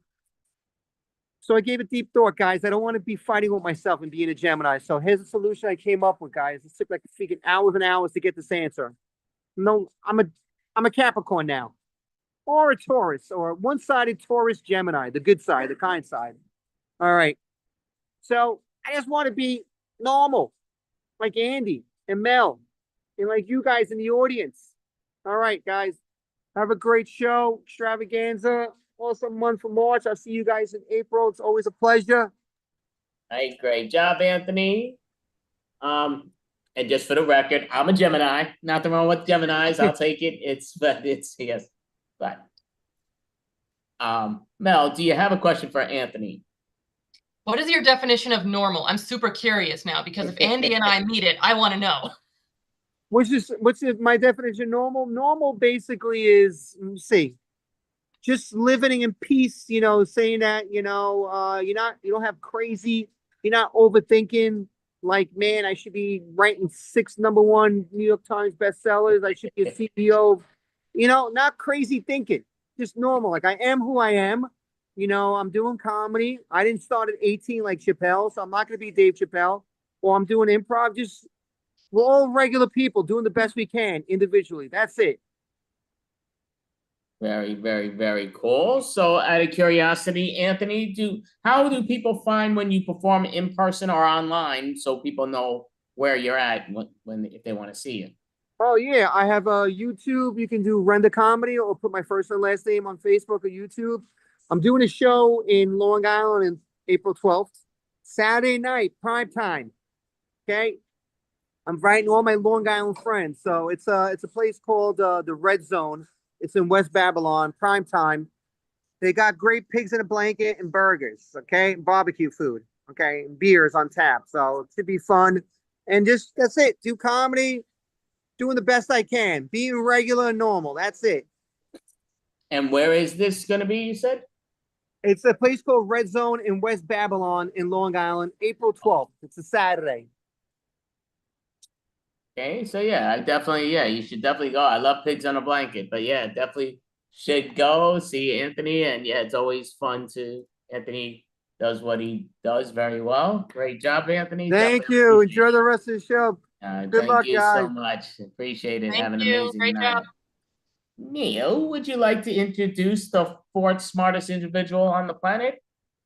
Yes, that would be Joshua Previn. Hello, hello. Okay. I am coming. Can you hear me? We hear you. I don't see you. I'm going to do it right now because I've fallen into my here I am, but I did my God, you know what? It's sometimes when you're so smart, it becomes a burden because you just do so many things so well. So what I will do is I'm going to go like this. Check this out. Can you see me right now? Yes. Yeah, it's pretty amazing. And this is not me. Actually, this is an image of me which is being projected through the video, which is really quite amazing if you think about it. Hey guys, there's an important update for the day because we know that there was a large coronal mass that was ejected from the sun. And so we are going to be tracking that very closely. Steve is going to try to figure out what that means. We always want to seem like we know what we're talking about, because in the end, it's a better situation. Excuse me. We have some things that we're going to be talking about. Today we will be we'll be going over some of our patents that we've just filed.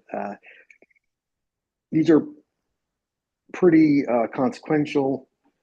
They're a little bit on the QT, but I'm gonna share them here with the hopes that none of you will post them online or anything like that. I mean, this is online, but we have an invention that we're just getting a patent for now. It's well, Steve, how would you describe it? What is the point of it? I mean, why don't we start with that? Why would we need that?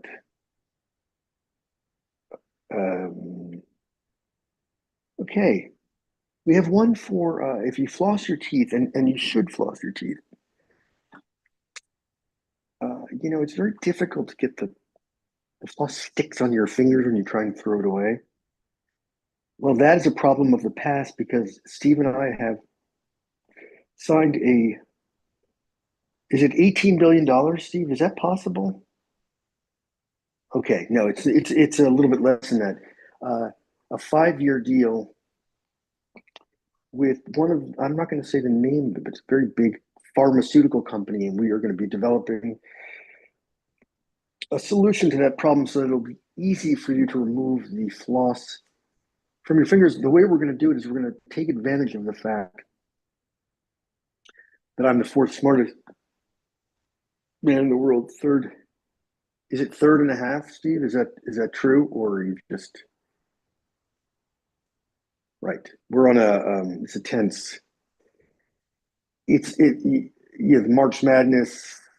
You're familiar with that. Well, it's a little similar at this time of year with who's the smartest person, man.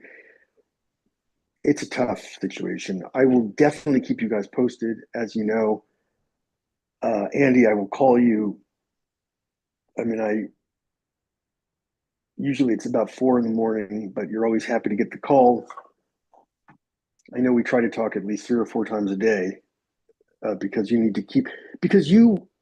rightfully and responsibly need to know if you're going to be running this comedy extravaganza, which, by the way, this is the 40th, I believe this is the 45th year in a row. Steve, can you check those numbers? Because that doesn't make sense. Okay. Okay. Well, why don't you have a nap then? That's fine. Okay. Well, nighty night. Good.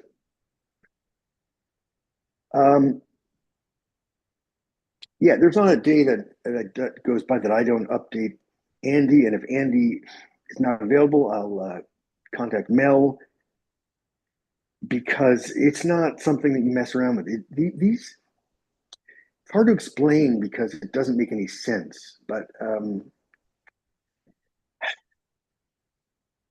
I always say that it's not a gift. What do I say? I'm not a genius. I'm a magician. But I'll text Mel 30, 40 times in an afternoon just so that I can make sure that she has the information that she can then pass on to Andy in real time to know if my standing is going up or down, because you don't spring info on Andy or Mel. You don't do that at the last second when you're running this kind of operation. So we need to stay focused. Steve, I hope you had a good nap. We have other inventions. Some of them are very secretive, so we're not going to tell you about them. Others are, well, we have one. We I believe we have one. This is a very specific purpose, but it is important. I don't know if you use Google Maps. Google Maps, I use Google Maps, and oftentimes I'll ask it to take me somewhere, and I follow it, and I because I trust it, because it's smart. And then I'll find myself on a huge 4-lane boulevard where I'm being asked to make a left onto that road. Is there a stoplight? Is there anything that might make it possible for me to make that left without being killed 3 or 4 times over? But there's not. And, it gets you thinking when you're sitting in the car, why have I been put into this position? Why have I been led into a situation that no one would consider a positive experience? I don't think there's a person on earth who would recommend making a left onto Pico Boulevard in LA when you don't have a red light. And I don't want to belabor the point, but Google Maps they have access to all information. They know where the lights are, they know where so why wouldn't they choose to, why don't you go one more block and then make a left because there's a red light there? And then you, like any sane, safe human being on this planet, could make a left turn. Why would you take me to a side street and have me risk my life and livelihood for what? For what? So that you can, to what end? To what end? I don't understand the people at Google or Apple Maps. It's the same thing. I don't understand why you would take a person who's trusted you, who has no malice towards you whatsoever, who has nothing but positive things to say about you, who does his best day in and day out just to get by, just to eke out a living and be a decent human being. Why would that person, why would you want to put that person into, I would consider, the only thing I could possibly consider is mortal danger. If I'm going to be killed at a young age, it's going to be by making a left onto a 4 or 5 lane major boulevard where there's no light. That is by far the most dangerous thing that I'm asked to do regularly by a computer program that knows full well there's no red light there. There knows full well that I'm going to have to eke out, look to my left. It'll be virtually impossible to see whether one of the 3 lanes of cars whizzing by, if they're all free. But then I also have to think about the other 3 lanes on the opposite side. So what moment are they all 6 free from people? And then, but I also have to consider someone in the opposite side making a left or right, or someone in the permutations of the way that I could be killed, and anyone else in my car and the other driver, are virtually unlimited. I mean, there are probably an infinite number of ways that could end up in utter disaster. We will need quantum computers, which don't exist and are obviously bullshit, to be able to compute how many ways that you could be killed trying to cross or make a left onto a major boulevard with 3 lanes in each direction. Steve, I don't think I'm out of bounds on this one, buddy. So what's the invention? the invention that we're going to invent is we're going to create we're going to create a hologram of myself, and it's like a bot. It's going to go around spewing the same kind of insanity that I'm spewing right now, but it's going to be doing it everywhere you look, and it's gonna shame Google Maps because again, there's no reason for it. I didn't do anything wrong. There's no reason to kill not just me, but my children, their children, and a potentially infinite number of human beings. For what gain? There's no point. I would prefer to drive an extra block. I'll go an extra block out of my way if I can have a proper red light with which to make a left turn that is not basically a daredevil maneuver by a adrenaline junkie. I'm not an adrenaline junkie. And by the way, if Google Maps would give a setting like please only make me do lefts at red lights, that actually is a good invention. Wait a minute. This is Andy, send over an NDA through Mel's. Send it through Mel or Lena's, because we're gonna have to sign something on this one. I just did come up with a good one. Steve, can you take a memo? We're gonna do a left-hand turn warner, so that you plug it in. It's an app, and it warns you if Google Maps is trying to kill you. All right, this is something we can work with. Okay, guys, you were here when it happened. This is it. This is how history is made.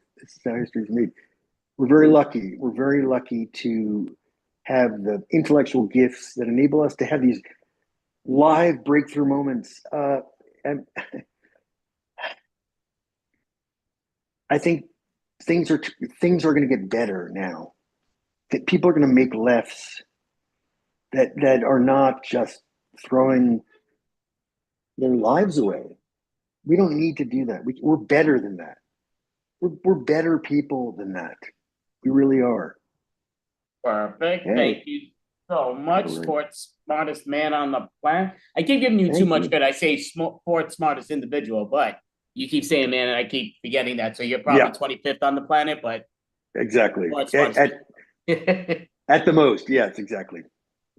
But Mel, do you have a question for Joshua Previtt?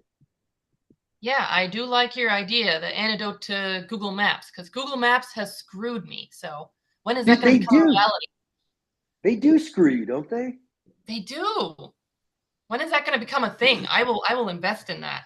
I would too, actually. You know what? All right, 50-50. 33.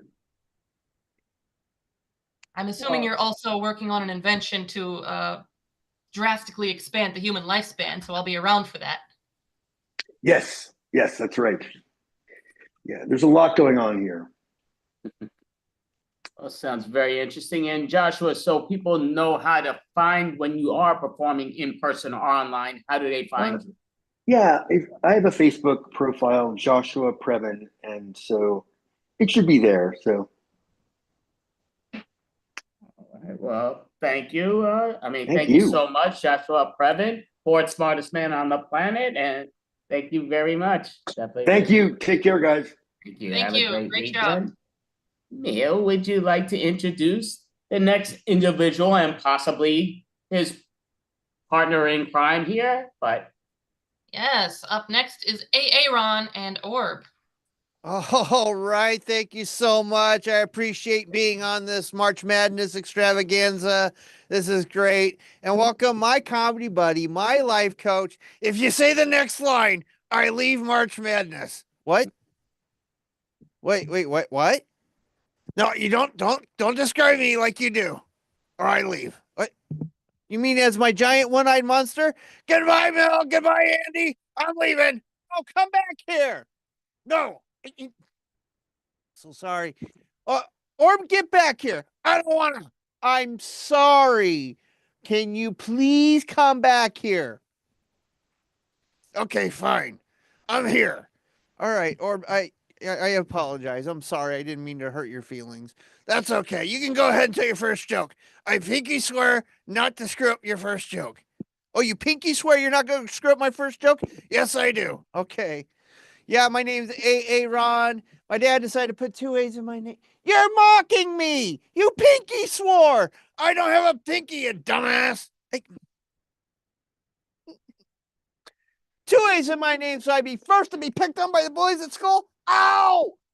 Ow! You bit me. I have rabies.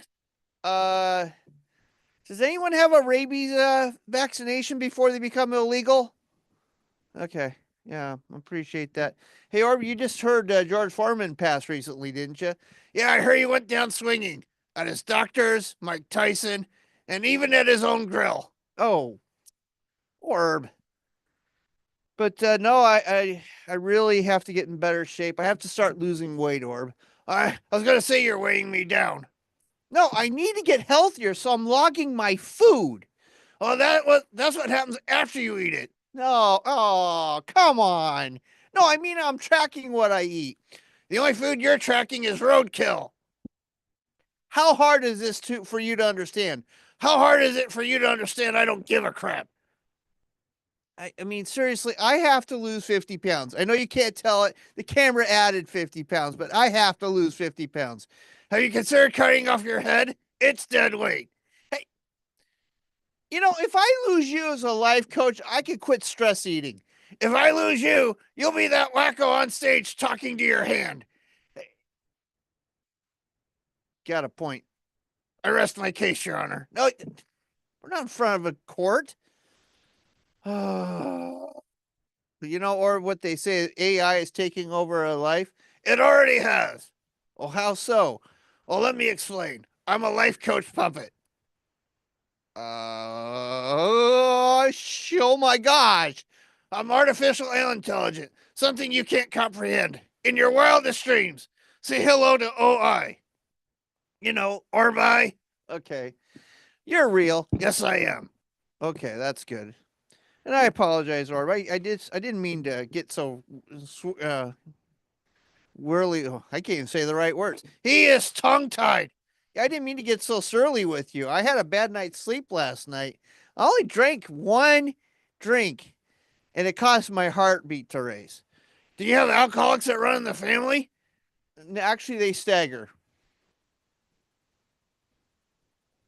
Hey, you know what's wrong with you? I need some heart medication. You can't handle the booze.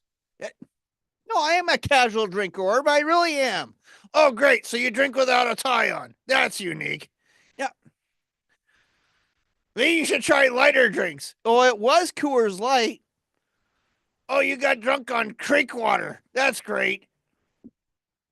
Orb, do you think really you have a drinking problem, perhaps? Oh, I do. Okay, hold on. Finally, on this show, you have admitted that you have a drinking problem. Yeah, I can't drink enough. Son of a...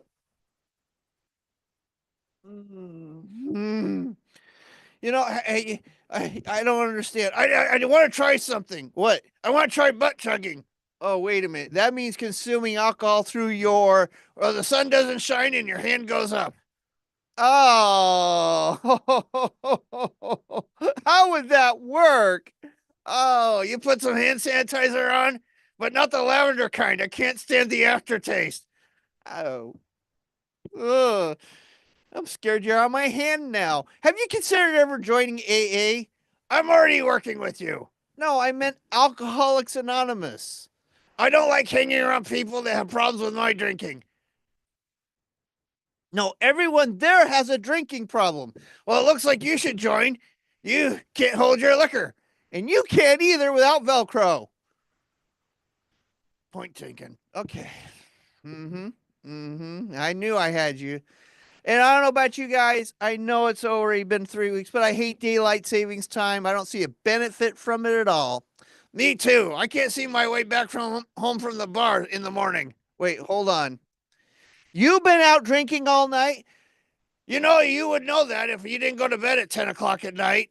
Well, I need my beauty rest. How long do you plan on sleeping? It looks like it's going to take 42 years to fix that. Are you saying I'm ugly? I'm just saying you should hide behind the curtain like Oz. Heard, not seen. Do you consider yourself handsome, Orb? I can tell you that a woman gave me the side eye last night. Are you sure she wasn't cross-eyed? You're gonna be after I give you a left hook. Did you ever wink back at her? I don't have an eyelid, you dumbass. Okay, I'm sorry. And you know, Michigan, springtime, it really sucks. It's not warm enough to go outside without a jacket, and the ground's too cold to bury a body. Whoa, whoa, whoa, whoa, whoa, whoa, whoa, whoa, whoa, whoa, wait. Hold on. Have you ever taken a life orb? Not yet, but I'm getting close. Well, who would you kill? And how would you get away with it? I would do this. Ow! Ow! Who's gonna believe you were killed by a puppet? Okay, I guess you got something there. Oh, you know, I hated my coworkers so much, I got another job. Why is that? Well, they never listened to me. Oh, I'm sorry, were you saying something? Oh, they acted like I complained all the time. Oh my God, could you please stop? No one wants to hear from you. I'm not complaining at all. Every time you open your mouth sounds like a kid whining for candy. Boy, you screwed that up. I know I did. Sorry, Orb. I work for professionals, not an amateur. And I don't sound like a whiny kid. I disagree. You know what? I got tired of repeating myself so many times too. I agree. Hearing you once is enough. And the clients thought I was a miracle worker? That's because I couldn't say no and I kept doing all their work. I can guarantee you he's no miracle worker, everyone. Look, he's got his hand up my butt. He could be a perv. Hey, I'm not a perv. That's your wife. Oh, no, that's not. You know, or two, it sucks. I just turned 54. It looks like you turned over your grave. No, do I look dead to you? Yeah, how many times do I have to tell you? You are dead to me. I am very much alive, Orb. I can guarantee you that. I thought this was a bad week. Look at everybody that showed up or didn't show up. Okay. You know, my wife got me a hug and kiss for my birthday. How much did she pay the stripper to do that? How dare you suggest my wife would do that? Her name was Candy and it cost $300. I rest your case, Your Honor. Again, this is not court. What's that buzzing sound? Oh, I have a fitness watch. It's connected to my phone. Is that why I feel it up my butt? I must be getting a phone call. Someone please keep calling this phone number, 555-707. Oh, stop that. No. Don't do that. Is it disturbing that I like it? Just think you could be a girl's best friend. I could be a real boy toy. Yeah, you could be. So why do you have a fitness watch? Well, like I said, I have to get back in better shape. Oh, you don't need to be in better shape. We know what shape you're in. What's that? You look like someone who's expired. That's not nice. Oh, you know, you can pass for someone in a casket. He's so cold, I feel a shiver up my spine. Or you don't even have a backbone. No, but I have liquor courage. You mean liquid courage? No, I don't drink anything unless it's 50 proof. My life coach Orb, everybody. Yeah. You know, me and my wife had our 10-year anniversary. Oh, congrats. Who knows she put up with you this long? I'll have you know she loves me to death. Yeah. I know she keeps trying to kill you. I did have to check my pizza tonight with sprinkles of arsenic.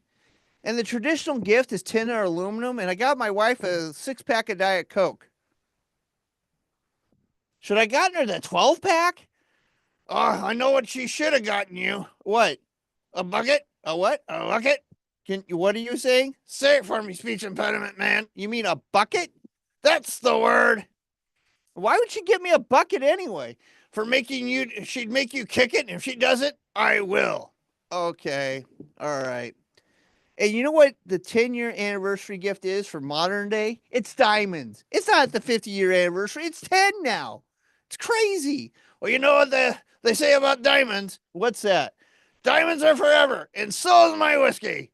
No one here, sorry, Orb! Orb! Orb! What? I was thinking. Thinking about what? I need more liquor. Okay. And we went on a trip for our anniversary, a vacation. Oh, great. Where did she go? No, I said we went together, Orb. Oh, I thought you said she took a vacation from you.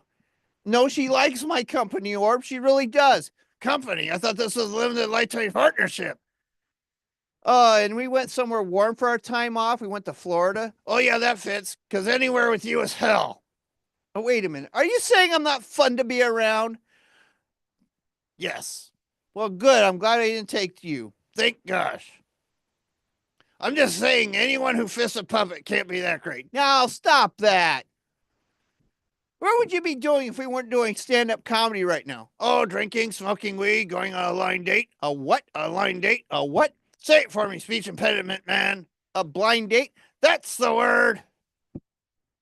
Okay. How would that work anyway? How does that work? Oh, I matched with them on an app called Eye to Eye. And then I asked, when they go on the date, I ask them to put a blindfold on. Oh, wait. Are you scared they're going to figure out you're an illegal alien? No, I just don't want them to recognize me as your comedy buddy. I have my standards. Okay, that's enough. How do these dates usually end, Orb? They take off their blindfold and go screaming, "Oh my God, it's a giant one-eyed monster!" Oh, so that's where the PTSD comes from the first joke. You're damn right that's where it's coming from. Oh my gosh, I'm so sorry, Orb. Oh, I am sorry. Everyone, I made a New Year's resolution. Wait a minute. It's almost April. What is it? I'm going to strike out on my own and do comedy by myself. You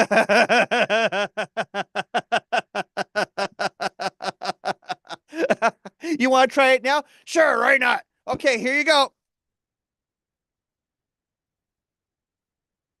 Put me back on. Oh, okay. I'm sorry. Oh, that didn't work out. You figured out you need me? Yes, I have to admit, I need you to look amazing. Oh, you are so bad. You know, you're supposed to be helping me. Aren't you supposed to be my life coach? I'm making you learn that to live within your means and how to bow down to me, human. You're teaching me that life sucks in general. For you, it does. But for me, I'm living up to the lap of luxury. Really? That's the stripper's name. Hey, Orb, where are my credit cards anyway? I use them to build a tiny home. What? A house of cards? Yeah, this has been fun. I just heard, it's actually been out in the news for a while, that Americans are eating enough microplastics to crap out a credit card. Isn't that disgusting? Disgusting? You can say that again. Disgusting? That's right. Well, that explains why your credit score's in the toilet. Really? Thanks. Who needs a 3D printer? I just cropped out an easy bake oven. Boy, those cookies taste like crap. Orb. That's disgusting. You know, I was asked how you identify yourself. Oh, that's simple. I drink. You need help there? Please. Okay, sorry. Oh, Orb, I don't know. I mean, I've just been keeping track of time on the screen, so that's great. Oh, that's professional. Yeah, I know. We're just gonna just keep on going. All right. Yeah, we're gonna turn it off. I don't know why. I just wait for someone else to tell me I'm too long. Oh, you're very long. Okay, no, I'm not. Orb, I decided to spice up our sex life and I got us a game.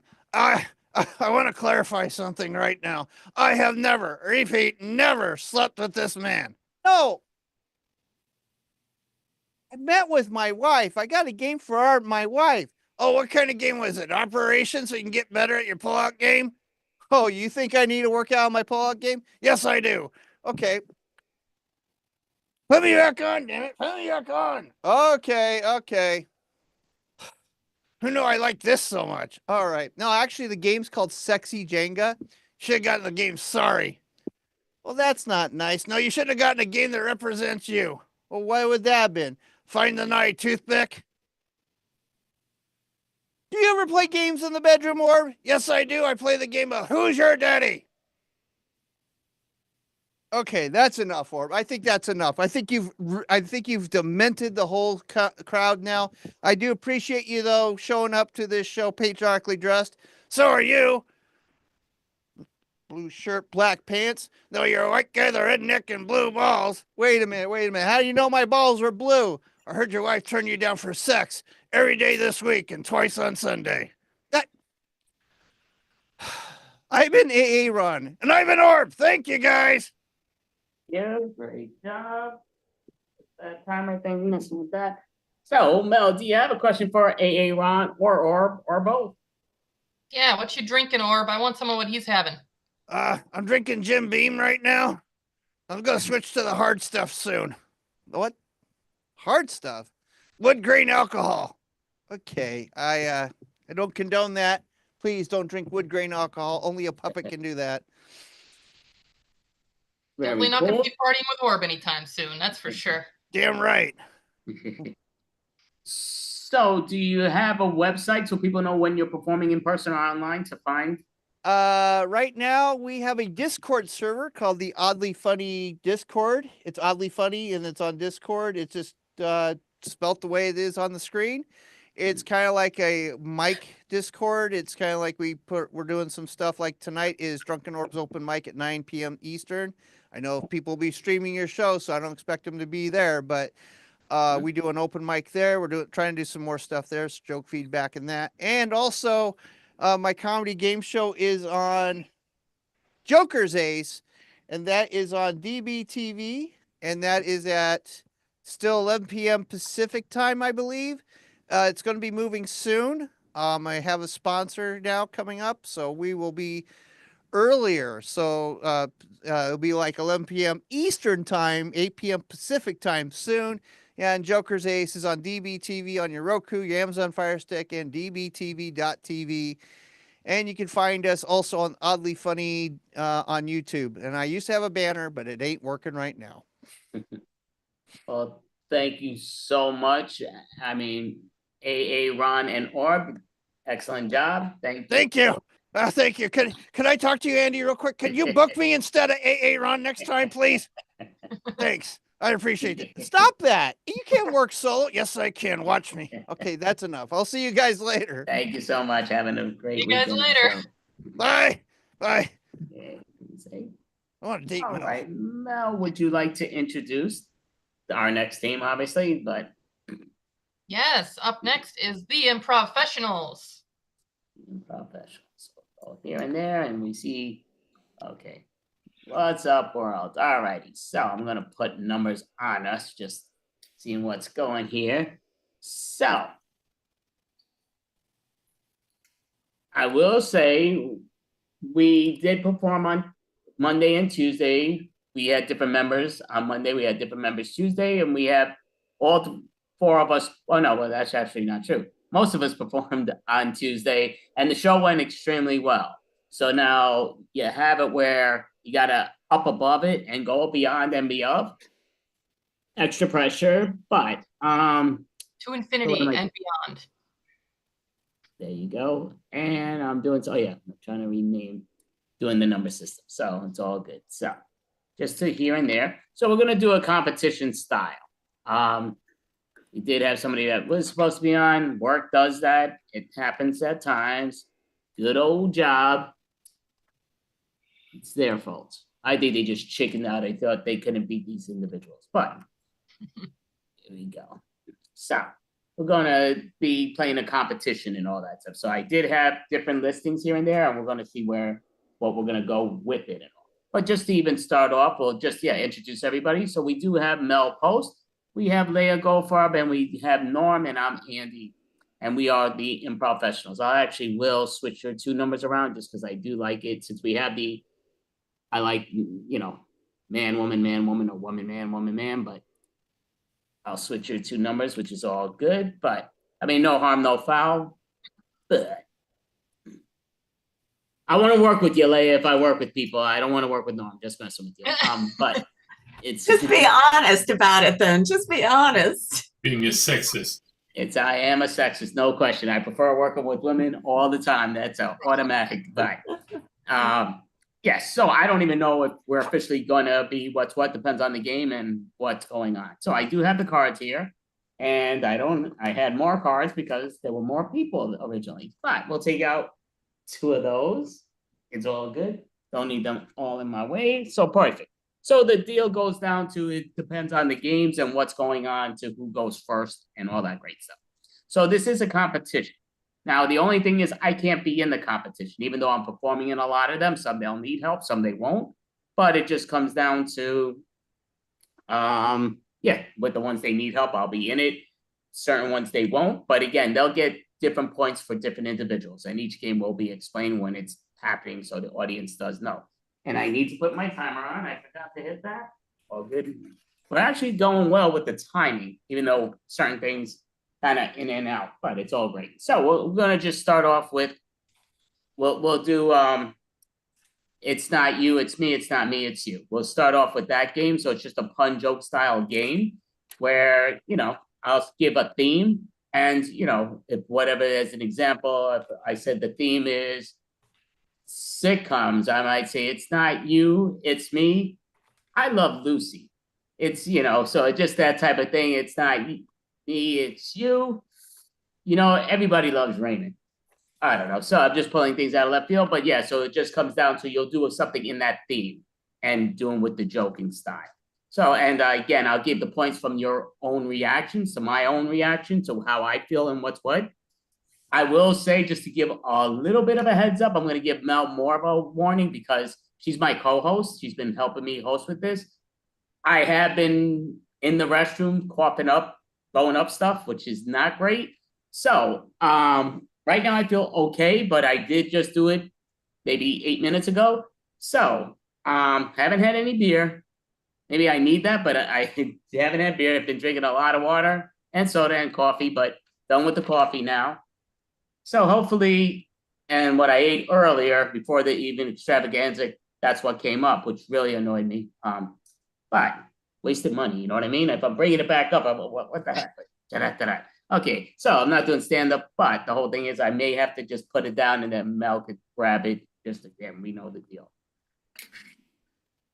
What are we doing? Oh yeah, sorry, theme style. So we're gonna do, yeah, so we're doing it thing, so I'll put it in here also to the view because I could put it in follow host order. So yeah, so it should be all in the same order. So it's me, Mel, Norm, Leia, and we know the deal. So if I don't have to do the numbers right now. So the theme I will give will be, you know what? We'll say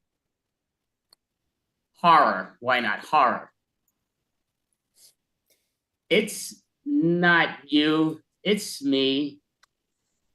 You scare the crap out of me. It's not me, it's you. You just won't put a ring on it. It's not me, it's you. It's your bloody time of the month. It's not me, it's you. The cleaver in your hand is just a turnoff. It's not me, it's you. You're just freaking me out with that head spinning around so many times. But all right, so we'll call it there. And yeah, if your head spins around, I guess it depends. But yeah, probably would not want to stick around. Mel, give us a new theme. Oh, yep, give us a new theme and you will start it, please. Video game. It's not me, it's you. You're a control freak. It's not me, it's you. You keep pushing my buttons. It's not you, it's me. You only have so many lives. It's not me, it's you. You really are a Donkey Kong. It's not me, it's you. You're too sentimental. You keep holding on to your ex's box. Okay, so yeah, we'll put that there to the side. All right, Norm, give us a brand new theme and let us know. Comedies. It's not you, it's me. I'd rather we just be friends. It's not me, it's you. You laugh every time we get naked. It's not you, it's me. Everybody hates Chris. It's not me, it's you. You're not the king of my hill. It's not you, it's me. I'd like to keep it all in the family. Perfect. And we're going to do this one more time, theme style. So what is the new theme, Leia? Carnival. It's not me, it's you.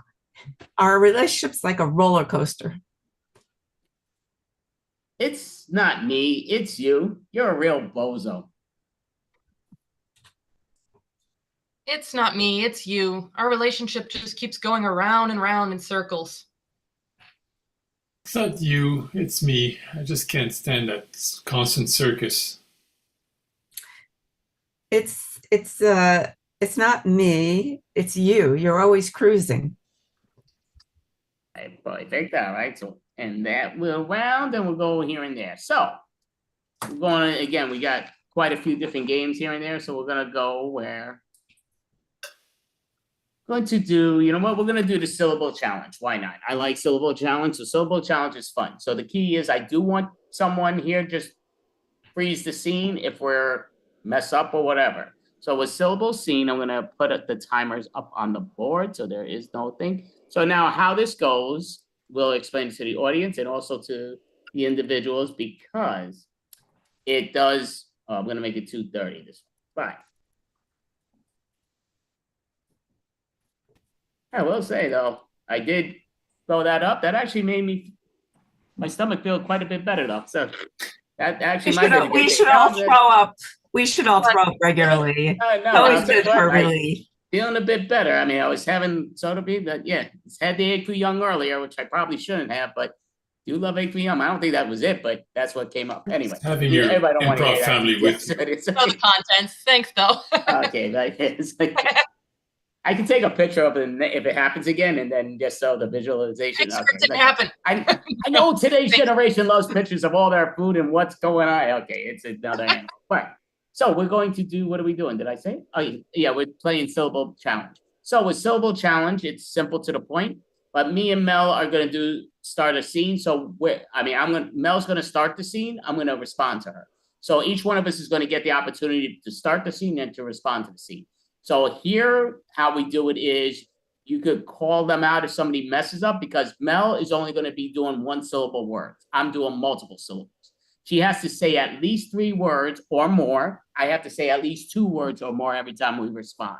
We need the scene to make sense, and too long of a pause between the individuals will stop it. So 3 seconds we'll give for the pause, and that's even your own thing. You just still got to do the 2, 3, but if you do that 1.5 seconds pause up between yourself, you're deleted, if that makes sense. So I'm just grabbing here what the suggestion is on this thing. So here we go, put it here, got them all in here. I thought I took most of them. Okay, greenhouse is our suggestion. Greenhouse is our suggestion. So, move too much? Yep, and oh yeah, when you're ready, Mel, the timer will begin. Look at all these nice plants. Beautiful. Spectacular. This one makes me sneeze. Gesundheit. Many blessings. That's fine. Worth it. Perfect. Spectacular visualization over. There. Yes, I think so too. We should make our house look like this. Perfect. Thinking harder. Super thinking. Deciding whatever. Which plants to take, yes. Not the one that makes me sneeze. For sure, not that one. Sneezing. Really disgusting. Saliva all over. It's just some snot. All over is 2 words. all is one word. I thought I could put it 1 or 2, but okay, so that's me taking out. I thought you could, can't you? I'm actually going to check that because he's going to lose points. He always All loses. right, you're spell checking this? We'll wait. I'm Wait, going you to spell check it. Yeah, when I get called out. But so we're going to do it again. But now Norm's going to start with the one syllable, and he has to do at least 3 words every time he speaks. At least Mel has to respond with at least 2, but all hers are multiple syllables, so at least 2 or more syllables and 2 words every time. They need for it to make sense. And what was my word? I'm going to check it up as well. All over. All over. I think I'm wrong, but going challenge. I took the challenge. I got to check it over. So, yep. Your 2 suggestions is we're going to just hit this thing right here. It's underground. Underground is your suggestion when you are ready, Norm. Let's go and dig. Exploring creepy tunnels together. All right. I'm not real scared. Afraid? Never. Adventures necessary. Why do you say that? Variety necessary toward fulfillment. Soil and dirt are bad. Digging tunnels entertaining. Lots of bugs in there. Glowworms, night crawlers, many insects. Worms, ants, bad. Inaccurate value judgment. Insects necessary toward ecosystem. Right. Eat one. Unsuitable toward consumption. Looks like food. Apparently appetizing yourself. Lots of fat.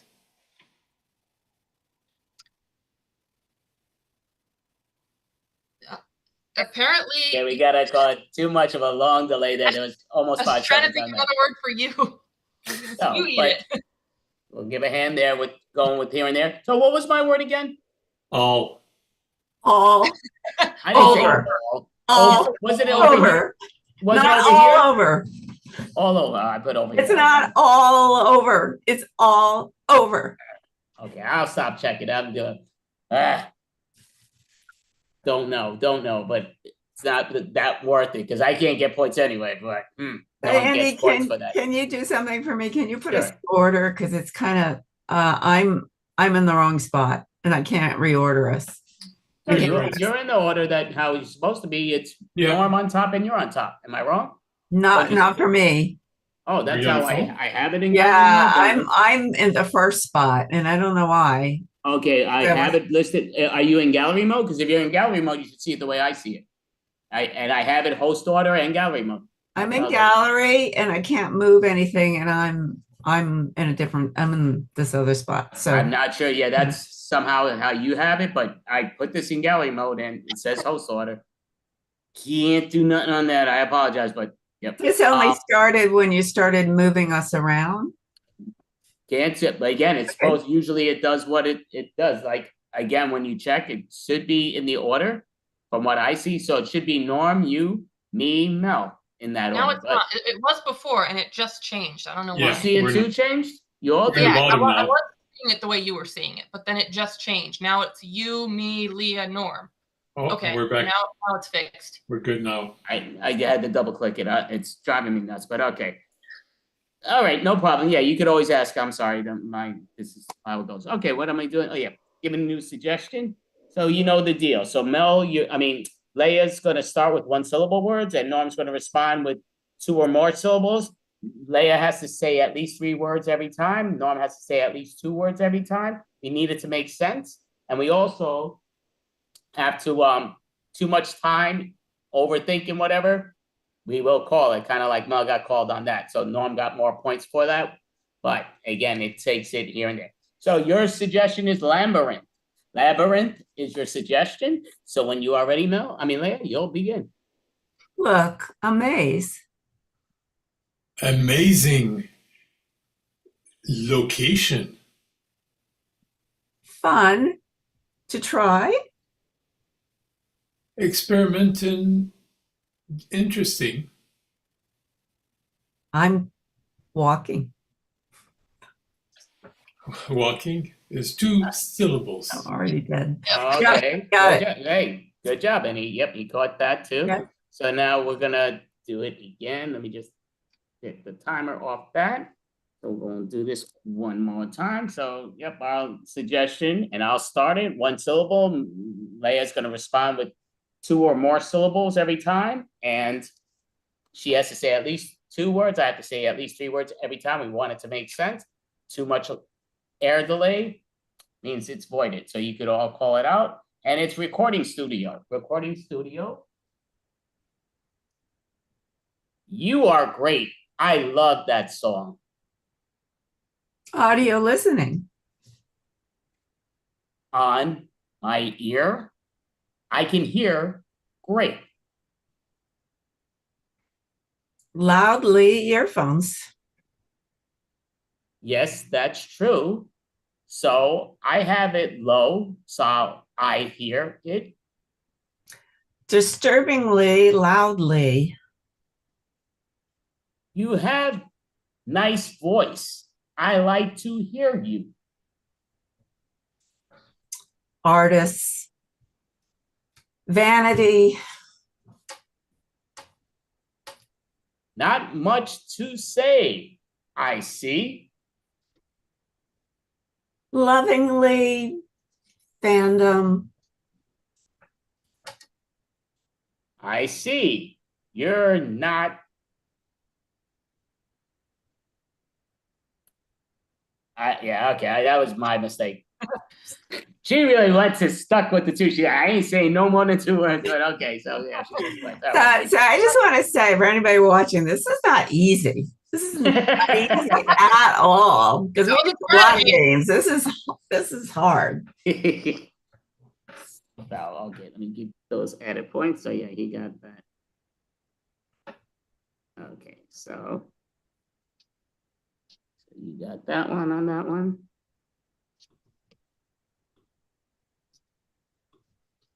Okay, so I got all your points on that. All righty, so what are we doing now? All right, so what we're doing, I can scribble out my games because I'm going to keep on looking over those games that we did. Did we do that? No, we didn't do that. We didn't do that. We didn't do that. We didn't do that. Okay, so we're going to do movie replay. So we're going to do this, not really movie replay, but we're going to do movie sort of replay. Yeah, so I'm saying it now. I wrote it down. Oh, here we go. Did I write that down? No. Here it goes. All right. So, because there's going to be ways that we're doing this in different manners, but it goes down to, we're going to do it as a solo thing in the beginning, and then we're going to have it where it's going to be 2 for 2. So you're going to get 2 chances. So, and we're going to choose the card set, who gets to choose it. So one gets the bonus to work with me, you lucky people. No, I'm just kidding. But one gets to work with me when one works with the other person. They're all in their solo individuality. And again, it's improv. They say it doesn't matter who wins, kind of like whose line is it anyway. But to me, it's because, the loser's the one that created that, right? No, just kidding. But even though it doesn't matter, it matters. Wink, wink. But just joking. So anyway, so we're talking, so we're going to do the movie first, which is movie replay. So we're going to do movie replay, and then we're going to go do the other thing. The one, that we made up the title. So I'm going to say, actually, you know what? We're not movie replay. I keep saying movie replay. I'm going to do I'm changing a title. So we're doing whatever the title's based on. We're not redoing the movie that, even if we know what the title's based on, we're going to go to what the title's based on and try to do a scene. So I'm going to put I'm sorry? So it's movie play. Movie play, there you go. You're creating your own movie from what the title only says. So I'm bringing down the timer because we ain't doing no 2-minute movies. But we are going to do, even though we've done that before, but not for this. So this is movie replay. So I am playing the movie Geese. Movie Geese, and I will begin. Oh my goodness, mama. Yeah, the goose over there, she ain't laying no eggs. Well, you know what you got to do. You need to grab its eggs.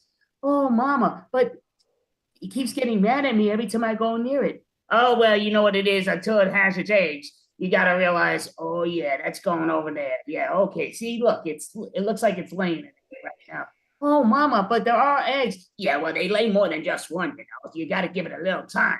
Oh, mama, that's great. Oh, my goodness. Oh, the pizzazz and all. Oh, it's so beautiful. I want it to look just. Don't worry about it. Just give it some time. But you can milk the cow for me. Milk the cow. Oh, mama, I'll milk the cow, but I don't like touching its, its little things down there because, it's kind of icky. It's kind of an animal. Oh, it's its breast. You're pouring out the milk. It's not its penis for crying out loud. Oh, mama, yeah, I understand that, but it's still weird. I don't want to touch it down there. Ah, it's okay. And we'll call scene. All right, so it was basically the movie Grease that I changed to the name Geese. But so Mel's now going to do a movie that is going to be a different talker. And the movie she's going to play is Fatal Distraction. Fatal Distraction. When you are ready. Fatal Distraction. Okay, I'm late for work. I gotta get my bag, everything here. Okay. Oh, they're texting me. That's fine. I can text and drive at the same time. No harm. I will be there in 3 minutes. Whoa! Whoa. I'm dead? I'm dead. That can't be. I'm an expert multitasker. I've never had a car accident in my life. I can't be dead. Whoa. That is correct. You are dead. But you have some unfinished business, so I'm going to send you back. Wait a minute. No, I don't want to go to that meeting. I really didn't want to go to that meeting anyway. It's not the meeting. What do you mean? You'll see. She's alive. She's alive. We got her. She's back. We got a pulse. Where am I? Well, you are very lucky. You just came back from the dead. It said I had some unfinished business. That's what they all say. I gotta go. I gotta get to my meeting.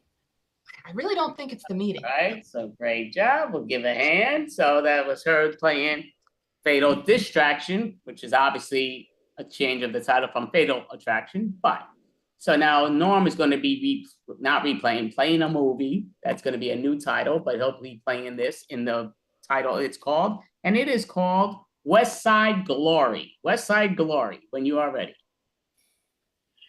Oh, geez, I'm stuck here on the east side. Wow. Over there, over the tracks out there, it looks a lot nicer. But they put up that big wall. I'm gonna get over it. Oh my God. Sorry, why are you poking at me with that? You want me to stay over here? That's not fair. There's nothing here, nothing's growing here. You look at all those vegetables and fruit and everywhere. I'm the wrong side of Eden. Adam and Eve, you should be nicer than that. Let me over. Oh, okay. All right, you can go. I won't try. All right, I'm going to dig underneath. Glory. Yes, I made it over. Oh, you think you can attack me? You're just wearing a fig leaf. And it just fell. There. Okay, so he was doing West Side Glory, obviously from the movie West Side Story, the play also. But so, sure it wasn't a shocker. But now Leia is going to be doing the movie of Men with Perks. Men with Perks. And you are ready? You may begin. Men with Perks.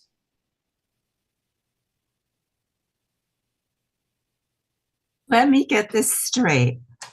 You have a date with a man who has extra parts to him? That's absolutely right. I'm so excited. I can't wait to meet this wonderful man who's going to add a new dimension to my life. I think that's him over there. Well, hi. Nice to meet you. Your friend just ran out the door just like that. Did I scare her? I mean, just because I have that extra part that I told you about. No, it's all wonderful. Sit down. Let's share a drink. Yes, I can see you're six-fingered man, a man with perks. It's always exciting to me what you could do with that extra finger.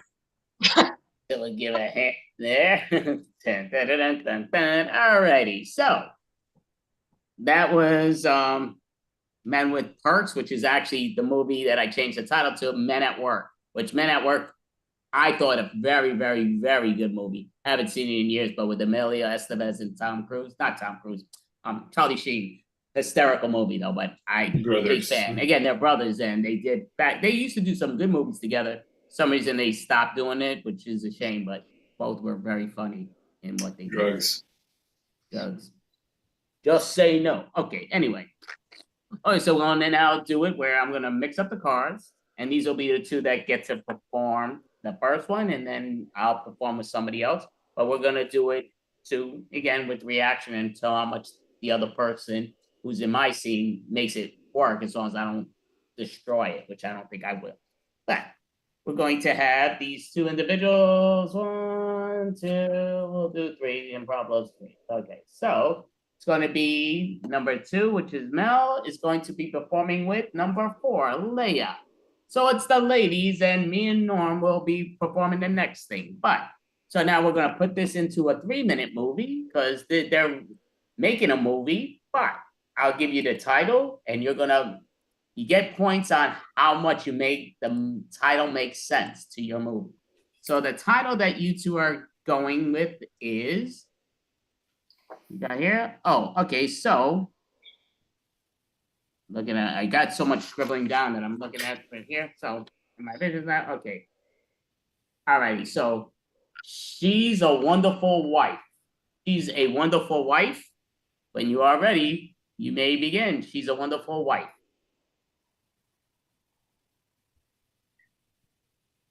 You've always been the absolute perfect wife.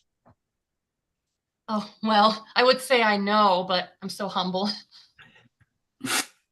I'm not the least bit jealous of you, my little sister. Well, I mean, I've got my life together. I've got a great family. I've got a nice house, but you'll get there too. I mean, I got there before you, and I'm younger, but you're younger, and you got there with my my ex-fiance. But who's remembering those silly little things? Well, sometimes things don't work out between some people, and sometimes they do work out between other people. It's just life. I'm really angry at you. You're the perfect wife. Well, anger is such an ugly emotion. But it's a real emotion. Well, what do you mean? My emotions are just as real. I'm just happy all the time. You're like a Stepford wife. Always. Yes. I've never heard of such a thing. I'm going to check your circuits. What? No. Yes. What do you mean circuits? I don't have circuits. I knew it.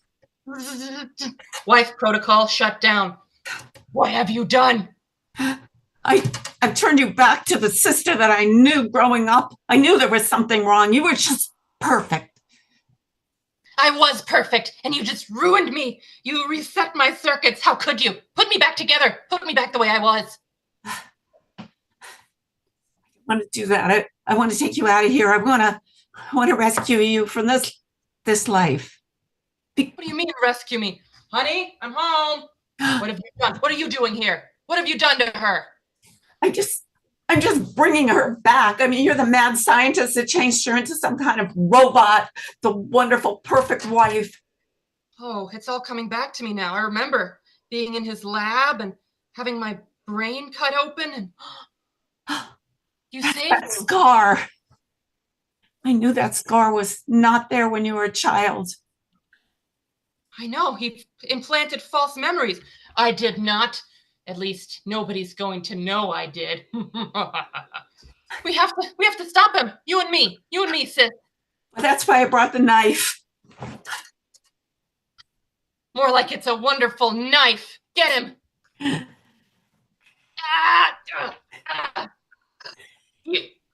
No. No. Oh, I guess we're gonna have to clean up now. Do you know how to hide a body? So you get your points on there with how the title was going to what they did, but move spotlight, give a hand. And the movie they were doing obviously from She's a Wonderful Wife is It's a Wonderful Life, obviously. But so now me and Norm are going to be doing a new movie, change of a title, but our goal is to make it what the title is. And there we go. So the title that me and Norm are doing is Nightmare Before Marriage. Nightmare Before Marriage.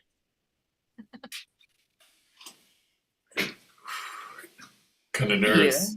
Go ahead, dear. I'm kind of nervous. Well, there's nothing to be so nervous about. You know, you're planning to marry my daughter. Yeah, but I know we just have the jitters. I hear it's normal.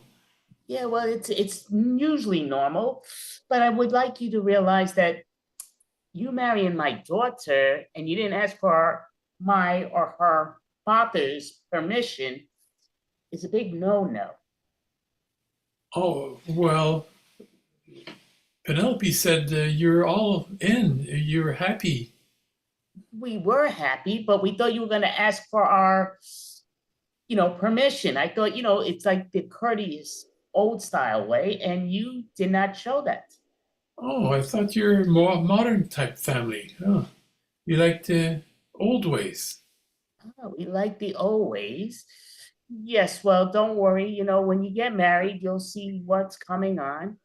So now we're cutting to after the wedding. And basically right now, he is just in a cardboard box and his head's stuck inside a cardboard box that can't be opened. Oh my goodness. What's this gonna do for me? I don't get this.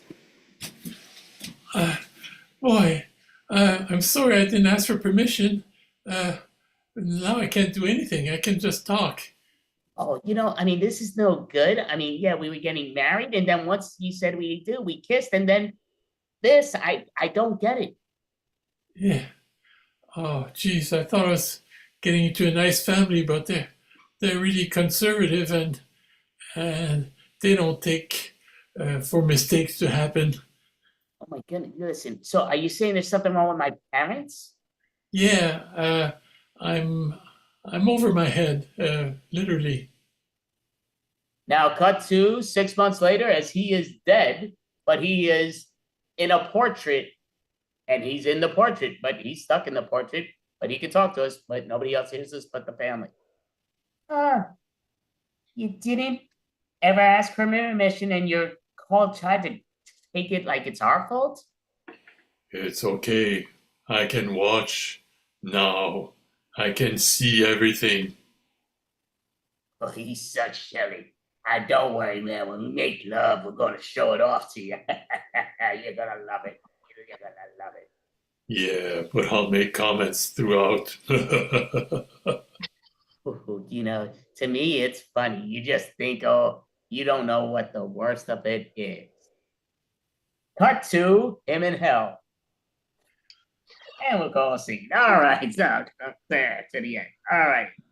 So, and obviously, I don't know if I should ever say obviously. I say obviously a lot, but okay, what am I doing? Nope, I'm not trying to do that. I'm hitting the wrong buttons again. Trying to just stop the spotlight. Gotcha. Okay. Take me out of the picture. So great job. So the movie we just played was Nightmare Before Marriage. Is obviously Nightmare Before Christmas, but no harm, no foul. So gonna put that out of my way so it's not all my way. So yep, we got the points here and there. So right now, just to give it going into with the next rounds and all, at this point, we're looking at the scores. So should I say the scores or should I wait to the end? Your choices. Oh, just save it for the end, man. Yeah. Save it for the end. Because Sounds like a points plan. get Okay. tripled at the end, don't they? Sometimes yes, sometimes no. But again, we'll see what's what. But okay, so now we're gonna play a fun game, and we're gonna do the dating game. So with the dating game, we're gonna do this a little differently because of the numbers and what's what. So I'm gonna have it because I can't be the one guessing, obviously. But you three are one of you is gonna have to be the guesser. So I'm gonna be playing the host and also the contestant. So just taking out my number, which is 1. So whoever this is going to be the guesser. Now the way we get points here is, say right now if Mel's trying to guess. If she guesses Leia and Mel both get points. If she guesses Norm, both Norm and Mel get points. If she guesses me, she gets points because I can't lose or gain any points. Now for the people she doesn't get, she'll lose points, and so will the other person. So your goal is and again, I don't know who you know and who you don't know, but I got the suggestions here, and there's like 100 suggestions with these names. Yeah, they all look like we played them 100 times, but that's just me probably because I'm the one that writes it down. So it's probably, I don't know what's been and what's not, but okay, that's my part. So just tell me when to stop, and this card will be the one that's going to be the guesser. Okay, so number 4, Leia is going to guess. Dun, dun, dun.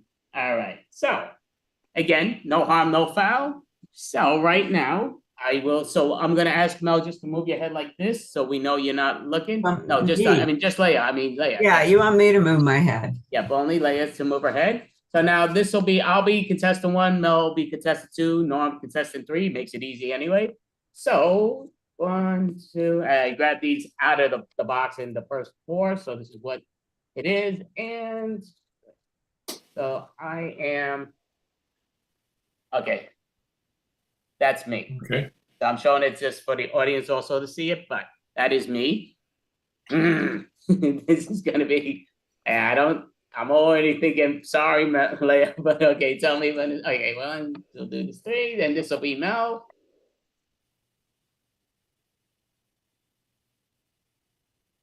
Okay, so just remember, you can't mention the character at all, any parts.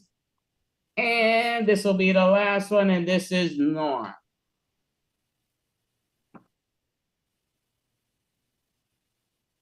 Alrighty, so we're hoping she knows who these people are. Now you can look, well, we don't know. She may know them greatly. And again, we also have to do a great job with that, but we might do an amazing job. I won't, but we don't know if she knows or she doesn't know. But the bottom line is, it's all good. So we're 3 contestants. We're behind the curtain. So welcome, oh my goodness, welcome. We have a contestant here. So can you please introduce yourself so the audience knows, and so do the people behind the curtain, who you are? I'm Sandra, and I have been looking for the date of my dreams. So I'm so excited to be on this show today. Well, that sounds great, Sandra. And also, what is your first question you would like to ask? And I'll re-ask the question to the contestants. Well, I would like to know where we would go on our first date. All right, contestant 1, where would you go on your first date if you were lucky enough to go out with Sandra? Well, to me, that's pretty easy and set up, because to me, we would go on a picnic, because that's where you get a good chill. Oh, contestant 1, same question. Where would you take Sandra if she's to go with you on your first date? I prefer dinner so we can have some intellectually stimulating conversation. I quickly bore people who can't give me stimulating conversation. And if not, we can just enjoy a bottle of Chianti. Interesting. And contestant 3, same question. Where would you take Sandra if she says you could take her on a first date? Well, I don't really know you, so I go go with you to see my parents. Back to the Future. Okay, interesting. So now, Sandra, what would be your next question you'd like to ask the people behind the curtain? I would just like to know, because I love music. I would like to know what your favorite song music is.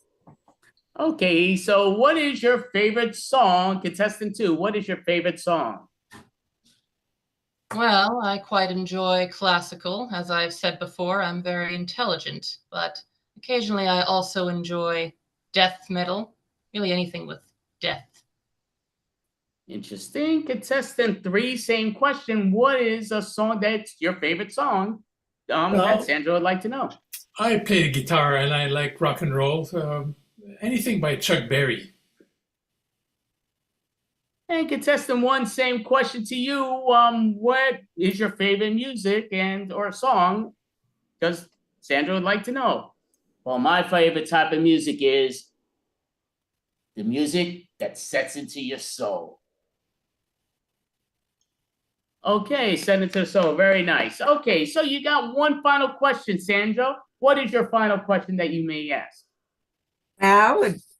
I'm hoping for a future with somebody. So I just want to see where you will think you will be or where you are planning to be 5 years from now. Okay, contestant 3, where do you think you will be 5 years from the moment we're talking right now? I don't know. For a date, we go back to the future. I guess I come back to the present is what I do. So yeah, 5 years from now. Okay, contestant 1, same question. Sandra wants to know, 5 years from today, where would you be? Well, I would be wherever all the dead bodies are and where all the dead crimes are needed, because that is my style. And contestant 2, same question to you. Final question. Sandra wants to know, 5 years from today, where will you be? Well, nobody knows where I'll be, but I will be free. Nobody can keep me contained. They tried to restrain me and I escaped, and I'll always escape again. Perfect. All right. So between contestant 1, 2, and 3, we don't want to hear the name. We want to know just the number. Do you want to go with 1, 2, or 3, and just pick the one that you think you know most of to be your date, just because you get more points that way? But do you want contestant 1, 2, or 3? Well, I just always wanted a really smart man. I mean, book learned and everything. So I'm taking contestant number 2. Contestant number 2. Okay, perfect. So now who do you think you turned down in contestant number 1? I'm not so sure. I'm the Grim Reaper. What the fuck? No. So we're going to give you another choice. I'm hoping you never saw this, but I still don't. I didn't think you were going to get it, but I didn't think you're that far off. But we're going to give you one more guess. Go for it. Johnny Cash would be my next guess with these sunglasses and everything. Yeah, well, that's a better one than the first one, but it's Horatio Caine from CSI Miami. Oh, yeah, but I understand. Yeah, no, what you were saying. Yeah. So now, who do you think you turned down in contestant number 3? Well, I think that was the sweet young man, Marty. I'm so sorry. It's just not going to work out. I can't stand that hard rock. I'm too young, am I? Yeah, that too. Perfect. And contestant, who do you think you chose in contestant number 2? Well, I think I chose the perfect man. I chose Hannibal Lecter because he's just so smart. He can outsmart anybody. Perfect. All right. So give a hand. So yes, great job over there. So you have to putting on your points. That definitely.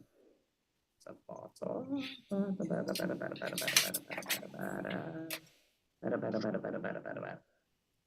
don't know why I'm saying batter like baseball, but I am batter up. batter up. So right now we are gonna do. We just did that. Let me scribble that out. Let me just see what the timer is saying. Okay. So because we're gonna have a little time. We did that one. Okay. So how it goes is we're going to have it where I'm giving a movie. I'm giving a description to someone here. Now, the description is they're going to have to do a movie. And then I'm going to have the other two explain what in their eyes they saw. So I'm just going to, they're going to explain what they saw. And then to what I think made the most sense, I'm going to give it to them. What, at least to what's closer. So again, if you see somebody getting murdered or whatever, blah, blah, blah, murder mystery, if you're saying the exactly same thing that the other person said, obviously the other person's getting it. Even if you're wrong, you're both wrong, and you're just, you don't want to say the exact same thing because they're doing a brand new scene where we can't hear enemy talking. So they're doing it in silence. So you're all going to get the chance to guess. You're all going to get the chance to do it in silence. So I'm going to just, so basically, I'm going to just hit with this in here. So Mel is we're going to put Mel in the spotlight. Oh, actually, before we put Mel in the spotlight, I'm just going to ask Norm and Leia, just look to the side like this for a moment. Perfect. And wrong thing. I'm getting all the wrong things. Okay. So don't want that. Taking it too much. Okay, there you go. This is whatever this makes you think of. You see that, right? Okay, that's your suggestion. Again, it doesn't have to be anything with that, but you're going to now perform a scene. I'm going to put you in the spotlight. And they're going to have to... I'm sorry? Now you can look. Yeah, so you both can look now. Okay. And the whole thing is that she's going to be playing a movie. Then afterwards, I'm going to ask you what movie... I mean, she's going to replay a scene. There's no movie to this. She's playing a scene. And then I'm going to have you describe... She's going to create her own scene. Then Norm's going to go first, and he's going to describe what he saw. Then Leia will describe what she saw, and the closest in my mind to what she, with the suggestion, fits. So when you're ready, Mel, you may begin.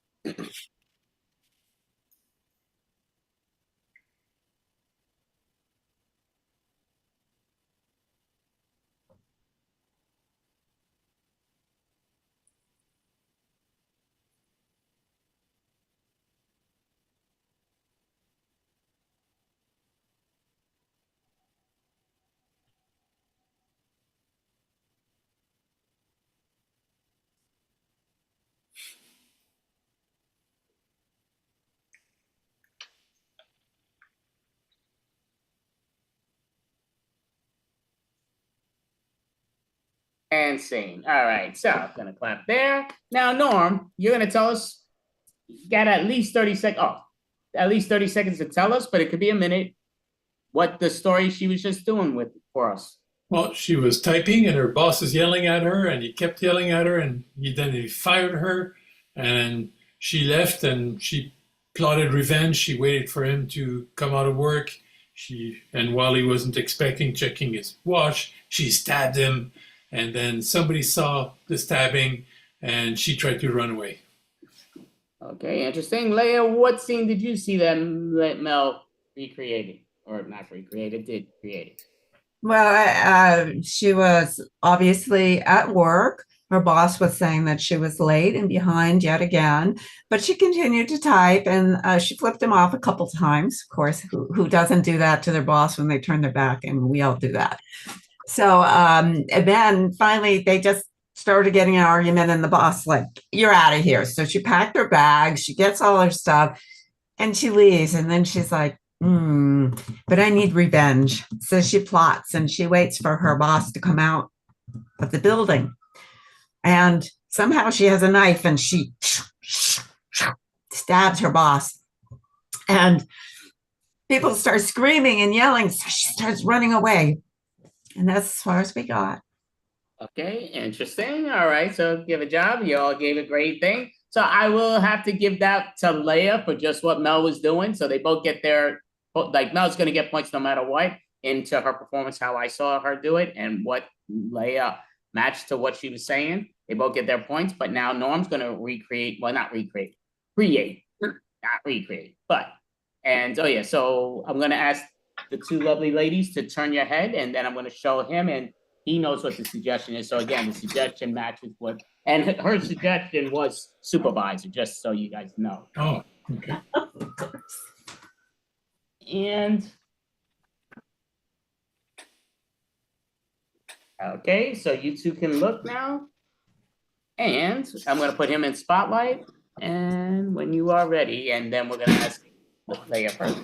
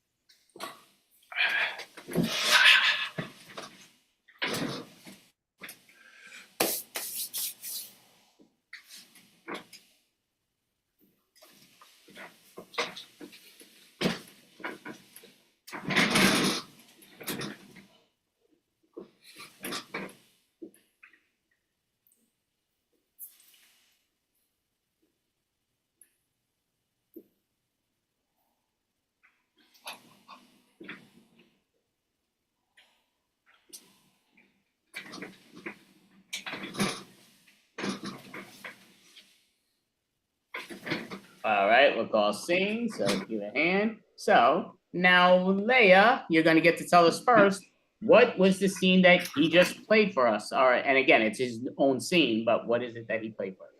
I saw a hairdresser. I saw somebody getting a haircut. They really, really objected to what they got. So basically, they attacked the hairdresser, cut off their head, and tried to clean up the mess, and pocketed all the money they could find. All around the hairdresser's place, they were cleaning and finding money. Okay, interesting. Mel, what did you see that Norm was playing for us? So this guy goes to get a haircut, and then the barber turns him around and shows him the mirror so he can look at the back of the hair and everything. And the client is horrified. He hates the haircut, and he hates it so much that he grabs the barber's scissors, stabs him with it. And not only that, he wasn't done there. He just shoves him back down in the chair that he was sitting on, takes his hair and cuts it off just for good measure. And then he cuts off the guy's head and grabs it by what little hair is left, tosses that aside. And then he, just for good measure, robs the place while he's at it, takes the money out of the cash register. He's about to leave, but then he realizes he forgot to clean up the evidence. So he wipes down the mirror, wipes the counter, gets all the blood away. And then he just casually walks down the street and pretends like he's innocent. That's a great job for everybody's description and Norm doing his thing. So Norm obviously gets his points because he's performing to what he was doing. So the suggestion was hairstylist, just for the record. I like both their rationalizing, but I'm gonna have to give it to Mel for more of what, without the wording, and for the explanation on that. We're gonna do it one more time. So now Leia's going to perform. So I'm gonna ask you to look away for the moment, and then so she knows what her suggestion is, and then. Oh, you know what? Yeah, we can get it. You know what? We're gonna do this. Interesting.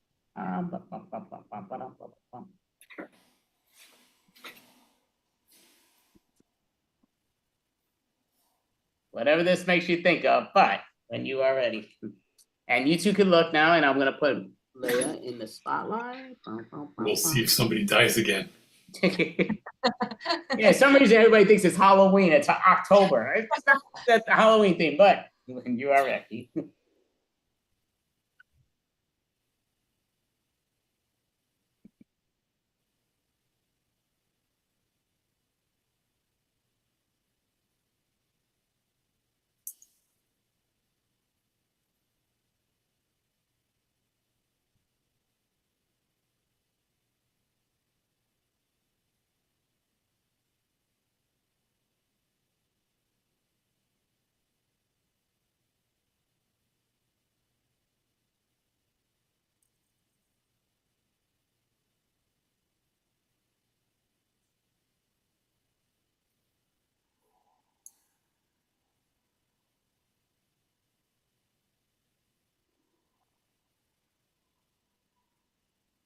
done. I didn't kill anybody. Oh, well, we don't want to hear you talking, and you're still supposed to go. I'm stopping the timer. None of you're still going until I finish it, but yeah.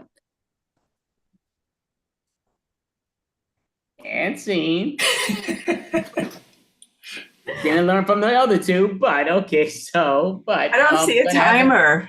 Is there supposed to be a timer up, Andy? Yeah, the timer's on me, but I'm calling it. I called it for both them. I'm calling it all the same for you guys. It's all the same. So just start killing people. That's all. And again, you don't want to run away. Again, we don't want to. No reason to give hints. That's the point of charades. No one hints, and that obviously minus points on that, even though she had to perform, but it does minus it. But Mel, tell us what you saw, please. So there's this penguin waddling happily along in Antarctica, and then all of a sudden, this poacher, Elmer Fudd type, comes along with a shotgun and tries to hunt it. He wants to hunt a penguin just to say he's got a penguin, just for like bragging rights or whatever. So this penguin tries to waddle away. Luckily, this guy was a really bad shot, so the penguin waddles away, and the guy chases him, gets another shot in, but the penguin tried to fly, and he shoots at it while the penguin's in the air, but the penguin didn't get very far. But luckily, this guy again was a very bad shot, so the penguin survived. And this time, the penguin dives underwater and swims away. And this poacher's really mad he didn't get his penguin. He tries to break the ice with his shotgun, but the penguin gets away and hops back on the ice and waddles away to another day. All right, cool. And Norm, what did you see for what Leia played out? Well, penguins don't fly, so it was a duck hunt. He made the duck sound, and he waited for the ducks, and he started shooting, and he got some ducks, and he sent the dog after it. And they got the dog, the little ducks out of the water, and then she said, "I'm done. I don't want to kill more ducks. Poor things." So all right, okay, continue. I thought you were done, but go ahead. So nobody died, but a duck did. Rest in peace, Daffy. Isn't a duck?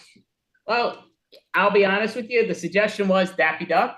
So there you go. Obviously, he got that right to the point. Yeah. So nothing wrong with that. So that helps Leia with her mess up with certain things. But again, and just all the mess up is the wording and what's being said. We do these in practices, so it happens. But things that make you go, it's all great. So we're going right now to the next round and looking at what we're going to do next. I looked at that. We did that. That's what you just did. So we are. Okay. So yeah. So we're going to do a combination. So I'm going to put the timer up again, and we're going to have it where obviously.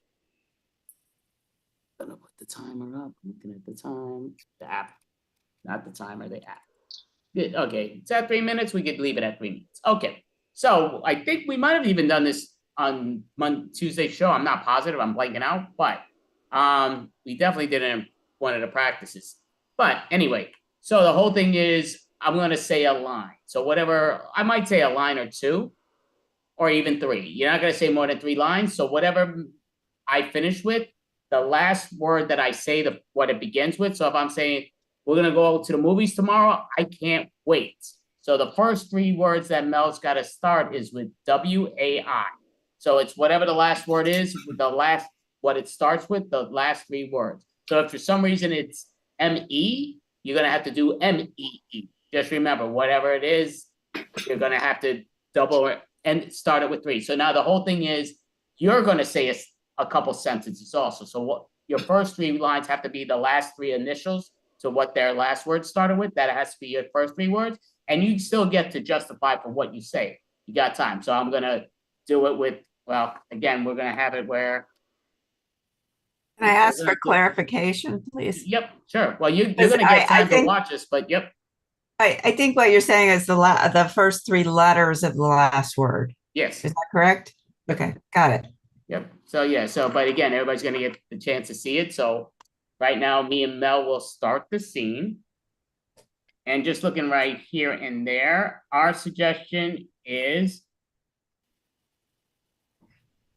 wow, jungle. Jungle is our suggestion. So I'm going to start with, and Mel's going to respond. But again, whenever I finish my sentence, it's going to be between 1, 2, and 3 sentences. But your whatever her last line is, last word, I have to do 3 to start and back and forth. So, yep. It really is dark tonight, but that moon is so beautiful. I'm having my time of my life being with you. You only understand me. Only you. Nobody understands me like you do. Who else would come out to the jungle with me like this? That has issues that I love. I love having these issues with you because I'll be honest, you're the lady of my dreams. Do really everything work out like this before? I mean, nothing's ever worked out for me before. Basically, enforcing facts. And I love that you're not a liar. You just like to tell facts. And that's what I love about you. That's why you're so great. And people can't handle the truth. Totally. Right. Understood that nobody else can handle me except you. That's why you're my soulmate. Maybe arts, theater, we could go have the time of our life and have dinner there because we can enjoy it. And whatever you want, we can watch and enjoy.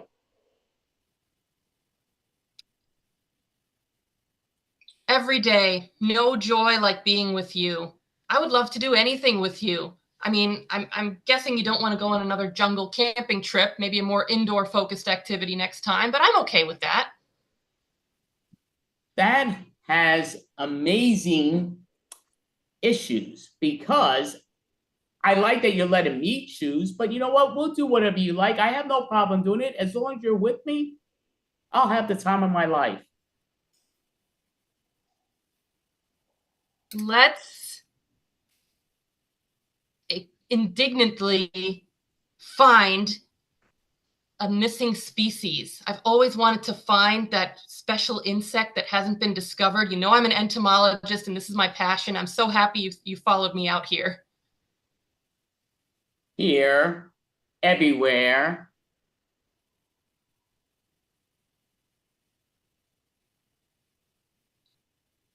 Really? My mind sometimes just blanks out, which it just did, but at least it's in my head. You know, when I'm with you, I just forget where I'm at. I love you with all my heart. You are the best. Baby, every so often, I forget where I'm at too. I'm guessing you're glad you're forgetting where you're at since you are in a jungle with a bunch of insects, but you were nice enough to come out here with me. Maybe everyone will go to the theater and we'll pay for everybody's dinner and just have the time of our life. We'll go see. All right, so put that to the side. Dun, dun, dun. So now you know what the deal is, right? Do you have any questions, Dawn? Yeah, your name's Dawn. Do you have any questions? No, I don't. Okay, that's No, it. his name's Nelson. Oh, did I say Nelson? Really? No, you said Norm. Okay. I was waiting for Nelson. That throw me under the bus here. No, yeah, okay. So we're doing a new suggestion. So Mel's going to start. Norm knows the deal. The last word, the 3 words, whether it's 1, 2, he's going to have to double or triple if it's only a 1-letter word, or 2 or 3. So your whole thing is we're going to say sand. Sand is your suggestion. Whatever sand makes you think of, but you may begin. I've done it. I've crafted the perfect sand castle. Special already. Now I'm ready to copy your creation. I'm gonna try to make an even bigger one than you did. Do I detect some jealousy there? Because I'm the king of this beach with my sandcastle. You can't build a better sandcastle than mine.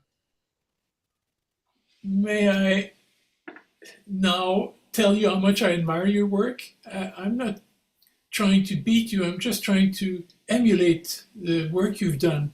You're my hero. Hey, everyone really loves my work, but I don't get tired of hearing it. That's great to hear. I'm glad you admitted it. I terribly too bad with my fingers. I mess up all these creations before, so that's why I'm trying to copy your work, because I mess up. I mess up all the time. That is my domain. Of course, everybody else is going to mess up. I'm the best at it. People should just stop trying to be as good as me. That's all. All right. Loving life should be enough. I don't have to be a king of castle, or I should just enjoy life and be in the moment.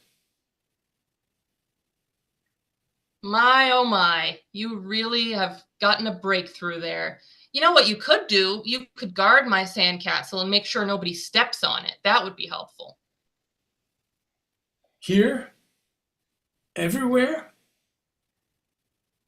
Let me put a chair, and I'll have a weapon, and I'll try to stay awake and guard your castle like no one has ever done before.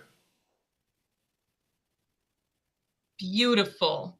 Everyone finds my castle to be the best, so I could see why someone might want to destroy it.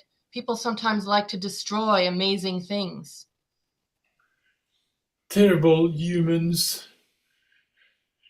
I don't abide by that. I think there should be more niceness in the world.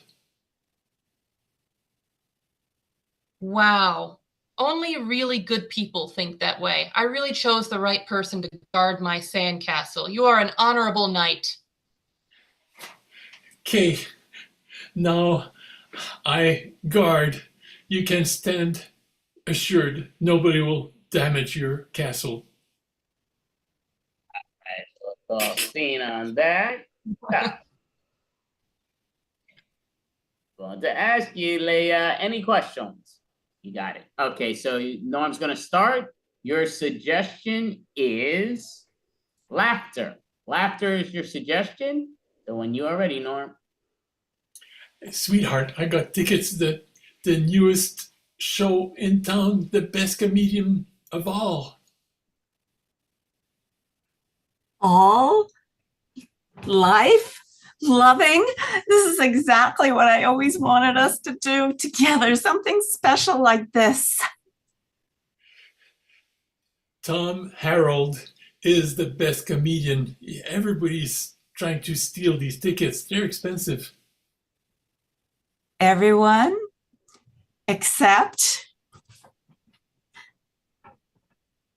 perhaps not the neighbors. Not No. this time. I didn't hear the last word. Neighbors.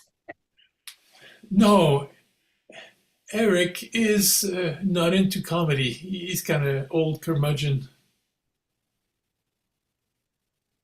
Can't really understand why somebody wouldn't love to go and see a comedy show.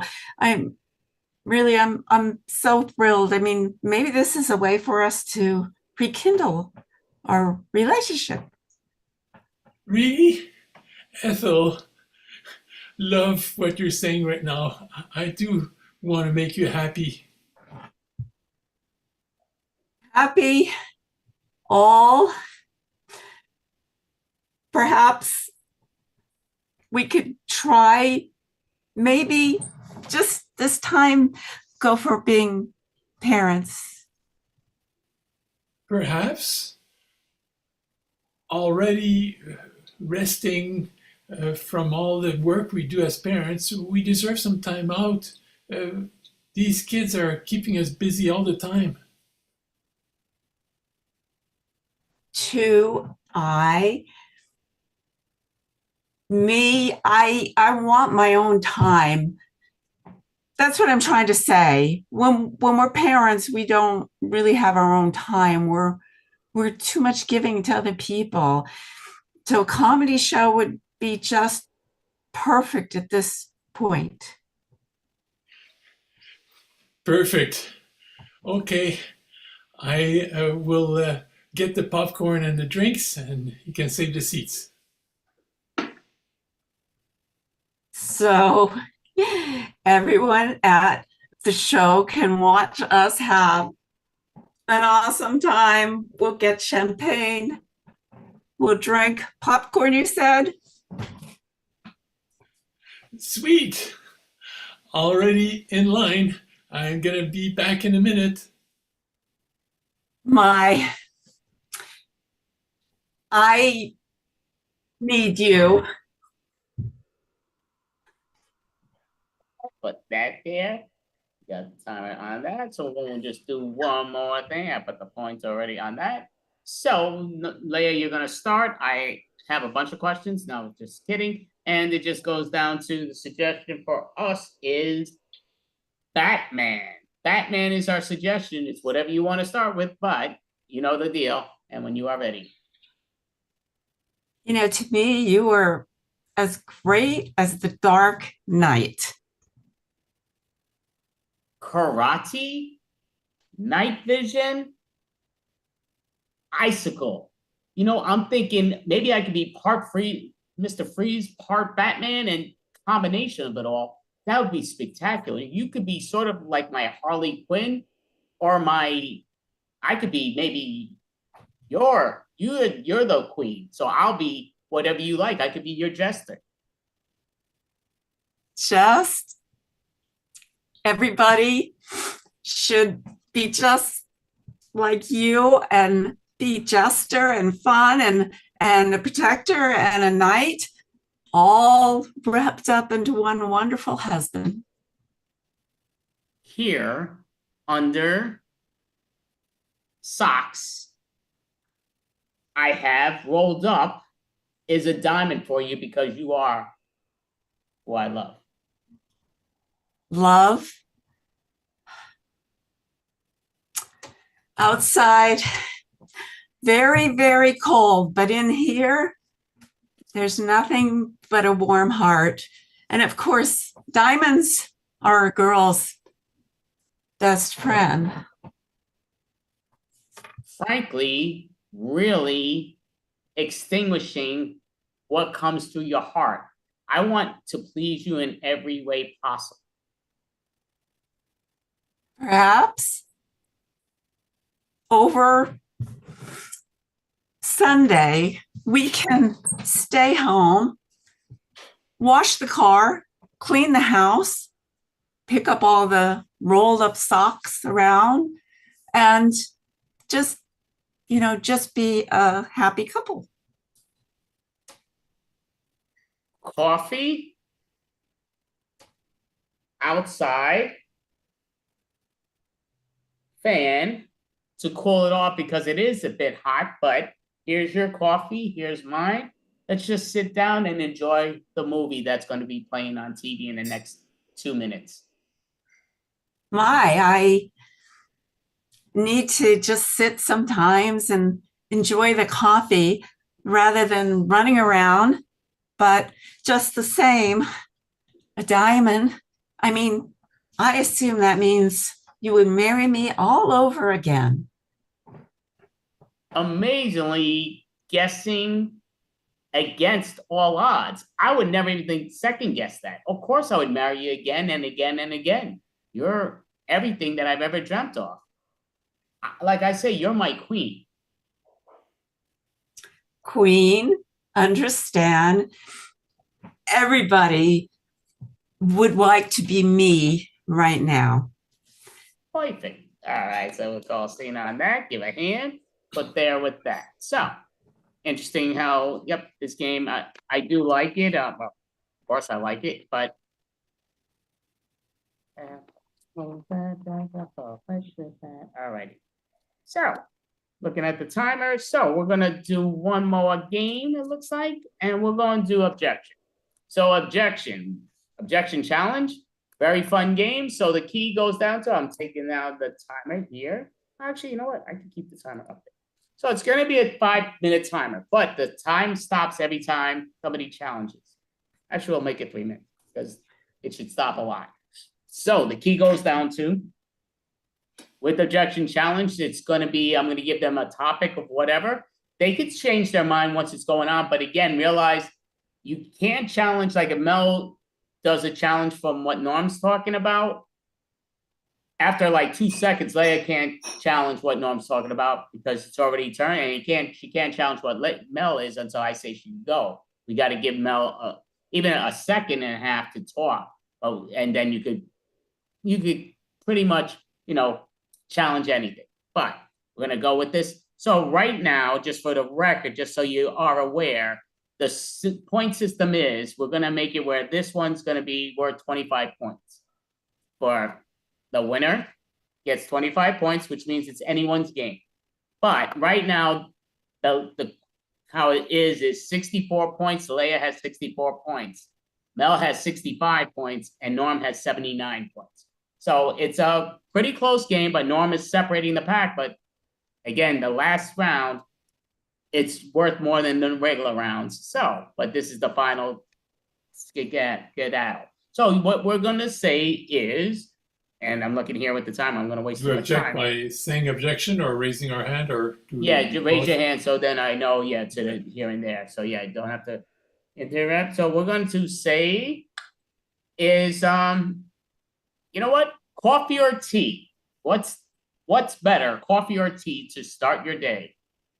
Whoever wants to start, raise your hand and you may begin. Okay, go ahead, Mel. You're a little quicker. Go for it. Coffee is much more energizing than tea. Tea is relaxing, which is nice at night. But in the morning, you want to get kick-started. You want that caffeine boost. You want to really... Okay, Norm, go ahead. Coffee is energizing because it's bad for your heart. It overcharges it, and you're going to be jittery all the time. It's better to have...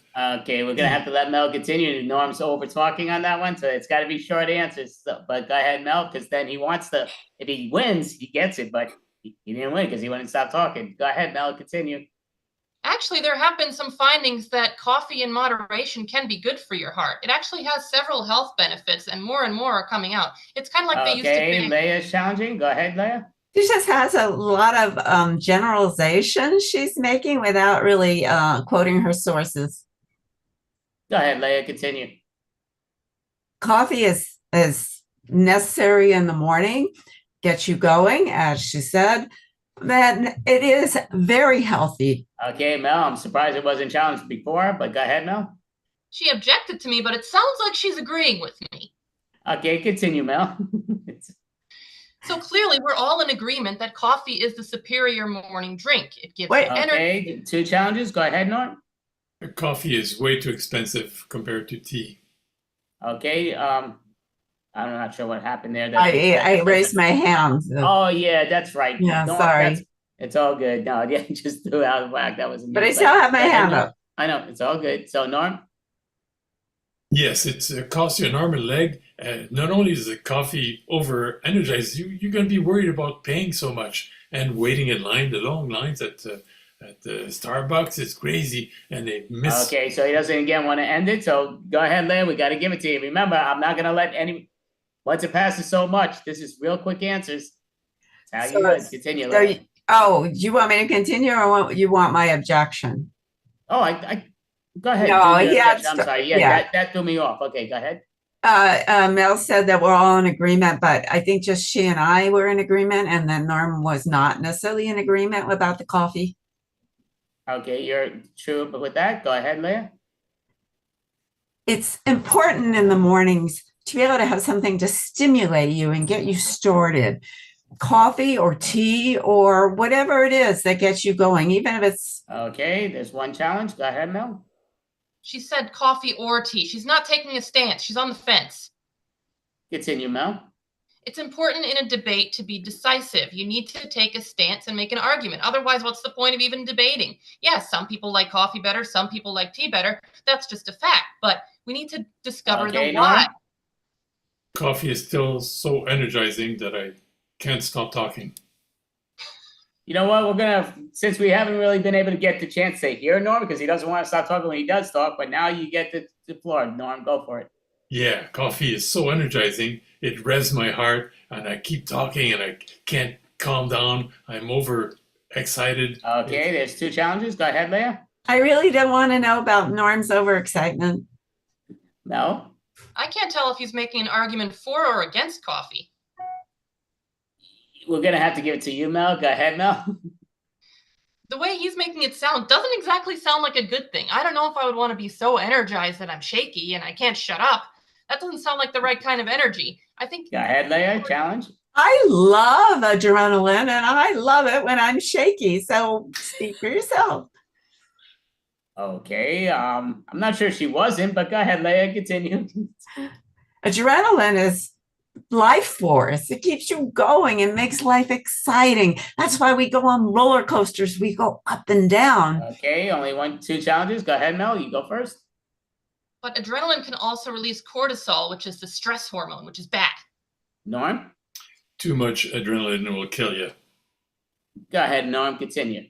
Yes. Give Norm a hand, too, for being the short answer that time. Yes, really short. Go for it, Norm. My coffee has finally worn off, so I can give shorter answers. And okay, Leia, go ahead.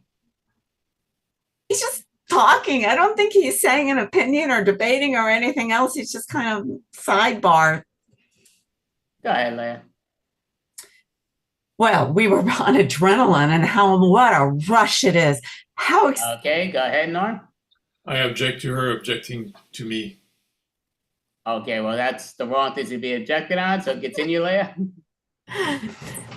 Doesn't everybody love a roller coaster ride? And Okay, knew that had to be a double challenge. Go ahead, Norm. I object to Andy objecting to me, objecting to Leia. Mel? Some people definitely do not enjoy a roller coaster ride. Continue, Mel. Some people are afraid of heights, some people are afraid of high speeds, and some people just plain don't like it. Roller coasters are not enjoyable for everyone. Everyone is different, so we can't generalize that way. Okay, only 1 challenge. Go ahead, Leia. I just don't like people that don't find roller coasters fun. Continue, Leia. So having adrenaline, driving a fast car, going on a roller coaster, jumping off a cliff, a bungee jump. Okay, well, I'm taking surprise. It took so long, but go ahead and 2 challenges, Mel. She's just listing things. Norm? This has nothing to do with coffee or tea. We're going to have to give it to Norm this one time, but yeah, I always give one of those, but go ahead, Norm, continue. Correct, unless you start throwing up coffee or tea. All right, 2 challenges. Go ahead, Leia. Again, this is a sidebar type thing. He's not really getting into the conversation. Mel? He started his argument with correct. Confirmation bias. Continue, Mel.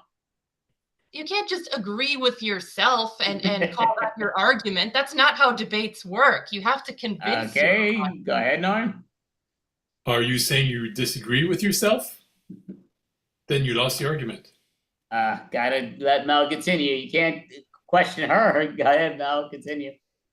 It's obvious that I agree with my argument, but I'm trying to give evidence to get other people to agree with my argument. That's how debating is done. If you just agree with yourself, then you might as well just talk to yourself. You're not having a debate. You're not convincing anybody. Okay, 2 challenges, Leia. This is a very opinionated statements that she's making, and I'm not sure they're based on any fact. Norm? Mel is just talking to herself. Gonna have to give that to Leia. Continue, Leia. When you get up here to debate, then you do it. You have a lot of adrenaline in your body running through you, whether it's from coffee or whether it's from tea. Okay, yeah, 2 slow challenges, but go ahead, Norm. She gets adrenaline just from debating. Ridiculous. Mel? This is releasing a lot of cortisol into my system, not adrenaline. It's not fun. You know what? We're gonna have to let Mel go because we don't want her to get upset. Continue, Mel. It's very upsetting when people use logical fallacies in a debate, like when they agree with themselves or when they generalize. People need to make good factual arguments. Okay, Otherwise, only 1 challenge. Go ahead, Leia. I don't think she likes people. She just keeps them down on people. Continue, Leia. Factual arguments do not create adrenaline. Therefore, they're not exciting, which is why people fall asleep at debates, at lectures, at political functions. Okay, only 1 challenge. Go ahead, Norm. Factual facts don't draw attention from people. Okay, I don't even know what the heck Norm's talking about, but I'm interested to see what the heck he's trying to say to us. Go ahead. Yes, Norm. highlights, big lines on TV and on papers. It's always outlandish things that people say. Okay, 2 challenges. Go ahead, Leia. Well, he's kind of tripping over his words. I don't think he knows what he's trying to say, but he's trying to speak while he has nothing to say. No. I think he's the only one making outlandish statements. Yeah, so it seems like we both agree with you, Leia, so continue. Outlandish statements do have their place, and sometimes they can be fun, particularly when you're doing improv. Okay, 1 challenge. Go ahead, Norm. Leia's agreeing with me about outlandish statements. Continue, Norm. Yes, so they don't look for facts, they look for sensationalism. Okay, there's 2 challenges. Go ahead, Leia. They. Who's they? Mel. Who's that mysterious they? Mel. It's not about what people look for, it's about the truth.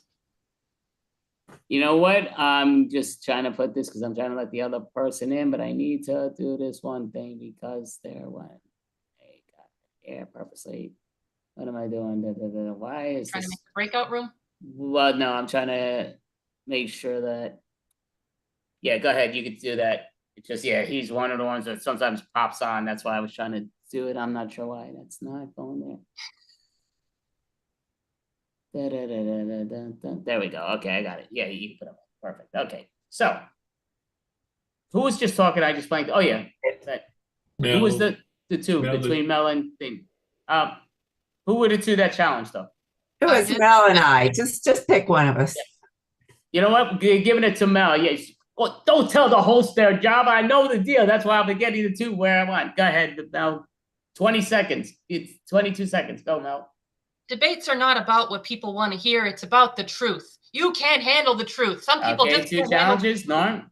You can't handle the truth. Exactly. You should not say it's about the truth and then say it's not about the truth. Leia? Debates are not about the truth. They're just debates. They're arguments. Go ahead, Leia, with 18 seconds. Well, whoever is in a debate and has the best argument is the one that wins the debate, whether they are right or wrong. Okay, Mel, challenge.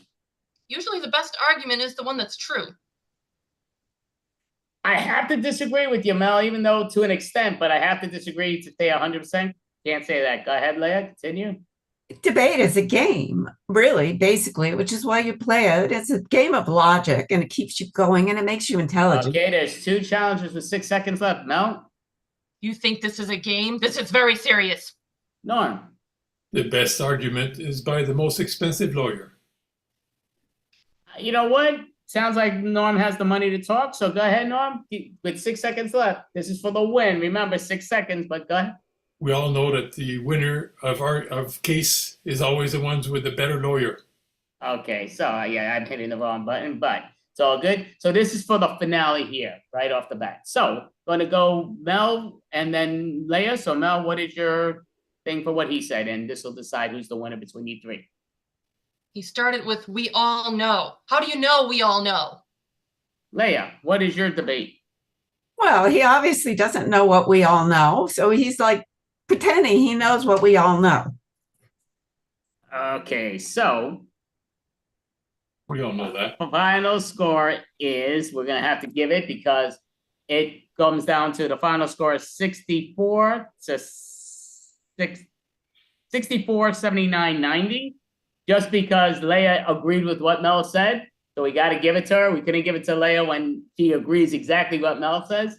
So Mel ends up winning, pulling off at the end. But so just looking here, because I had the timer still going, which I don't want. But okay, and it ends the timer. Okay, that's just started with the new timer. But yeah, just to give it up, just because that was our thing before the other people do come on, which he's actually coming here right now. But just Norm, do you have any websites that you want to let people know when you're in person or online, so people know when you? We all know my website, so no, I don't have to say anything. How do you know? Leia, what about yourself? Well, I'm here with the Unprofessionals once a month on Friday, Tuesday nights when we do the other show. High wire improv. I wire, that's it. Okay, well, thank you. Also, we are the Unprofessionals. So we had Mel Post, we had Leah Goldfarb, we had Norm. I'm Andy A. We're the Unprofessionals. Thank you, team. I hope you all have an amazing weekend. It was a lot of fun and a great one, but thank you all. Thank you. Have a great night. So have a great night. Okay, so we're going to admit him. And yeah, so Mel, would you like to introduce the duet that's next? Yes, Oh, yeah, we I have gotta hit the duo prov coming up with Barry Weisband and Don Slovan. wife it. Barry Weiss and Don Slogan. So when you guys are ready, you can hop on up.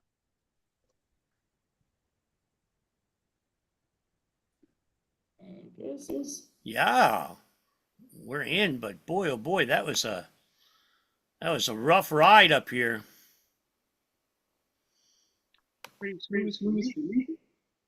Yeah, Barry, you okay? I'm great. How are you doing? Although I'm hanging in. I'm hanging in. It was like I say, it was a rough ride coming up, but I think we both arrived with our full bodies. Well, it's hard to tell because it kind of yeah, I know it's weird. Yeah. Anyway, are we ready to go? So that is Barry Weisband. My name is Don Slovan. We do multiples of things. Today, we're going to do something quite interesting. We're doing improv on a theme. We're going to use a book, but it's improv, so you'll see it. It's called "Guard Your Tongue" by a crazy guy named Chofetz Chaim, and it's it's not religious, it's not political. It's interesting situations that are food for thought. Yeah, and to prove that it's improv, we're going to say, what page is it? What page? What page? Barry. Page 52. Which is meaning that it's absolutely improv. There's no way in the world that we might have set up that it would. Yeah, we could have set that up beforehand and then now just saying it was 50. But they just have to trust us, okay? No one trusts anybody. A different page. Okay, 47. You sure now? I was sure the first time. I know you were. Okay, here we go. 47.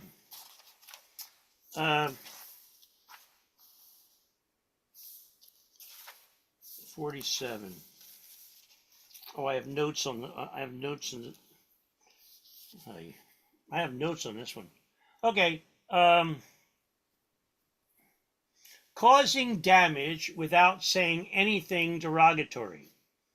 Any statement, even if it's not derogatory, that might ultimately cause financial loss or physical pain or mental anguish or any damage is gossip. So, Yehuda, Joe, James, and Sam are discussing the Roman occupation in the before BC. One guy praises the Romans for their numerous accomplishments. Another one remains silent. A third one says that the intentions were not humanitarian, and the other guys all sort of hang out in the back. Note that the one guy was not warned to keep the conversation a secret, and he did not intend to cause the other guy any harm, but just by repeating the conversation, not even using the words, he had offended the other guy. Yeah? Okay. Wow. Words and room for thought. Be sure. You learned that from Andy.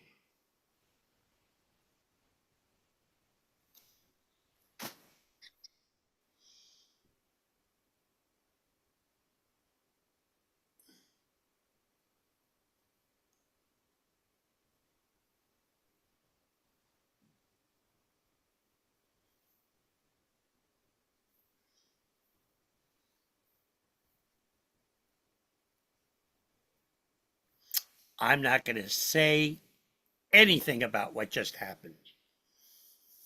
Jeremy, my lips are Sealed. sealed. I was thinking about saying something, but then I caught myself and I said, no, I'm not going to say anything because it might be offensive. But you just are assuming that, Jeremy. Well, I'm assuming. Yeah, yes, I am. I am assuming that. Absolutely. I mean, Because you I don't don't. want to hurt. I don't want to hurt anybody's feelings, right? Well, no, but maybe what you have to say would be very helpful to somebody. If it was helpful, then I would probably just say it, unless I didn't know if I should say it or not.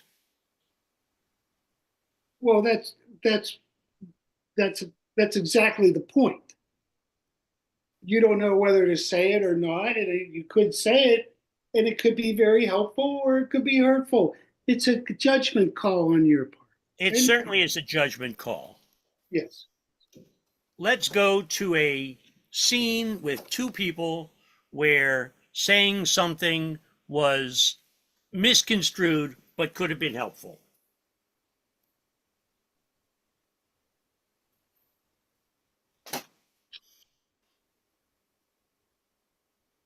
I love the new place.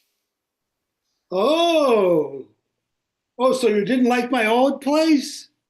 I didn't say that I didn't like the old place. I'm just saying that this is a lovely place.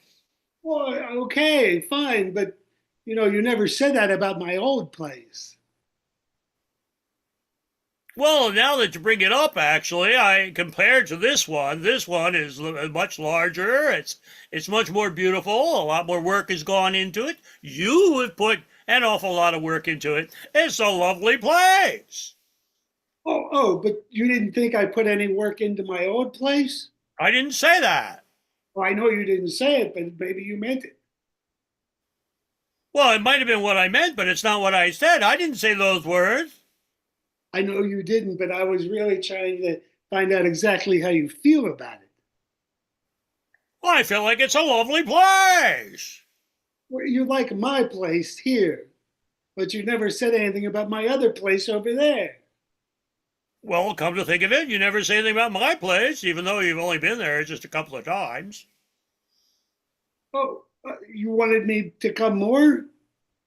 Well, yeah, we're friends. Why not? You should have come visit me.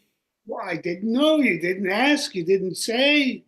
I didn't have to say. I just assumed that you would. You're a friend of mine, so it's an assumption invitation. I see. Well, I'm very appreciative that you've come to visit me in my new place. Well, that's because you invited me. Just like I've sort of invited you, but I never really said it. No, you never did, but that's okay. That's okay. It's okay. I'm glad we had this discussion. I am too.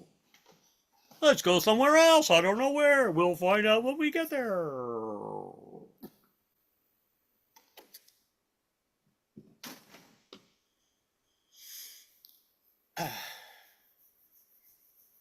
Harry. Yes. Do you see that couple over there?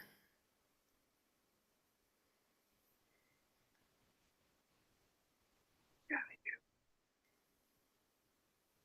do. You know what they ordered? No, hold on. They ordered what? Are you going to tell me, or do you want me to look? If you don't want to look, it's okay. If you don't want to look, I'll tell you. I'll look. Pizza with pineapple. Oh, God. That's delicious. Are you kidding me? It's a Hawaiian pizza. Pizza? What kind of people eat pizza with pineapple on it? Hawaiians? I don't even think the Hawaiians eat that. Hawaiians eat real pineapple. That's probably like dole from a can. Oh my. Well, that's not very good for them. No. Maybe we should go over there and tell them that's not good for them. Well, we're waiting on our pizza with peaches. You know what? Maybe if they see our pizza, which has peaches on it, they will look at it and they'll say, oh, I'm really wanting to get pizza with peaches because that's a good thing to have. Whereas pizza with pineapple, it's just disgusting. That's Georgian pizza. Peaches. Georgian peaches are on the pizza? It's Georgian pizza because they're Georgian pizza. Peaches. No, Georgian no, I don't even know if they have pizza in Georgia. You're talking about the USSR, Georgia, or are you talking about in the United States, Georgia? There's two Georgias, you know. Wasn't it part of the Soviet Union?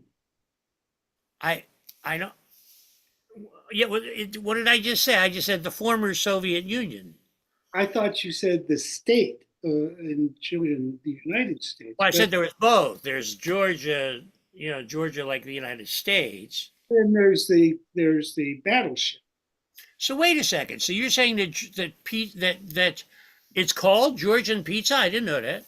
Oh yeah. Oh yeah.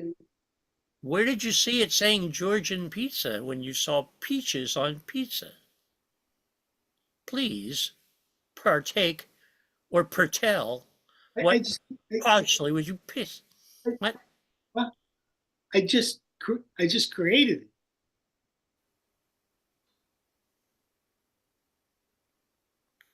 it. You just created. It's a new taste treat. And you came up with that one? That was yours?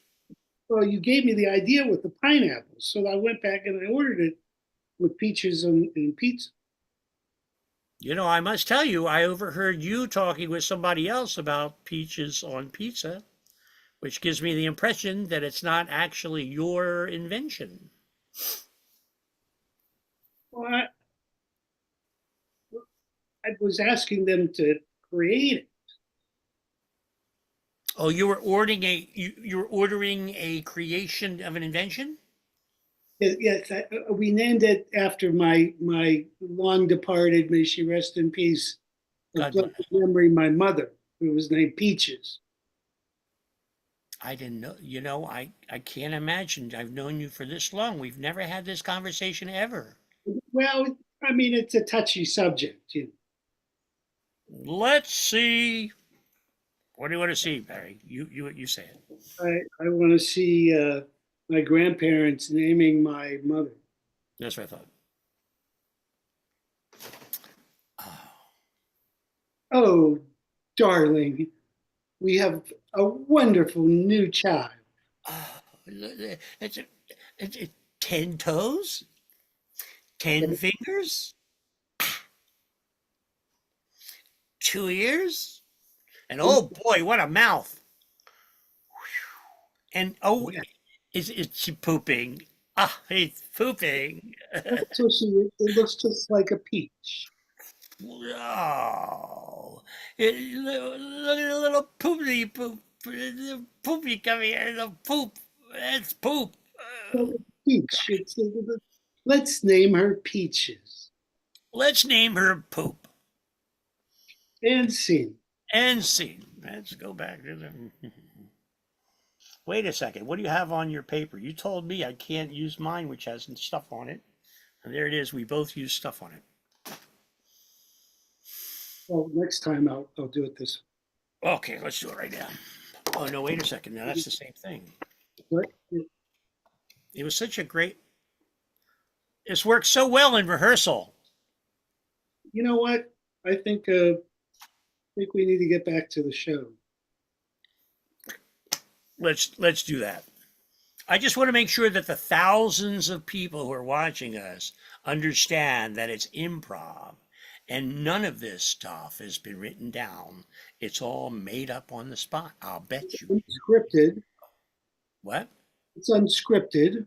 It's unscripted. I'll bet It's kind of feral improv. Yeah. It's an interesting form of improv.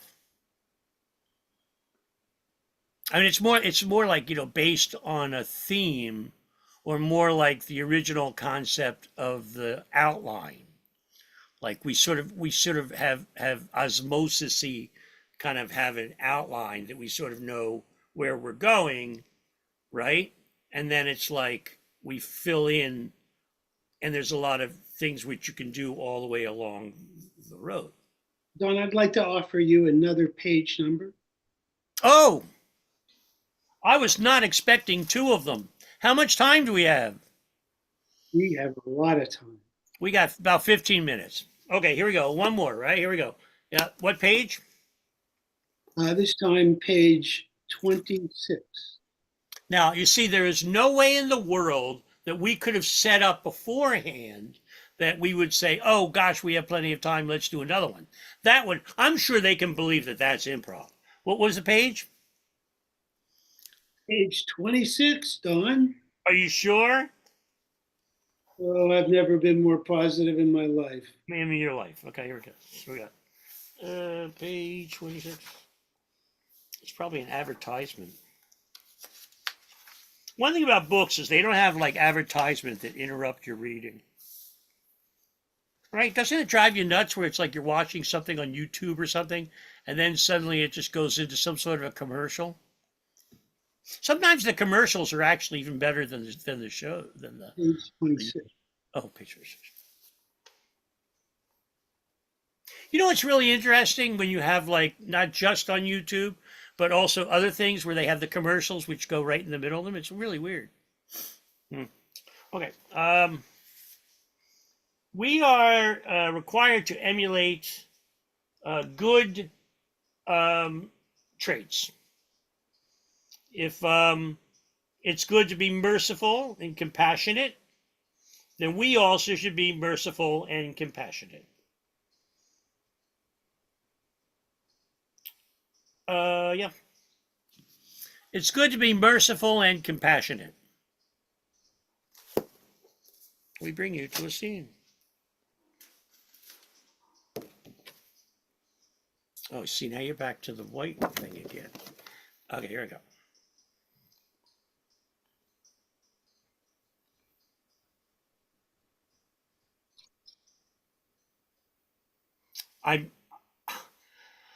Oh God, Barry, I'm so sorry. I can't figure out where the button is to be able to have the picture come back up. That's okay. I'll do this scene myself.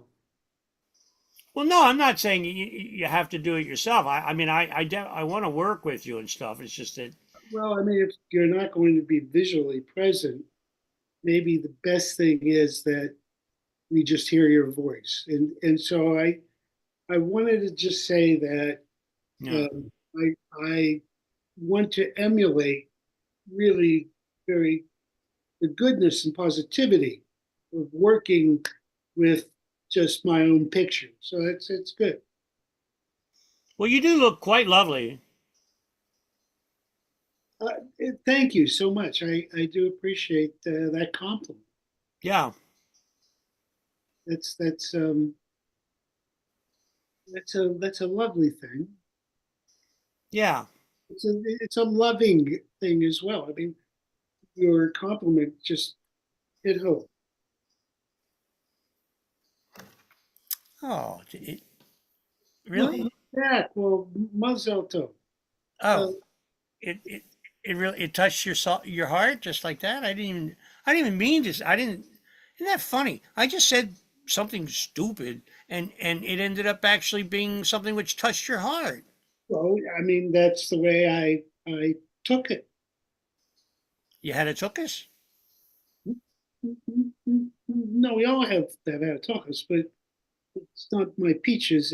It's the way I absorbed your comment, embraced it. Huh.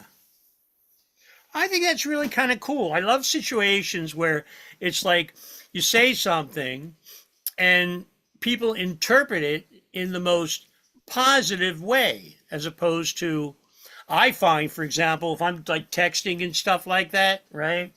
I almost always feel that I'm being interpreted as being mad or angry or something like that when I'm texting. Do people tell you that you're coming off as mad? No, that's my assumption. Why do you? Why do I'll you? give you I'll give you an example. Okay, I'll give you an example. So I went to a technical service for something or another. I don't know, iPad or Amazon, something. I don't know, whatever it was. And I said to the chat operator or something like that, I said, I'm dissatisfied with the candy that they delivered because it didn't seem very fresh to me, and I'm wondering what can be done. However, I had made the mistake of actually using capital letters. And then the guy wrote back, he said something like, if you're not going to be cooperative and you're going to scream at me, then I'm going to have to end the conversation. Now, for me, that shows a person of a certain age. And I went to him, wait a second, I wasn't angry. I just said stuff in lowercase. Mhm. Yeah, why don't you text me now? Okay. We'll see how it comes across. I mean, We'll have to do this off camera because we're running out of time. if we have at least 4 minutes. So give me a text and I'll tell you if it's come across. Yep, 4 minutes left. Okay. If it comes All right, across- hold on. I'm going to text you now. Okay. Click. Did you get it? Not yet. Wait, I have to, now I'm going to have to cut and paste it. Hold on. Oh, I hate it when I have to cut and paste. Try again. Okay, give it a shot there. I did. I didn't get any text from you. You're still.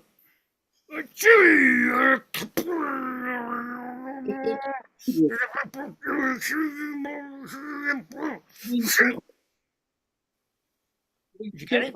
I don't think you should be angry. Maybe you should, feel happy that I didn't get the text, but we're still here being able to talk with you.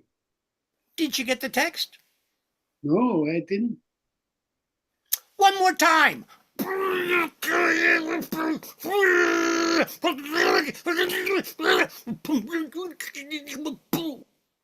Oh yeah, I got your text.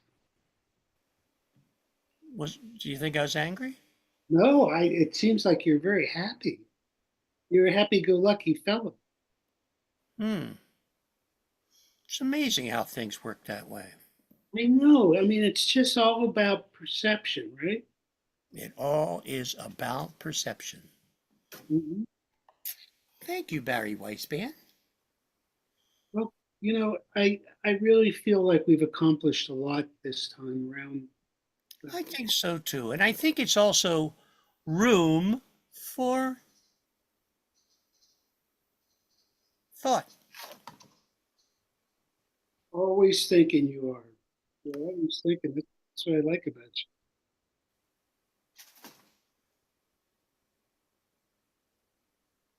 I guess he went to think. You want to do another one? We got just 1 minute left. I figured that was the end of the. Well, I want to make good use of all the time we have. This is like a Shakespearean play where it's like the show is over, it's over, okay, and then some guy comes out at the end and does like some weird soliloquy. It's an encore. Yeah. Well, asked us back. Well, that's something else altogether different. I mean, I can hear the thousands of people going encore, encore. Mm-hmm. Mm-hmm. Or are they saying bravo? I don't know. Salute. Salute. All right. Well, Shabbat Shalom. Shalom Shabbat. Alaikum Salam. Bye.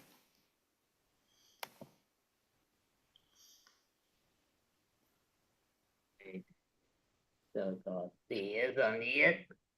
And thousands of people are screaming at the top of their lungs. They want more. Righty. So, Mel, do you have a question for them?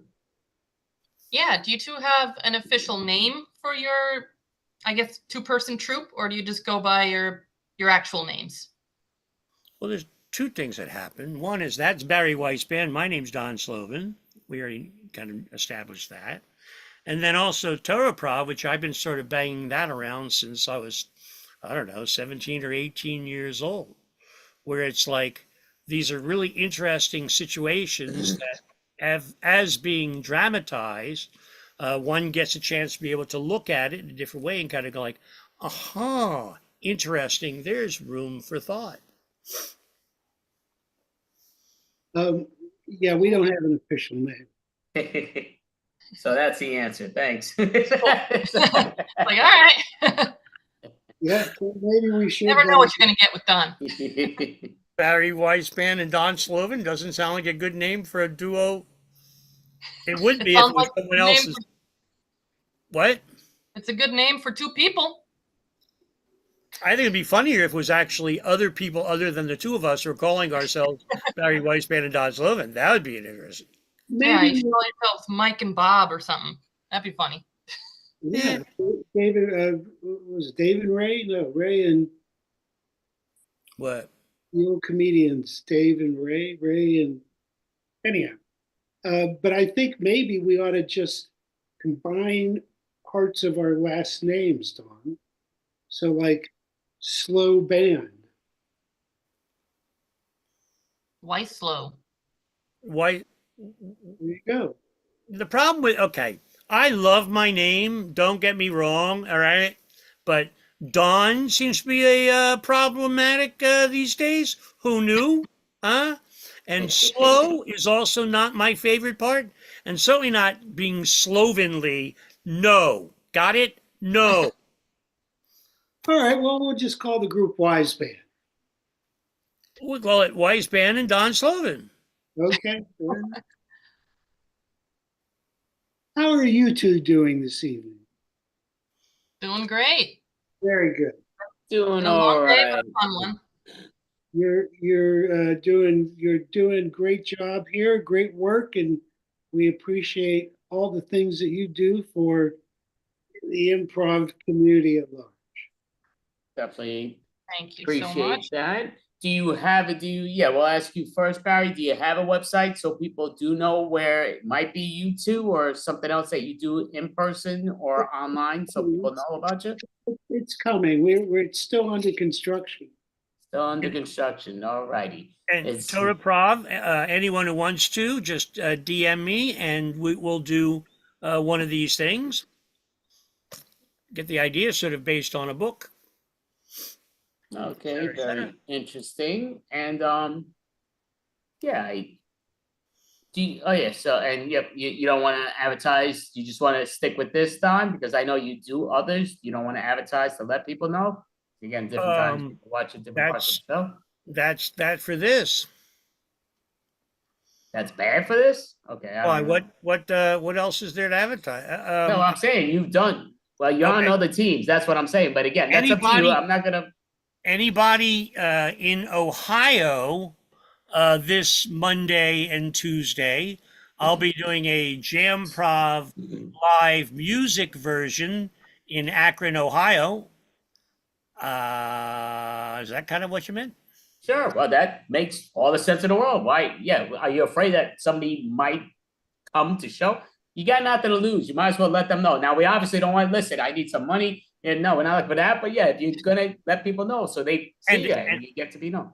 And not in a weird way, but I could use a roommate. I'll share the cost with you.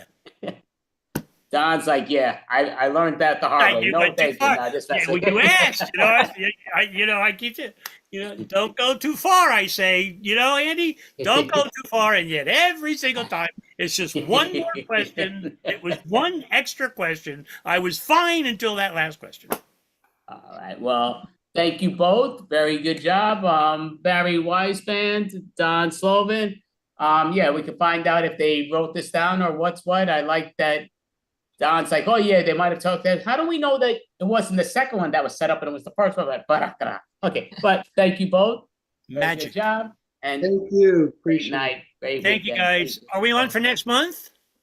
If you say no, it's okay already, I'll let you. Yep, next month. Sounds Barry, great. do you want to do this next month? Of course. I agree. All right. So All we do right. have another gentleman that's waiting. But thank you both. Appreciate it. Bye. Yeah. So Mel, would you like to introduce the next individual who hasn't been on our show for a while? But Yes, up next is Alan Enlow. okay, Alan. Oh yeah, I turned down In the room? that's me. Yeah, no, I gotta Oh. put that back on. Yeah, sorry. Alan and Low. Page and Alan and Low. I don't see him in the participants. Oh, is he not? Oh, I don't see him here. I thought he was, but Unless he's in the waiting room. I don't see him there either. oh wow. Well, maybe I'm wrong. I thought it for some reason Chat is disabled, and can we also go into a waiting room? Yeah, Oh, definitely. Okay, so yeah, Thank definitely. Okay, I'm gonna create a breakout room. Sounds good. Alrighty, did not realize. I guess yep, let me just see if he responded or did anything, but Okay, you guys should be able to go. Let's open the room. All right, looks like yeah, he's joining. Okay, so they're in the breakout room. It's just you and me now. okay, so all right, well. Alan, what happened, man? Yeah, I just messaged him. I don't know what the deal is. We'll give it a couple of minutes, but yep, I'm not gonna let too much simplicity. It works, just makes too much fun, so I can't. So how you doing now, Andy? I mean, I'm doing a lot better than earlier, so that's very, very happy. Yeah, just still haven't had anything really to eat, but we'll probably have a little something, just like a little snack. But yeah, so do feel a lot better. It's weird, just yeah, really just what's what. But here Oh, comes he's here. All right, so introducing Alan and Low. Alan Enlow. It took me 20 minutes to sign in here. Literally just got here. Hi, how are you? I don't know what's going on here. Anyway, that's why I can't stand Zoom therapy. Yeah, I actually go to Zoom therapy. Yeah, the only reason you would go to Zoom therapy is if you're crazy about Zoom. Yeah, it's like, doctor, I feel like I'm in a box and people are staring at me. Oh, man. Anyway, I've been in therapy a long time. I have these things called the morning demons. I don't know if you've ever had those, these little voices inside your head, and they're never positive. It's like you're a loser and you're never gonna amount to anything. You're a loser. I finally woke up one morning and I realized it wasn't the voices at all. My wife in bed sitting next to me going, "You're a loser. Play lotto or something. Come on." You know. I've been married for 34 years now. That's a lot of fun. Yeah, my wife has seen so much comedy. She's in the other room now, covering her ears, going la la la la la. I can't hear any more comedy. Yeah. Anytime I go to a party, if I tell a joke, she's across the room and yells across the room and goes, "Hey, don't laugh. You'll only encourage him." I'm like, "Thanks, honey. Thank you. Appreciate that." But I don't blame her. You know, she's heard every joke I've ever done. But I did learn the secret to marriage, and that is to say you're sorry constantly. I do it constantly. "Honey, I'm sorry that I forgot our wedding anniversary. I'm sorry, so I bought you a sari from India, and it's the wrong size. I'm sorry once again." Yeah. But my wife is smart. She told me exactly how she wanted me to apologize. She says, "Here's what I want you to do. I want you to say, 'I'm sorry, I'll never do it again,' and mean it." The mean it part was the problem I had a problem with. I tried so hard, but I ended up sounding like a petulant parrot. Like, "I'm sorry, I'll never do it again. Can I have a cracker now?" Yeah. Anyway, my wife's from New Jersey, and I'm coincidentally lived in Jersey for a while myself. Yeah, I actually I actually picked up the Jersey accent for a little bit when I was growing up because I moved around a lot. And when we moved to New Jersey, I started picking up the Jersey accent. It's like, hey, Mom, I'm going to go outside and play in the grass and eat some chocolate. Drove my mother insane because she's from Kentucky originally. She was like, oh, honey, I think our son's possessed by the devil. My father had to calm her down. I was like, relax, honey. It's the Jersey Devils. He's into hockey. You can chill now. It's like, oh, my God. Yeah, but I moved around like a lot. Like I said, when I was growing up, I lived a lot in the South. And I actually went to college in Florida. And I majored in theater. And we did a lot of musicals, which I enjoyed. But I always thought we should have done Southern versions. Like we did The Sound of Music. I always thought we should have done The Sound of Country Music so people down there could understand it easier. No, a deer, I filled it full of buckshot. Ray got the filling station. Me, a name I use when I get arrested. Come on, everybody sing. You are 16, going on 17. You're what we call jailbait. I haven't been down to Florida in a while, but I know it's changed. Florida is a totally different place now. I love Florida, but ooh, Governor DeSantis is down there. Let me do a quick impression for you. My impression of Governor DeSantis as a vampire. I suck! Yeah, no, I mean, guy, really. If he ever gets a hold of Disney World is screwed. All the Disney characters will have political agendas. Goofy will show up at the front gate to meet you. Hi, boys and girls, it's me, Goofy. Climb aboard our new ride. It's the immigration plane. Get on board, we'll never see you again. Yeah. And of course, Mickey Mouse, he would have to be Mickey Rat. He's like, hey, kids. I'm Mickey Rat. I gotta talk like this because of the don't say gay law. I had to butch it up. Sorry, can't do the high voice anymore.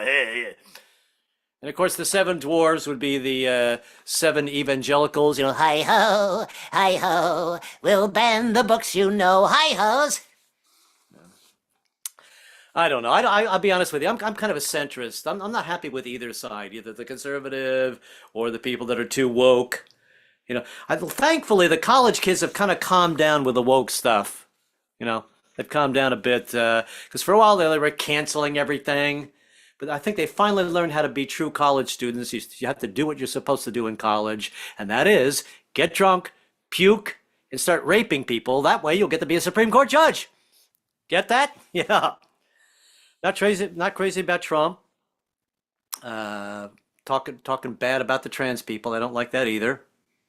He constantly says this. He says it all the time. There's only two sexes. There's male and female. Folks, that's just not true. There's at least three sexes. There's male, female, and no sex. I know because I'm married to a Jewish woman, so hello. But no, trans has been around for a long time. Think about it. It's back in the Old West, they had what they called two-spirit. And they were well respected in the tribes. Two-spirit was people that believed they had both a male and a female inside them at the same time. Now, we still have that now. It's just called the menage a trois. Hey. But I don't know. I'm trying to keep up with the latest music. I noticed a lot of rap is morphed with country music. We get country and rap all in the same song. Some people like to call that crap. I don't think that's fair. I think the music is very progressive. In fact, I think the rappers have gotten just slightly less misogynist by morphing with country.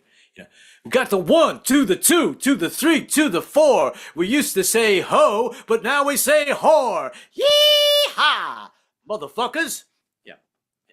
Just slightly less misogynist. Yeah. I don't know.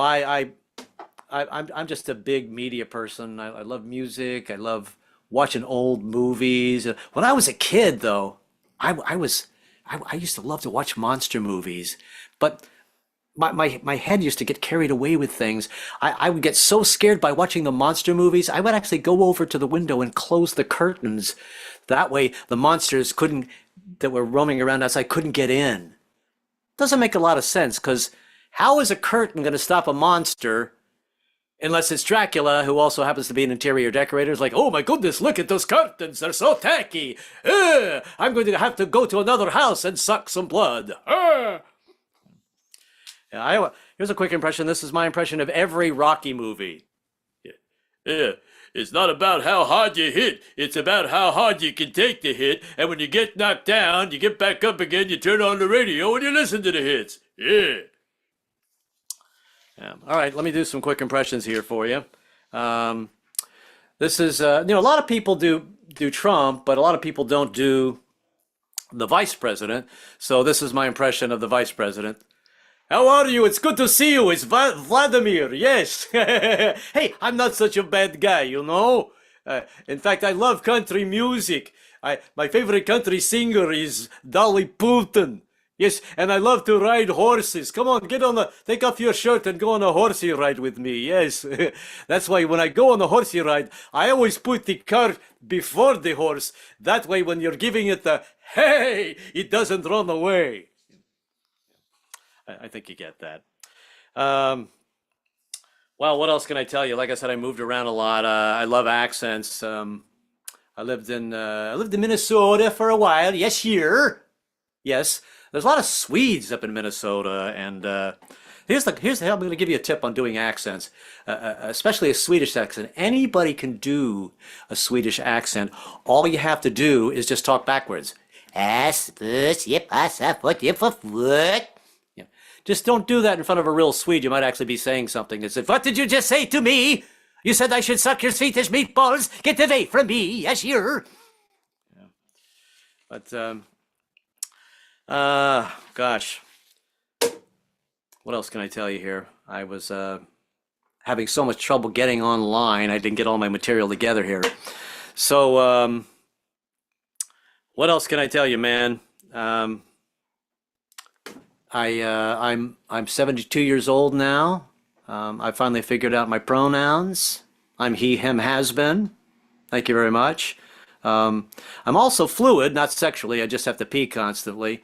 I actually sing at nursing homes, which is a lot of fun. The only problem with that is they think I live there, and after I'm done, they're like, "Come on, Mr. Inlow, go back to your room. Get your hands off me, damn it!" But I actually wrote a senior citizen rap. I call this the Senior Citizen Hoedown. It's the Hebrew hoedown. Well, swing your partner round and round. Be careful or you might fall down. Lean on your walker, but don't let it tip. Be careful or you might break your hip. Mahjong bingo's what I like to play. I knock over your sister for the free buffet. I'm sorry, folks, I gotta go take a nap. So let's all put on our diapers and take a big crap. I can never remember how this goes. But I actually come from a very musical family. And you know what they say about musical families? The family that sings together should shut the hell up. They're very obnoxious. My mother was used to love Broadway songs. She would sit down at the piano and compose them. Some enchanted evening will annoy the neighbors. I always loved Frankie Valli. Walk like a man, talk like a man, sing like a girl, my son.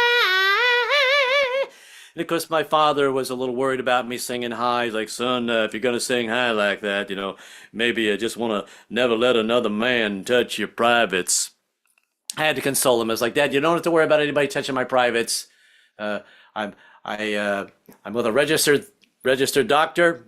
He's a registered dentist, so you don't have to worry about it. And I just screwed that joke up entirely. All right, let's move on. Hello. What else kind of music? I love...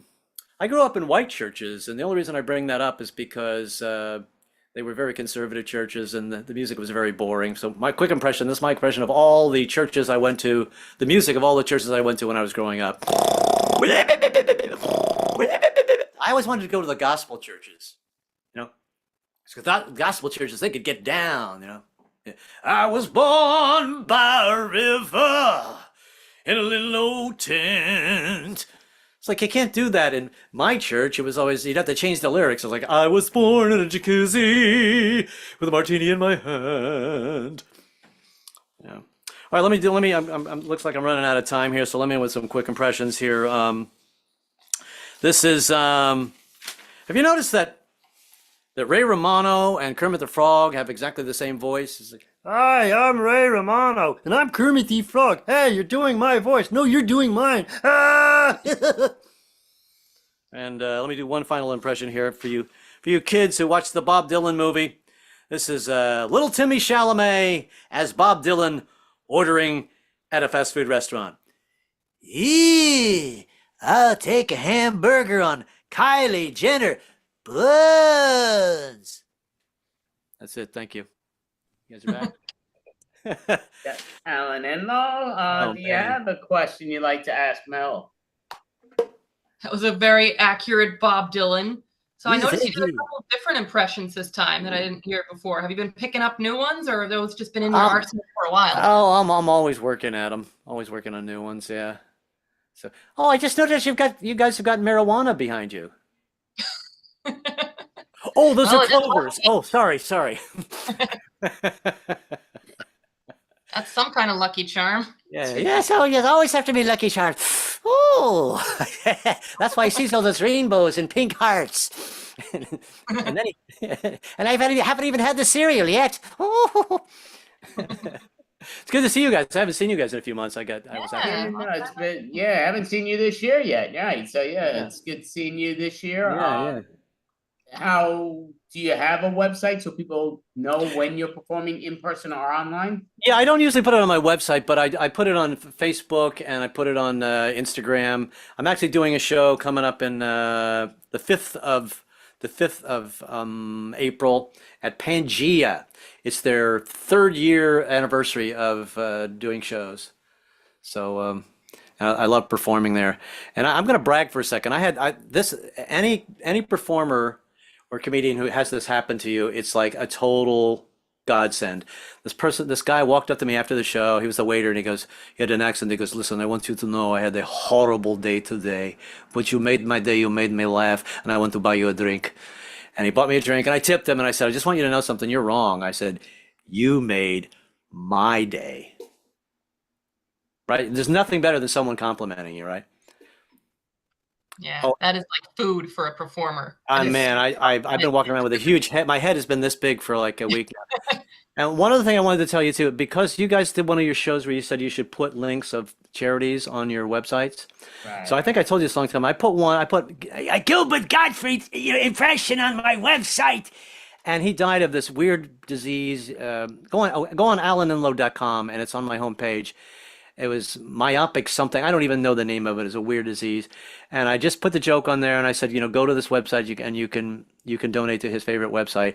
And I sent that to his wife on Messenger and she wrote me, I said, I just want you to know I'm a big fan, and I put that on there and she said, "Thank you so much." And I just said, thanks for, and then once again, I said, "Thank you for answering that." So, because he's got 2 kids. He has 2 kids. And so anyway, if you want to donate to Gilbert, go to alanenlow.com and to his charity. And I did that because you guys did that on one of your shows. You said you should put links on your website. Yeah, we've done that in quite a few shows, but I wanted to start that from the new year and I kind of missed out on that. But we'll try to do that in April, no question. But yeah, that was a great idea, and I just thought I got to do. It's the least I can do, Yeah.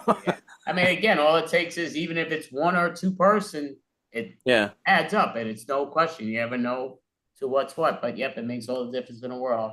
But thank you, Alan Enlow. Yeah, it's good to see you again. I'm sorry it took so long. So definitely good. I want to ask you, just with the timing, I don't want to mess it up, but where did you say you're going to be performing it? That's the 3-year. Oh, it's called Pangea, Pangea. It's on 2nd Avenue, and I put it on Facebook and Instagram, and also LinkedIn.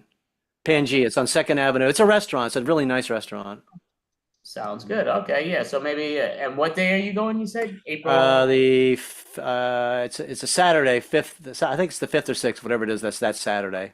Okay, sounds good. And what time are your set? 9 o'clock. It's 9 o'clock. Okay. I think it's like 1,000 comedians. It's like, no, the good thing is you get 1,000 comedians, maybe you'll get 3 good ones, and we'll take it. We only do 30 seconds. You're like, "Hi, how you doing? Here's a quick impression. Me as a comedian." Thank you so much, Alan Enlow. It's good to see you all. Good to see you all. Yeah, Good seeing you. great Have job. an amazing Great seeing you. weekend. All Thank right. you. All right. Bye bye. Oh, we should be down to the final two with this long thing. Should be, just never know. Two, it could be less, but should be the final two. But would you like to introduce the next team that's in the breakout room for now? Yes, up next is Timeless. So yeah, I could actually do this. So here, I got it just so because it's quicker doing this. I put them into it automatically takes them. So Timeless, when you are ready, you can pop out right back. No, that's what I was supposed to do. Did not do that. Why did I not do that? Yeah, no, I know. Yeah, no, I had it where I usually they get dragged in. What? Oh, there we go. There they go. All right. What's up, Timeless? Oh, So- yeah. Timeless. Oh yeah, no, this was I am so happy that Jimmy gave us tickets to come to this meditation retreat. This is beautiful. It's lovely here. Who knew there was a place like this in Iowa? Who knew? Jimmy did. Jimmy knows everything. He knows a lot, that is for sure. But I mean, boy. for him to take the proceeds of the gambling game and buy us this weekend away, that was unlike Jimmy. He was so generous. It is unlike him. Makes me wonder. Why? Makes me wonder what's going on at home, but we can't think about that. No, We're let's here. not. No, we are. No, this is wonderful. We get to think about other things altogether. Spiritual things. Spiritual things. Like, who's in the bar right now drinking a drink at the bar? And what is the meaning of life? And who's going to be cleaning the floors while I'm not there? And where do we go after we leave here? And okay, I just caught myself again thinking about work and thinking about the bar where we are somewhere else. We're doing something else wonderful. Very nice. We're meditating and learning yoga. Yeah. And chanting. Yeah. Did you like the chant? We learned 2 words today. Yeah, I got the first one. It was oh Oh yeah. I was in a different class than you were. Really? So I got 2 very different words of that. Oh yeah. What did you get? Well, let's see. So it's oh oh wow. Oh wow. Oh wow.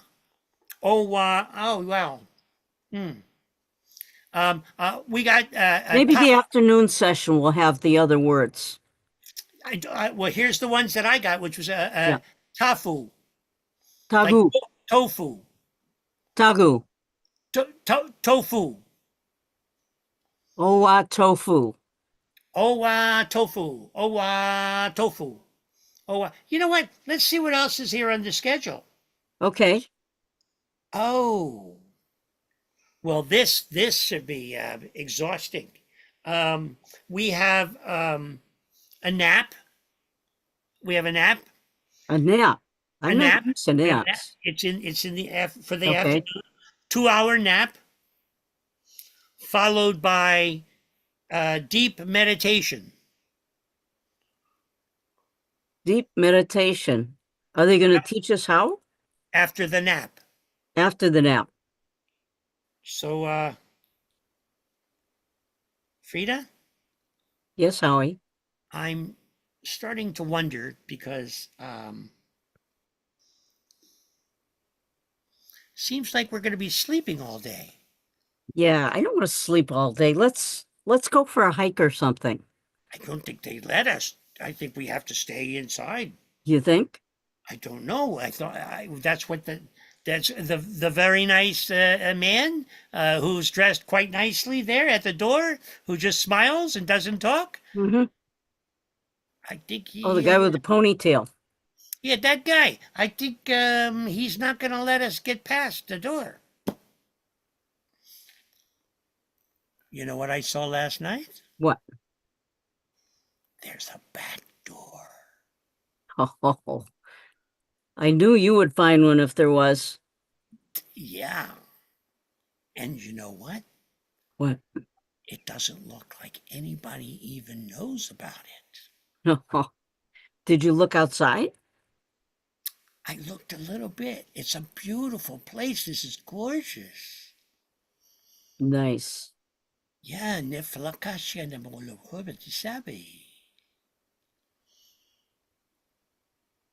Well, what do you say we try to sneak out the back? And yeah, let's do that. Let's do that. Let's sneak out the back.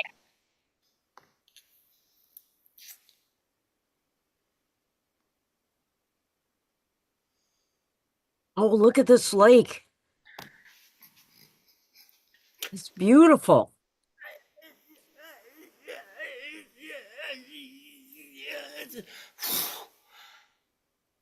That was fun. Oh, yeah. It was a beautiful lake. Wet too. It's very wet. Oh, you know what? We can't go in there if we're wet. They'll know that we escaped. We went out. Yeah, let's get some brushes to dry our hair. Yeah. Oh yeah. We'll never know. So natural. What are these? I hope they're not poison ivy. Don't even think that. Okay, yeah, no, yeah. No negative thinking today, only positive thinking. It's not poison ivy, it's ivy. Ivy. It's good ivy. It's good ivy. Okay. Should we go back in? Yeah, I think there's a late afternoon session for us. Maybe we'll get that next chanting word. Oh, I hope so. Okay.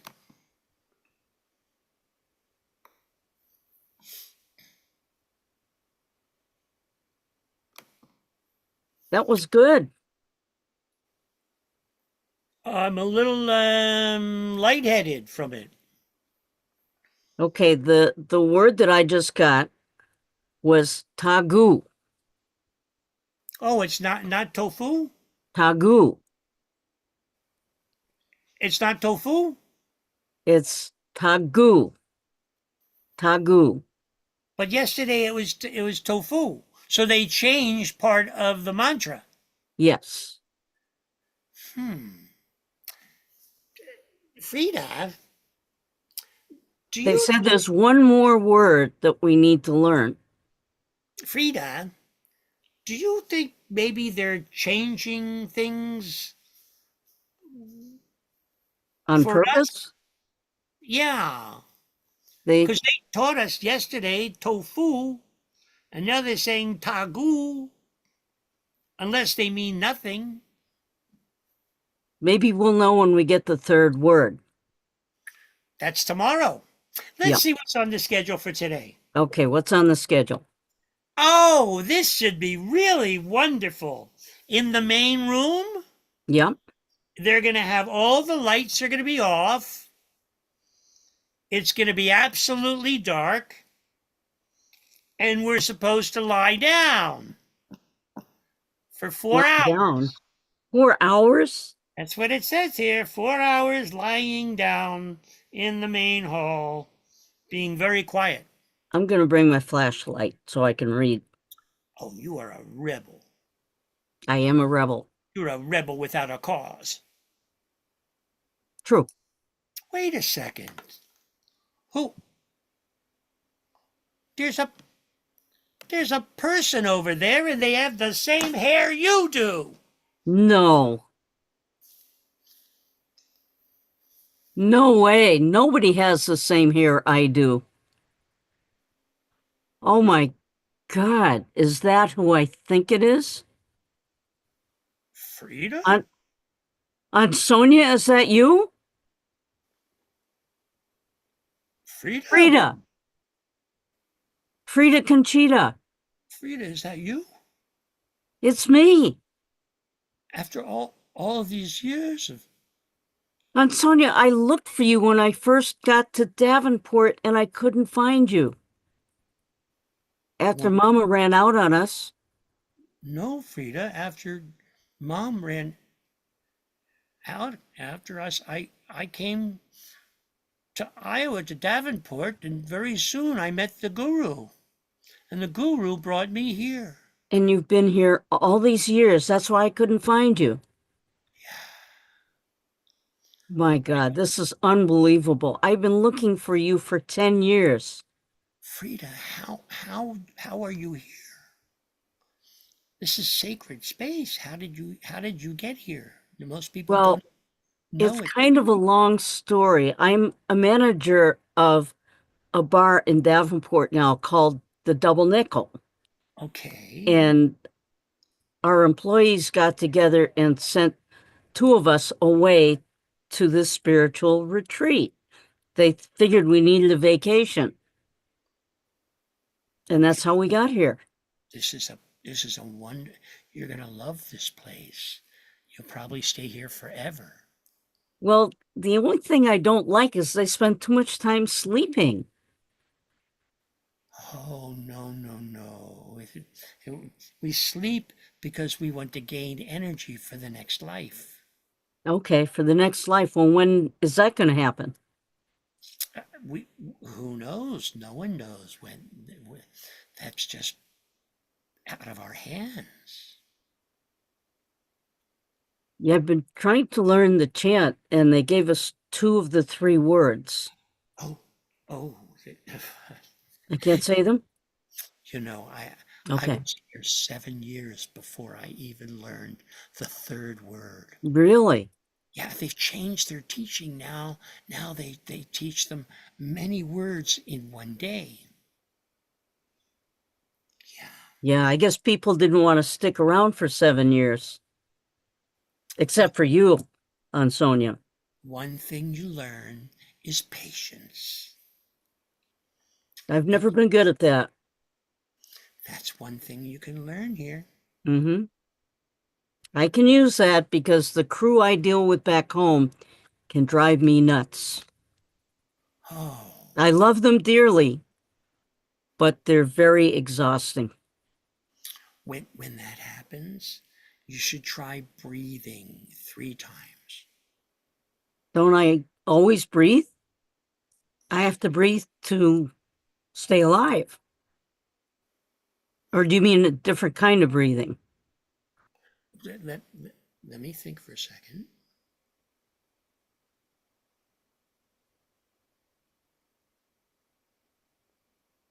They did show us some techniques this morning.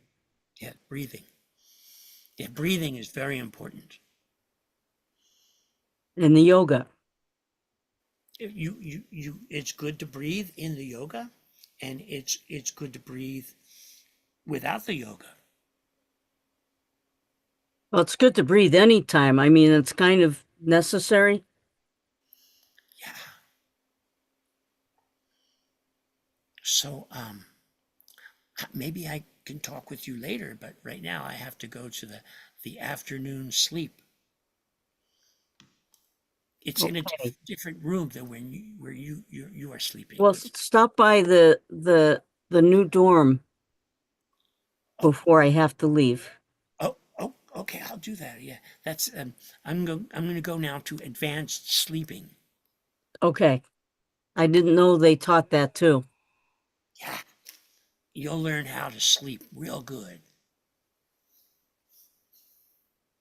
Unbelievable. Who would have thought that I would run into my aunt here, of all places? Howie? Yeah. You never guess who that was? Who?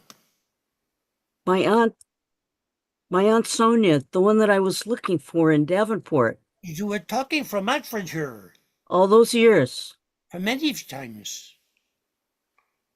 She's the one I came to Davenport to find, but she wasn't here because she was at the retreat. Oh. I mean, she wasn't in the city. because she was here. Well, maybe we should take her from here and bring her to the Double Nickel Saloon. Yeah, I don't think she's into bars these days. She's in the spiritual world. Lives Lives Frida, here. that's great. That's great.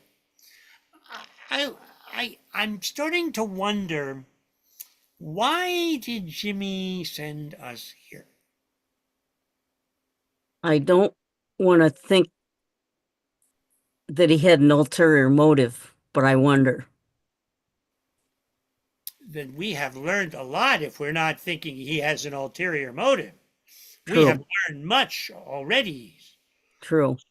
I'm grateful then, very grateful that we have this time to not be blaming Jimmy. But part of me can't help wondering. Yeah, it does make me wonder. He's always wanting to change things at the bar. But you know something, Frida? It's like even when we are away from the bar, we can't get away from it. That's all we still talk about, even though we're not even there. I know. I don't know why that is. Well, it's so much a part of us. It is. And we love the people. We are very lucky to be from working at the peoples we are. Mm-hmm. Yeah, no. And I hope they feel lucky to be a part of it too. Oh, I think so too. I know Genevieve does. Yeah, I think Jimmy does too, maybe. Maybe. You talk to him more than I do. I just get too flustered sometimes, and if I keep talking, I will lose my temper, and I don't want to do that. Yeah, there's nothing that happens good when you're flustered. Nothing. No. Nothing is good when a human being is flustered. Nothing. No, well, that's part of what comes with the red hair, I suppose. Short temper. Oh, interesting. Huh? You never heard that in Chickard, did you? You probably don't have any redhead people in Chickard. Oh, no, there's many people. We have many people with heads. Redheads. Also. You mean their hair you're talking, or you're talking yes. about Hair. Oh, I thought you meant your head. Oh, the heads. No, hair. No, in Chickard, we have many people with different color heads. It came from a very long time ago. It's a long story. But in the early 1900s, when Commander Bushell came to visit in Chickard, he came with a large boat. And when he came with the large boat and he went through the channel, everybody wanted to make sure that they had said hello to him, and they wanted to make sure that he had good travel. So they painted their heads the color of the buoy. Which was? Red going out to sea and blue going into land. Red, right, return. Or was it the other way around? Which is it? Been a while. I don't remember. Red, I think you said it. Red, right, return, right? Red, right, return. Yeah. So people would get dressed in red. Mm-hmm. So when they red, right, return. That's right. So the boat's coming in. Yeah. So the boat was coming in, and they were guiding him in by wearing red, and then they were wearing blue. So when they were going, that they guided him out. That's all. So now it's just a fashion statement now. Oh, okay. I'm glad they have fashion there. Oh, we have many fashions in Chickard. You have the bell bottoms. Yes, that used to be popular here many years ago. Well, you know where it came from? No. Yeah, it came from Chickard. That's right. Bell tops. Bell tops. Bell tops, not bell bottoms. No, bell tops. They were bell tops. You would get a beautiful, a very comfortable material also, and then at the back of it, it flouted out. Okay. And Chickard, electronic like a bell, like it floated. It And floated. the sleeves, were the sleeves like Everything that too? was. Yeah, no, everything was make from look like a bell. Yeah, Bell top, bell bottom, bell top. Okay. yeah, no bell bottoms. It was bell top, Bell top. bell sleeves. Everything was bell. Yeah, bell. It didn't last very long though because unfortunately it's very difficult to eat. Yes, if you keep dropping your food. Yeah, you can only eat with a straw. Although I suppose you could use it as a napkin. Never thought of it that way. You're very smart, Frida. You're very, very smart. So what do you think we're gonna learn our last day here? I don't know. Let's look at the schedule. Let's look at the schedule. So tomorrow morning breakfast, no meat, No meat. Again. no vegetables, Just grain and green. grains and green. Yeah. I hope they have enough to feed us because I'm hungry. One cannot live on grains and greens. No. Not well, anyway. Yeah. And then after that, let's see what happens after that. We have that it's 7:30 to 8:30 is breakfast. And then oh, this should be fun. Hmm? We have closing eyes and sitting in the main room for 3 hours. Not again. Oh, but this is different. I will be so glad to get back to work and be busy. Maybe that's the lesson of the retreat. To appreciate your own life more. Maybe. Huh. Let's look at the schedule again. You know what? There's a beautiful mountain over there. Just waiting to be hiked up. You want to climb a whole mountain? I don't know if the men at the door are going to let us do that. They'll probably have to sign a waiver. I don't think they have a They don't want to be responsible for us. Yeah, they're very clear. They want us to stay right here in these rooms. But you know what? I think we should go and escape and go up there anyway. How about Let's let's take some pictures of the mountain. Let's do it. Let's do it. You ready? Here we go. Let's go. Let's go. Let's go. Let's go.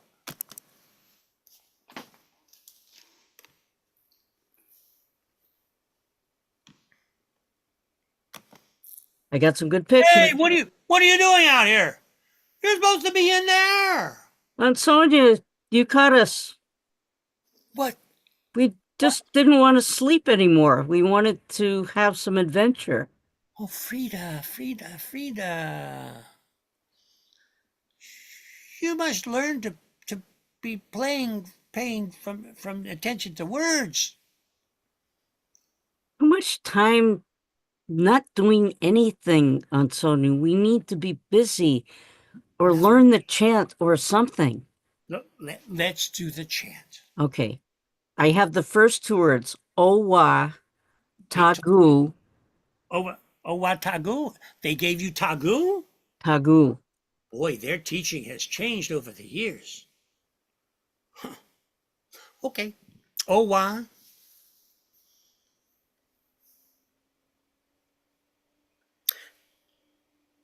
Wait a minute. What are you waiting for? Owa. Tagu. Together. Owa Tagu. So I'll give you the last two. Okay. What is it? You know, it's a place where The King and I was filmed. Oh, Siam. Siam. Yes. Yeah. Okay. So It's- let's say it all together. Owa. Owa. Tagu. Tagu. Siam. Siam. Let's say it faster. Okay. Owa. Owa. Tagu. Tagu. Siam. Siam. A little faster. Owa. Owa. Tagu. Siam. Siam. How? Oh. Very funny. I think you've become enlightened. I think so. Maybe someday I'll leave here. Not Okay, real if you do, come visit us at the Double Nickel right in downtown Davenport. if they let me go. And that's our show.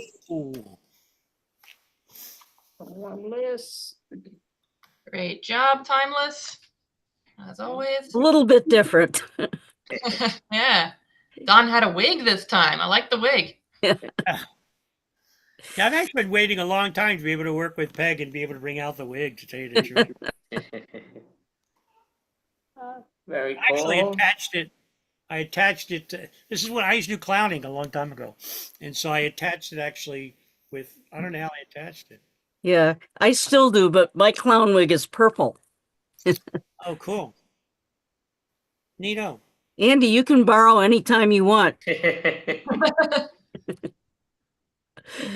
at it. This is not the best made. You can't see because that thing. Yeah, look at this. You need to get an Annie wig. All right, maybe. so we're still doing our The ends. we're still doing our 4 shows. Here on Friday, last Friday, High Wire on third Sunday afternoon, and Vintage the first 2 Sunday evenings of the month. Cool, very cool. Very So busy. we're staying busy. Staying busy. And we're trying to update the website a little bit so that we can at least have links to share with people so that they can come and see us. That definitely makes sense, especially in today's format. Definitely, it's good to even the good thing again is downfall that Facebook has taken. It's still better than to publicize there than nowhere, and it's free, so that's a good thing. But Yeah, but if we don't, Don, do you know if we have that link? We should probably get that and give that to Robbie so she can incorporate that. Yeah, But soon. Soon. Andy, if you can send that to Don, then we can get that updated. sure. Send what to him? I'm sorry. The link to see the show. For The YouTube link? Extravaganza. Oh, which show? This show. This one. Oh yeah, it's been sent to 1,000,001 times, but okay, I sent it Probably. to him again. But yeah, it just he's more than anybody he's else. a He's busy been in more of guy. my shows with the Zoom. I've never changed my Zoom where other people change it 1,000,001 Yeah. times. Never changed my Zoom, yet he has it 1,000,000,000 times in his messages. Yeah. But he's always like, "Oh, what's the Zoom?" When Wait a second. Don't tell me that. It's You the mean truth. to tell me I've never changed it. Since Don't tell me. There's a whole thing we have about waiting for Andy to send the link. I'm Then it's sorry. gonna happen. And then I have to email everybody and make sure that they've got it. Then everyone has to email back to that same email and say yes. And then we have a roll call to make sure, even though people have said that they're going to be here, that they're going to do it again. And then maybe the third time just to make sure that we're good.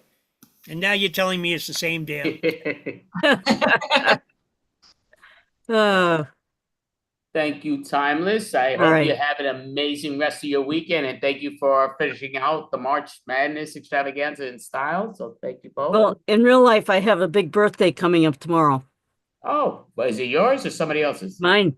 Oh, perfect. Well, happy birthday, and I hope you have an amazing. Are you planning any big thing or? Nothing real special. We're going up to the Shriners to play musical bingo, and my daughter and granddaughter are going to meet us up there. So it should be a fun night. Oh, that's very cool. Okay, well, happy birthday. And many, many we'll be more. with all the Shriner clowns, my unit up there. So be a bunch of clowns up there. Why, Go wrong with a bunch of clowns. Well, you know what? Let's not wait. Let's all sing happy birthday together. Oh, I love that. Andy, you start. No, I can't I sing don't it know to the myself. words. I don't know the words. It's Yeah, I need my lyric sheet. What are we gonna do? Oh, you guys. Go ahead, Don. You got it. Go for it. Huh? See, to me, it's not your birthday, so I can't do it. We gotta All wait till right. tomorrow. It's not. All right. All right. But happy birthday, and I hope you All have right. a Thanks, great guys. night. Thank you both, and very good job. Thank you both. Have a great night. All right, guys. Thanks for having us again. Thank you. Great job. All right. Take care. Take care. So, Mel. So the last person, she had to cancel. It happens. I would say, I'll ask you while we're here before we call it a night. What do you say for next month for people to get forward to next month? What would you say? Pretend you're hosting the show right now. What would you let the online world know right now? Well, don't be a fool. So join the April show next month. Don't be an April fool. Come on the show. It's going to be great. Yes, I definitely like that. Don't be the fool. So just private message me, even private message Mel on Facebook. But you can private message me if you want to participate. If you're a stand-up comedian, if you're an improv, you have an improv team. Or if you want me to interview you on a podcast style, if you do some type of other arts or whatever, I'll definitely do it. Music or anything, definitely would interview you and podcasted many people. So it's a lot of fun and taking it there. But thank you, world. Thank you, Mel. Did a great job, Mel, most definitely. Our March Madness Comedy Virtual Extravaganza. This was the 56th month in a row. And so April 25th, which is a Friday, April 25th will be our 57th month in a row. So we are taking improv team stand-up comedians, those that want to perform. Please reach out to us. So thank you.